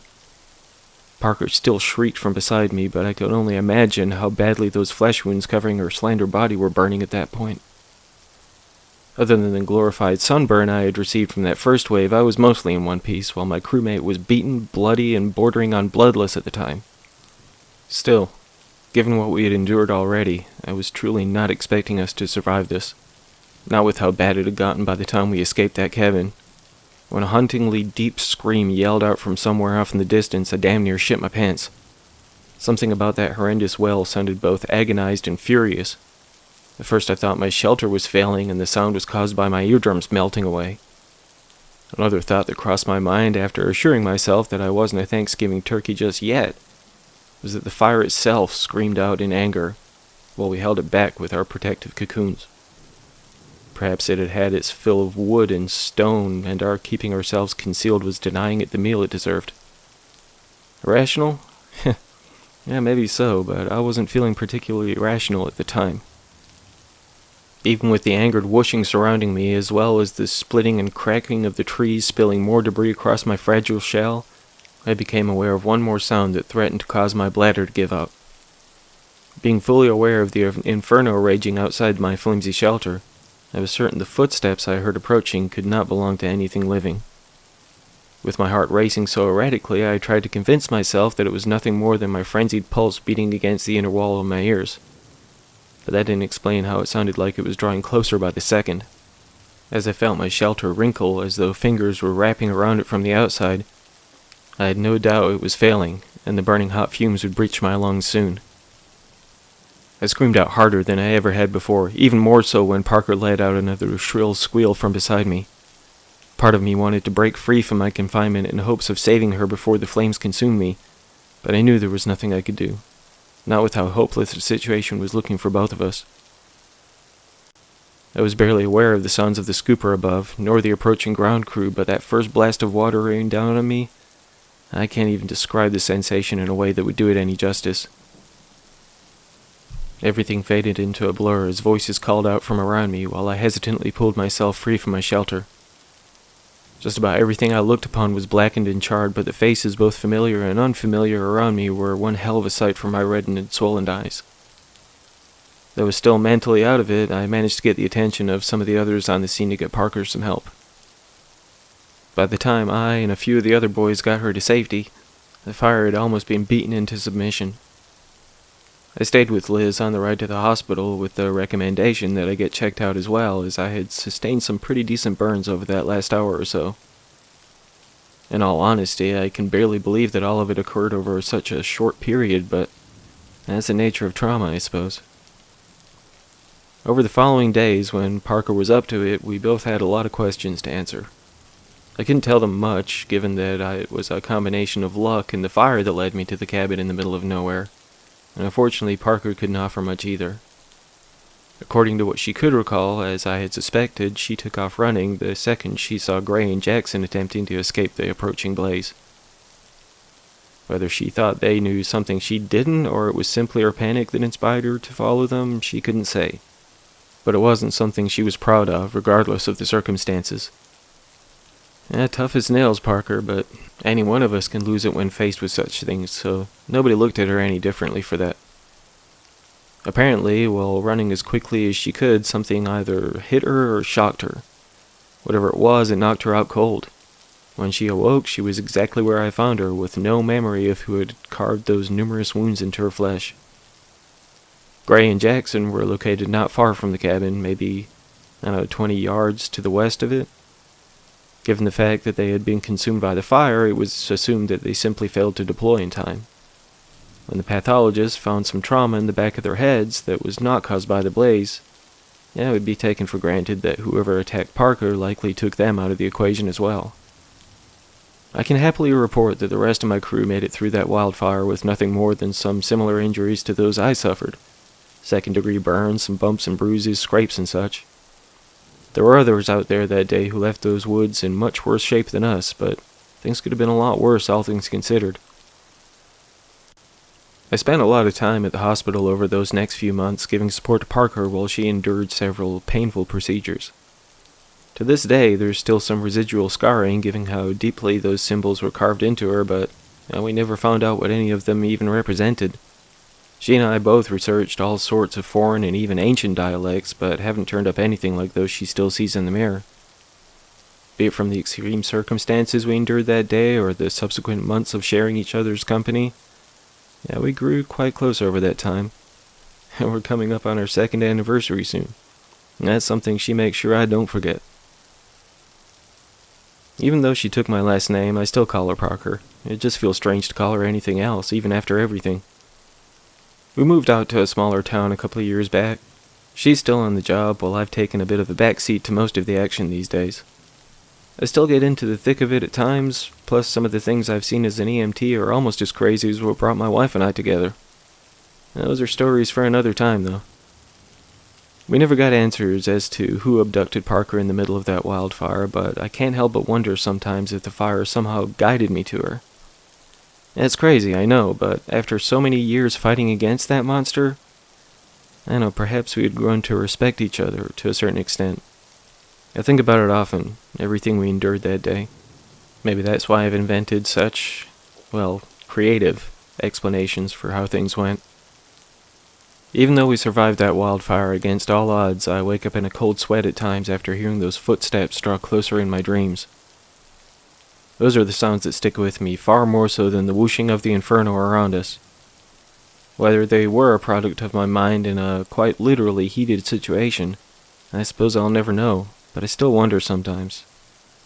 If the fire did indeed lead me to that cabin that day, could it be that it also feared what was responsible for what happened to Parker? It has been said, after all, that the enemy of my enemy is my friend.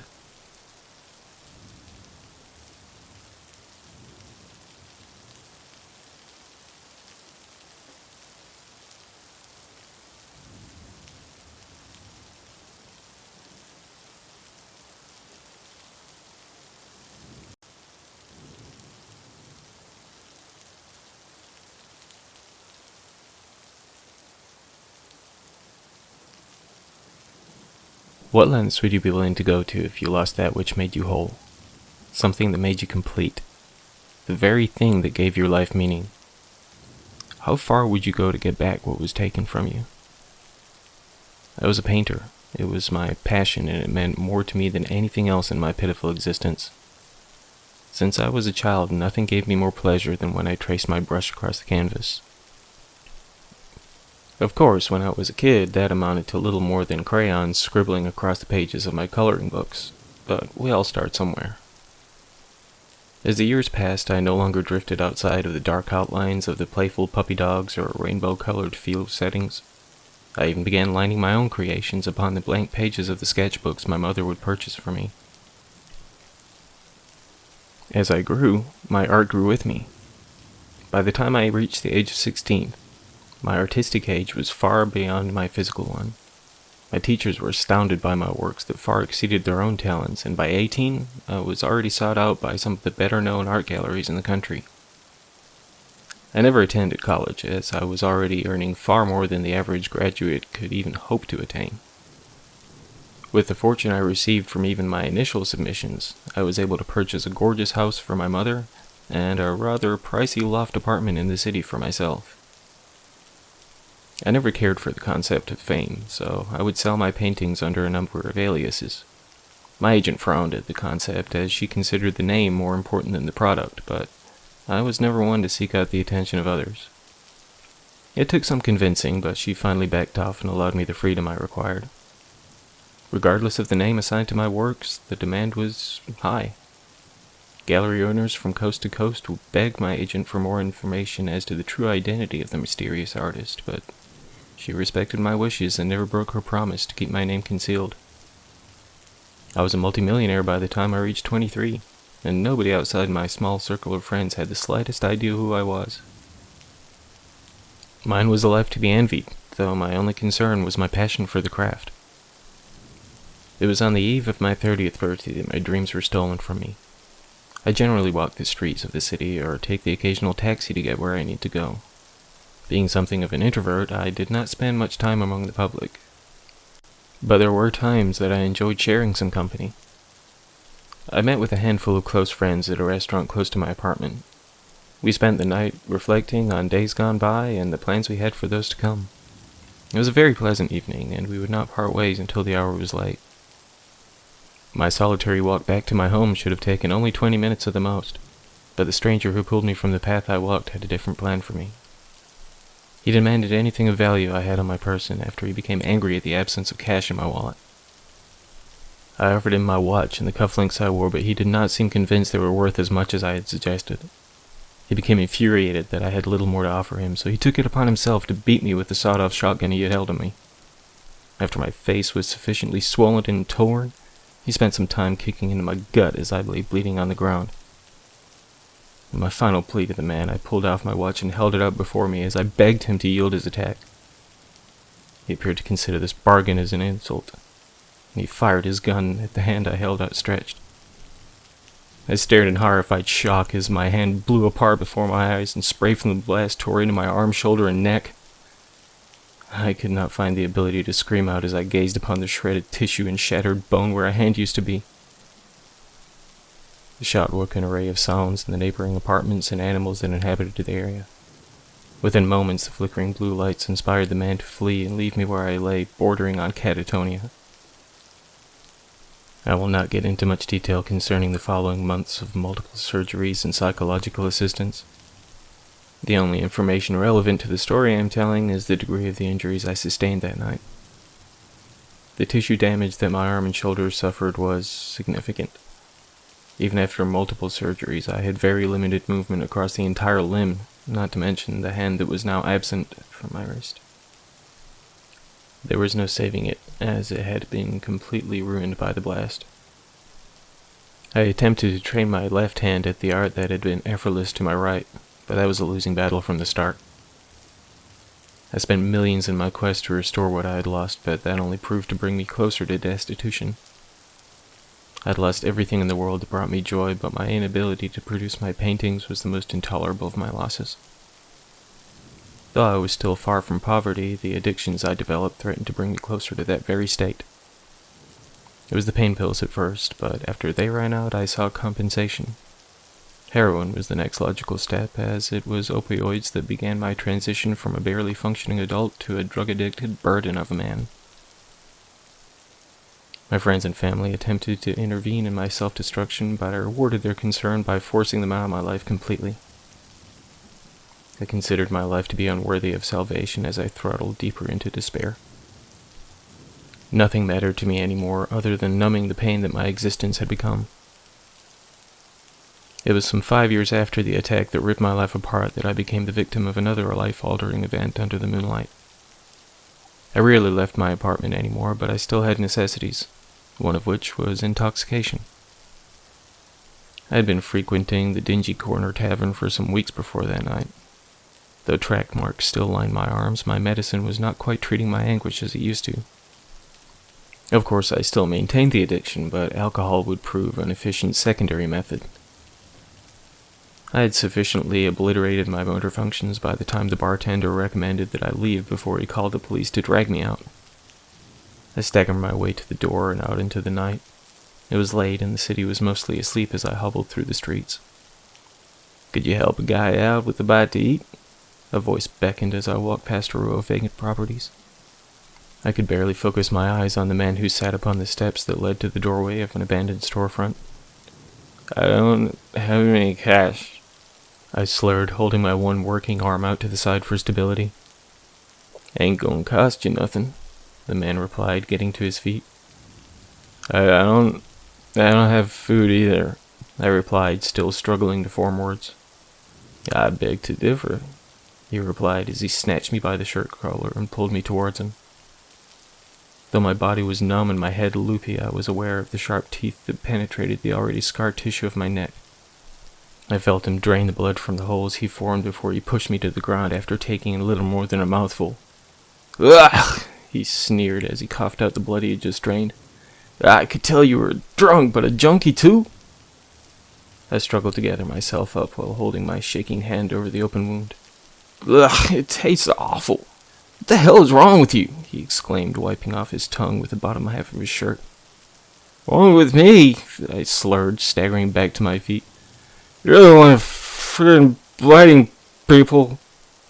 "I'll never get this taste out of my mouth," he said, mostly to himself as he scraped his tongue. The man turned around and started to walk away, still muttering under his breath. "No, wait," I cried out as I hobbled after him. He ignored me and just kept walking. "Just finish it!" I screamed, forcing one leg in front of the other to the best of my ability. "Just kill me, you chicken shit!" He finally stopped and turned to face me. "You can pay me enough to drink another drop of that tainted syrup running through your veins," he growled. "Please," I fell to my knees. "Please just end it." The man just stood in place and glared at me.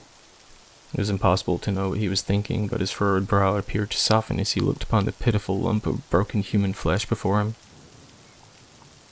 He slowly paced back to me as I sobbed on the ground. After a moment, he crouched down in front of me. He wrapped his fingers around the top of my head and pulled my face up to look at him in the eye. "Yeah, I was lucky once," he said, turning my head from side to side as though he were looking for an expiration date. "Just kill me," I whispered. "Is that what you really want?" he asked. "I can't go on like this," I said, holding up my one hand while struggling to raise the other wrist to meet it. "Yeah, someone messed you up real good," he remarked as he grabbed my right wrist that used to end in 5 fingers. The man reached out to the open wound he had chewed into me before. He ran a finger across it before slicing into it with his fingernail, tearing the hole wider. I could feel the blood freely flow down my shirt, and the idea that my pain was almost over brought me more excitement than I realized. "I'm gonna do you a solid, friend," he said as he ran the same fingernail across the palm of his other hand. As fluid spilled from his hand, he wrapped it around the fresh opening in my throat. He just held his hand there for a moment while he dug his other hand into the inside pocket of his coat. He pulled out a small card and slipped it into my jacket pocket. "When your head clears up some, you give me a call," he said, patting his hand on the pocket he had just inserted the card into. "We'll talk about you doing me a solid in return." He pulled his hand free from my neck and stood up. "Fair is fair and all that," he said as he turned around and continued on the path he started before. By the time the stranger turned the corner and left my sight, my head began to grow more foggy. I felt my neck to assess the damage to see only a hint of blood on my hand. Feeling dejected that my worthless life would be continuing, I raised myself up to the ground and made my way back home.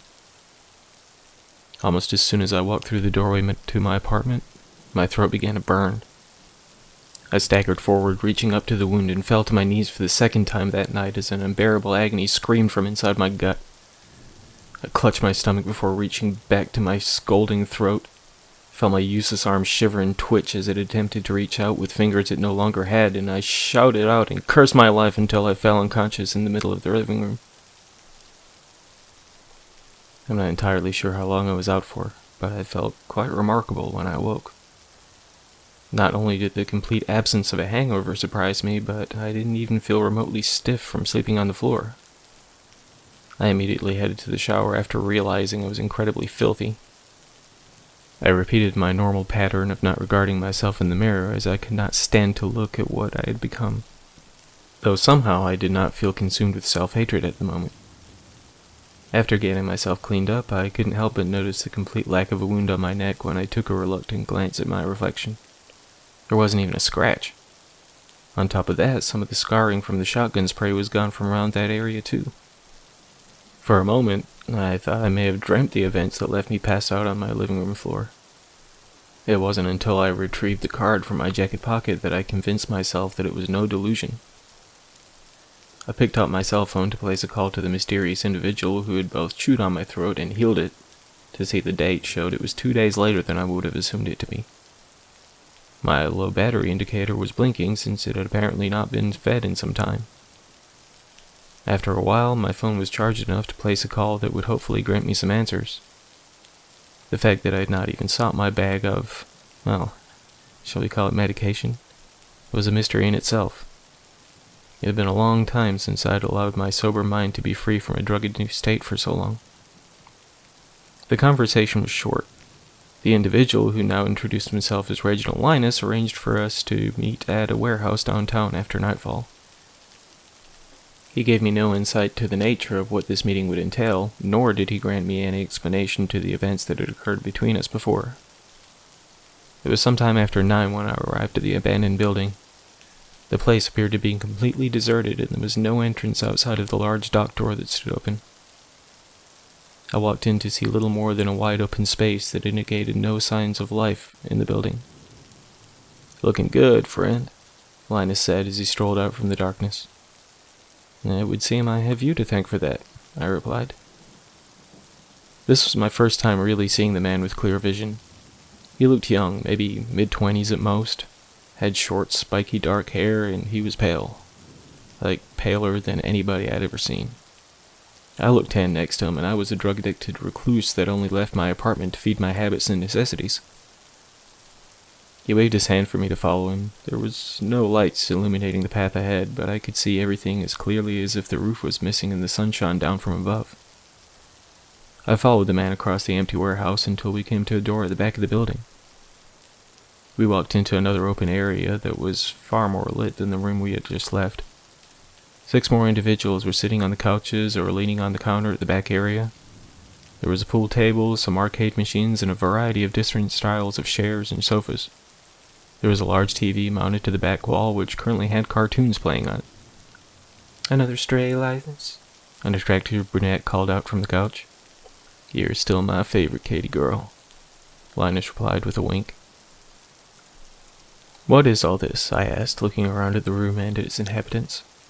There was a tall, muscular, bald man at the bar, a pretty African-American girl beside the brunette on the couch, 2 thin, brown-haired men who looked a little older than 18, and another man whose face I could not see as he had his head down on the bar. I could assume that the brown-haired kids were twins, or at least brothers, as they favored each other greatly. Everyone but the guy passed out on the bar stared at me with a host of suspicious expressions on their face. "This here is my coven," Linus said with his arms spread out beside him.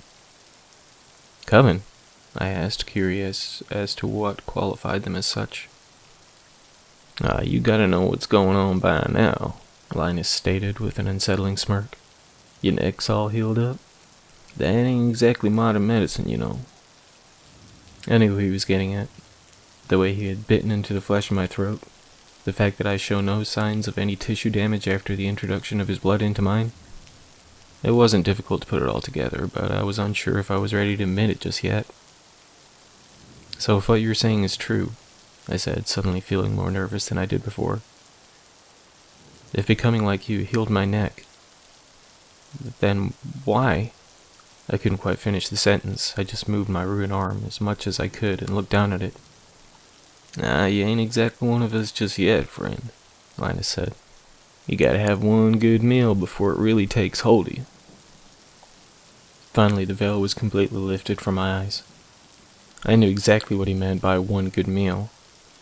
Maybe I was fooling myself to think that one little blood transfer would put Humpty Dumpty back together again. "So, if I have one good meal, as you say, will it make me whole again?" Ain't exactly that simple, friend, Linus said after studying my face for a moment. Those injuries are long since healed, you see? Yeah, of course not, I thought. I hung my head as the sadness began to creep up on me again. I wasn't completely sure if I was willing to go to such lengths to feed on another person to repair my broken body and mind, but I had hope for a moment. Said it ain't as simple as taking your first bite, friend. I didn't say it wasn't doable. Huh? I replied, genuinely lost for words. Those wounds are old, kid. You want a new arm out of the deal, you gotta make them new again. What, how would that work? A lot easier than you think. Of course, if you ain't interested, you can just turn right back around and you'll be back to your old self before you know it. My thoughts were scattered. Was it really possible I could be my full self again? That I could possibly regain some manner of a grip on my old life? Would my necessity to feed on the lifeblood of others be a burden I could live with? Questions. Too many questions. What about what I owe you? I continued, fearing that I would be getting in more debt to this man. Yeah, we'll get to that soon enough. I mean, would this add to that? I felt selfish in my request, but I already feared what my payment would be for just a taste of the life I could have. Yeah, this one's on the house. Besides, you ain't no good to me like that. So, when? I mean, how? What do I need to do? Does that mean you're in? He asked, tilting his head and giving me a sideways look. The temptation was too great. My life had been meaningless for so long. I couldn't bear the idea of returning to the needle in the bottle just to be able to barely cope with the burden of life. Whatever it takes, I didn't care anymore. I am, I replied, holding my head up, mimicking pride in my decision. When can we start? No time like the present, Linus smiled with sinister purpose in his eyes. He gave a nod to the big guy at the bar. The hulking man walked over to me and wrapped his thick arms around my body and left arm. I struggled to break free, but his strength exceeded my own. What the hell? I exclaimed. Katie girl, be a dear and go fetch something from the pantry for our new friend, Linus said without acknowledging my outburst. The brunette lifted herself from the couch and headed towards the door on the left. After a few moments, she returned, pushing a gurney with an older man strapped to it. He appeared unconscious and had some kind of drip running to his arm that led to a bag of clear fluid. Linus walked up to me and looked me in the eye. I still struggled against the beast who had his meat hooks around me, but my efforts showed absolutely no reward. You want it quick, or you want it easy? Linus asked. What? I started, feeling my heartbeat race as though it wanted to burst through my chest. Want what? To be whole again, he said, raising his eyebrows. I guess quick? I was hoping you'd say that, Linus said with a wink. Before I could even think about saying another word, he grabbed my arm with his right hand. He pulled it out to the side and reared back with his other hand. He slammed his open palm into my shoulder, causing me to scream out in agony as I felt the bone dislocate. He then grabbed my limb with both hands as he spun to face away from me with my outstretched arm held behind his head as though we were about to cast a fishing line into a still lake. With one quick motion, I felt the damaged and scarred tissue of my shoulder tear apart as he heaved his grip forward, detaching my appendage from my torso. I shouted out from the disbelief and horrified shock of my arm being torn away from me. I felt my legs give out as the large man behind me held me in place. Linus threw my limb to the floor and dug the fingernails of both of his hands into the remaining shredded meat of my shoulder before tearing away the tissue that remained. Don't go passing out on me, he said, pulling the gurney towards where I was barely hanging on to my ability to remain conscious. With one swipe, he tore apart the throat of the old man that lay before me, and the one who held me upright pushed me down so that my mouth would make contact with the gushing wound. Drink! Linus screamed out. New instincts took over, and I buried my face deep into the tattered open throat and allowed the dark blood to spray into my gaping maw. As I drained the old man, I felt new life blossoming within me. Pure, exhilarated ecstasy rushed through my veins as I ingested the thick fluids. I had never felt so alive. I felt no pain. I felt no suffering. No meal that had ever graced my lips before this day fulfilled me as much as this one singular moment. Over the hour or so that passed after the brutal removal of my tarnished limb and the subsequent meal that followed, I found myself lost for words. The ground beef that rested where my shoulder and arm used to be had already stopped bleeding, and I felt a heavy pulsing on my right as the tissue had already begun to regrow. Once I found my voice again, I looked up at Linus from where I sat on the floor. "What was the easy way exactly?" I asked with a weary smile. "Yeah, we would have put you out for a bit and cut it off with a hacksaw," he said with a shrug. We just stared at each other for a moment before he burst out laughing so hard his eyes began to water. "How the hell is that easier?" I asked, joining him in a loud belly laugh. "Easier for you. Shit ton more work for us," he replied, wiping tears from his eyes. As the night progressed, Linus explained the nature of my debt to him. I would be required to join his coven and shed the life I lived before. He seemed to think this would be a much tougher pill to swallow than it actually was. I had long since abandoned the life I used to cherish, so there would not be much of an adjustment on that particular front. As we continued to discuss my new circumstances, he explained that my arm would begin to rebuild itself over the course of the next week or two. It would take time for it to fully take shape again, but time would seem far less relevant now. We took a brief tour of our shared living space, and my new coven introduced me to what they called the pantry. It was a wide room that held victims that they would induce into a coma. Essentially, they stored food in there as a squirrel would stash away meals for the winter. It was an efficient way to ensure they would never go hungry during the times of year when far less people walked the streets at night. Linus told me he would teach me to hunt and to feed. He would also show me how to use the abilities I would manifest soon after my transformation, and even how to defend myself against those who would hunt our kind. Though all of the information I was given was a lot to take in, I only asked one question in return. "Will I be able to paint again?" "Don't see why not," he shrugged. "Place could use a bit of decorating anyway." As the months that followed went by, I found it surprising how little a toll it took on me to end the lives of others to feed my thirst. I tried to avoid feeding on those who appeared to have lives that were worth holding onto, but I wasn't especially picky when the hunger hit. As Linus requested, I left what little I had of my old life behind. I did begin to paint again with my newly formed limb. It proved even more talented than the one I had lost, and the money that quickly poured back in spruced up our little warehouse quite nicely. Some reviews of my work would even mention that I was capable of the most vibrant shade of red they had ever laid eyes on. My new agent respected my desire for anonymity as much as my old one had, and I insisted to my roommates that she stay off the dinner table, so to speak. The fact that they benefited from my work as much as I left them little reason to argue against my requests. We even began performing some construction on the old mill to add some levels underground. This would be a vast undertaking that would take many years to achieve, but we weren't getting any older. Before too long, we had a veritable mansion that led 4 stories beneath the earth. I assisted my coven in finding new recruits over the years, and we had increased our numbers 3-fold before we knew it. As time passed, Linus spoke of an uprising that could potentially occur someday soon against the elders who looked on our kind as little more than animals. I assured him that I would stand by him if a fight were ever to arise. He had become a close and dear friend, as had the other members of our group. Though my greatest passion still lay upon the canvas, my life felt so much more fulfilled than it had not so long ago. I never could have predicted that I would find the most happiness I had ever known after my soul was set free from my now immortal shell.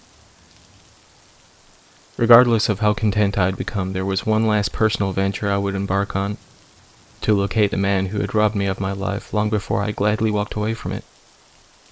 "Why are you wasting your time on that, friend?" Linus would ask from time to time as I made my weekly jaunt into the night alone. "Is the last part of my old life that I still have been unable to shed."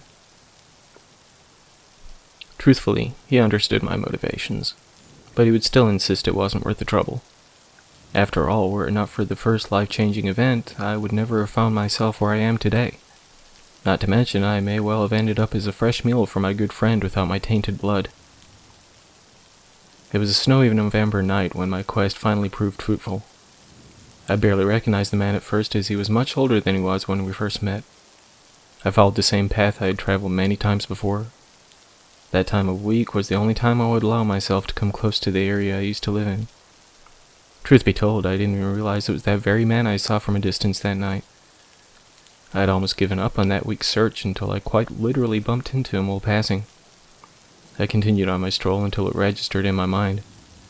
I quickly sped back and leapt on him from behind. His head met the concrete and he went out like a light. So I took the opportunity to carry him back to the very alley at which he tore my dreams from me. It was our special place, after all. I watched over him until he awoke, and when he came around, I had a little talk with him. He begged for his life after he accepted that I was who I claimed to be, after I pulled the watch from my wrist to offer him once more. It was the same model that his shotgun had destroyed, along with the hand which held it. The years had not been kind to the man. I ran a finger across the gash the ground had left in his head and sampled the blood that leaked out. Linus had been correct in his distaste for how the drugs affected the flavor. Perhaps I would leave this individual to dwell in the misery of his own making after all. It wasn't until I turned to leave the alley with the full intention of never returning again that a question dawned on me. How had I not paid attention to this the first time we met, I wondered. It could have just been the shock of the gun that was trained on me that caused me not to notice this one simple thing. I turned back to the wretched man who still wept on his knees. "Before I go, would you be so kind as to answer a question for me?" I asked as he stared up at me with eyes that swelled with fear. "Are you left-handed, or right? As a good friend once told me, fair's fair and all that."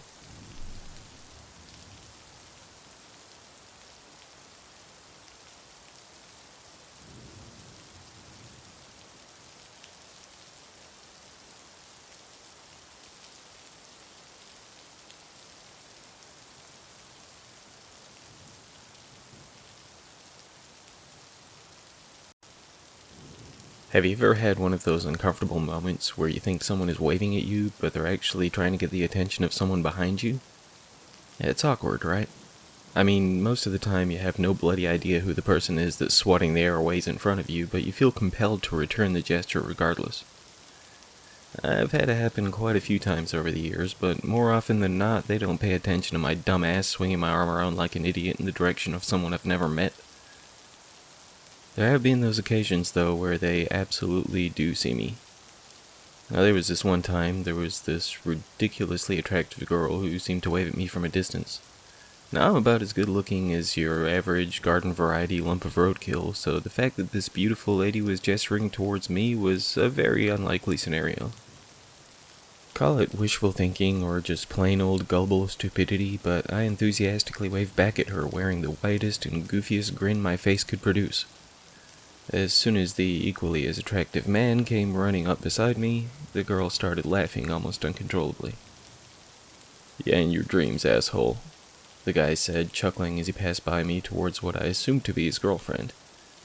I proceeded to do what anyone would in this situation, pretend my wave was no more than a misread stretch to scratch the back of my head while looking around to see if anybody else had noticed.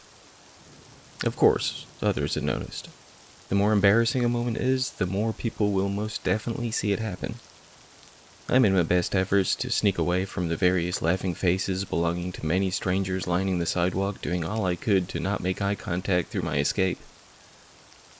So, as I'm sure you can guess, I found myself returning a wave to a new stranger recently. I was just casually sitting on a bench in the park, chewing away on my fresh Philly cheesesteak when I caught a figure waving out of the corner of my eye. My numerous awkward experiences in the past left me with more self-awareness, and I would not just leap at the opportunity to assume I was the lone target of any distant waves. After giving a complimentary scan of the environment around me, I saw nobody who appeared responsive to the weird guy who flipped his outstretched hand around in the air. I still wasn't convinced it was indeed towards me he was gesturing, but I honestly felt bad for the guy, so I reached out my arm and returned his wave. There we were, the two of us, just waving away at each other while others passed by. A couple of people gave me strange looks as they strolled by, but none of them seemed to respond to the guy who started all of this in the first place. After a moment, another stranger sitting on a bench close to the weirdo who flapped his hand around at me looked up at me from the book he was reading. He glanced from side to side before giving me a small wave, with a confused expression on his face. I quickly put my hand back down and stared deeply at my half-eaten sandwich. I allowed my eyes to lift slightly to see the guy on the bench had returned back to what he was doing. The other man was still just standing there waving at me. He was definitely looking straight at me while he undulated back and forth with his wrist. It wasn't until then I realized how out of place he looked. He was wearing a long trench coat buttoned all the way to the top. He also had a scarf tucked into the collar of the coat, a thick woolen hat on his head. He even had a little fluffy pom-pom on top. This wouldn't seem all that strange if it wasn't for the fact that it was the middle of June. It was probably a good 85 to 90 degrees at the time, if I had to guess anyway. I was wearing a thin tank top, cargo shorts, and flip-flops.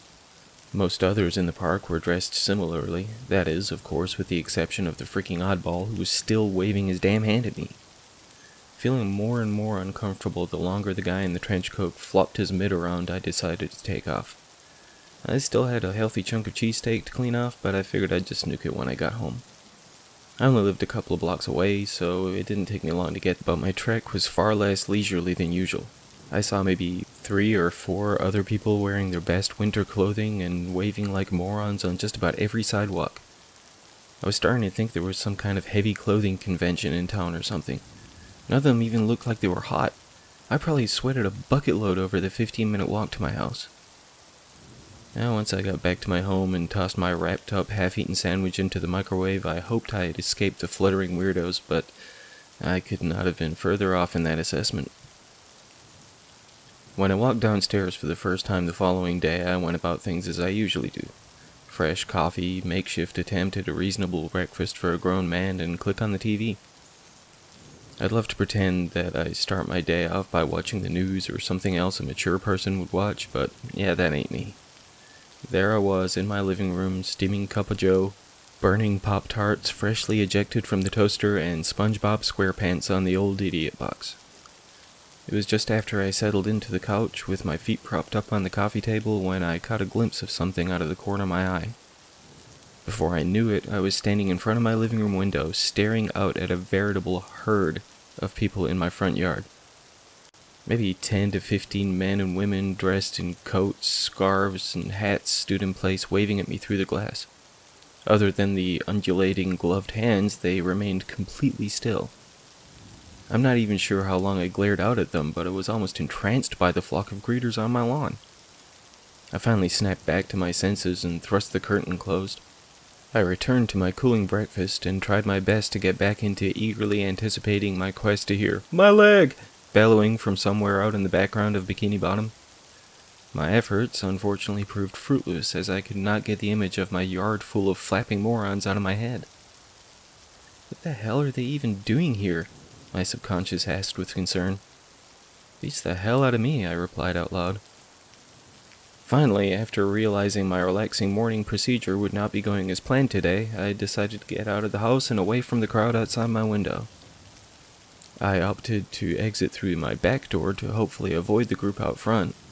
It annoyed me to have to sneak around my own house to get to my car, as if I didn't want my folks to know I was breaking out to go to a party or something.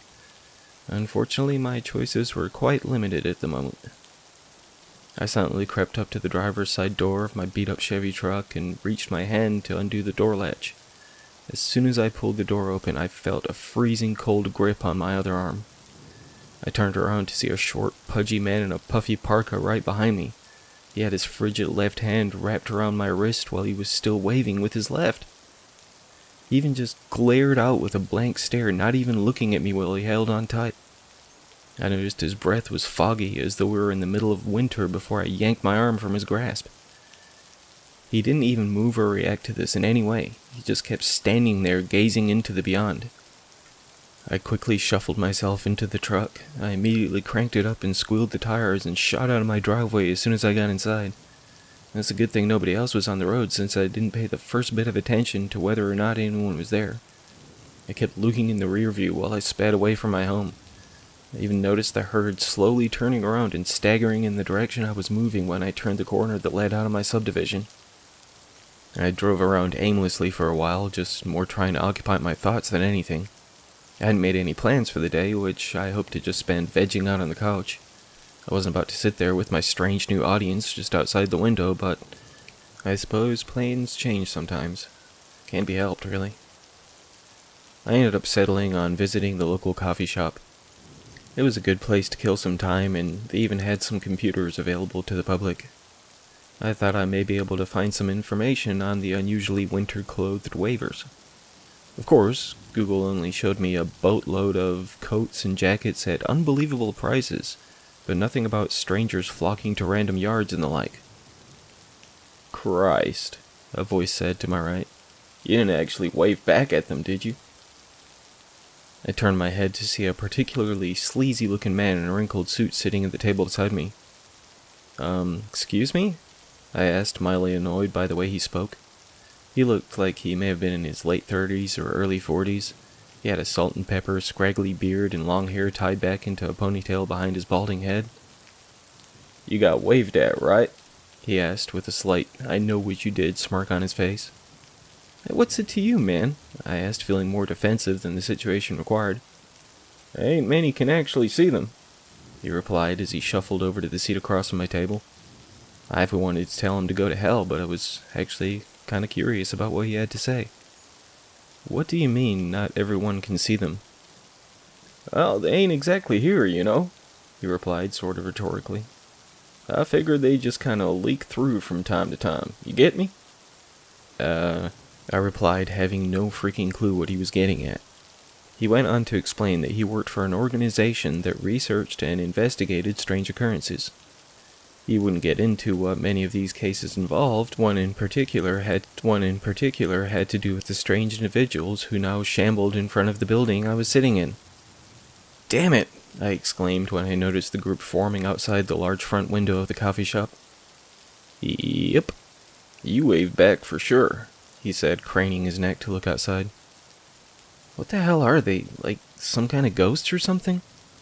Not exactly," he replied, still studying the herd. "As close as we can figure, they're, trapped between the planes." "Planes?" I asked.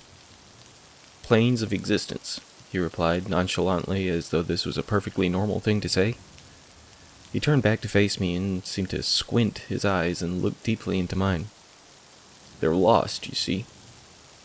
Whether they're from our dimension or another, they just can't find their way back. You with me?" I think so," I replied, though I was with him about as much as a possum was with the grill of the truck that just struck it dead. "Think of it as sort of a sickness," he began again. "They're locked in a single moment while attempting to cling on to anything tangible." I just stared at him with my mouth hanging halfway open. "We don't know why some people can see them while others can't, but if they get someone to acknowledge them, they cling to them like a damn virus." "So what? I waved back at them and now they're gonna, follow me around like a lost puppy for the rest of my life?" "Nah," he replied. "As long as you keep ignoring them, they'll wander off soon enough. Just give it a week or two." I let out a long sigh. For a moment, I thought I was stuck with my own entourage of overdressed weirdos. "Thank God," I said with a relieved chuckle. The stranger got back to his feet and clapped his hand across my back. "Just don't tell anyone about this, yeah?" "Oh, I won't," I replied. Last thing I wanted was anyone thinking I was nuts for seeing people that weren't there. "Just be sure you never let 'em touch you," he said as he made his way to the exit. I'm not especially proud of how long it took for that last sentence to register in my brain. Maybe I was still caught up in the momentary jubilation that this strange ordeal was almost over. Perhaps I am really just a singularly stupid individual. Who knows? Luckily, by the time it dawned on me, the stranger in the wrinkled suit had not yet escaped the coffee shop. "Wait!" I called out, getting to my feet. He turned to face me with one arm outstretched towards the door handle. So what happens if they touch you?" I asked before taking a quick glance at my left wrist that still bore a bruise-like handprint. "Ah, damn it, kid."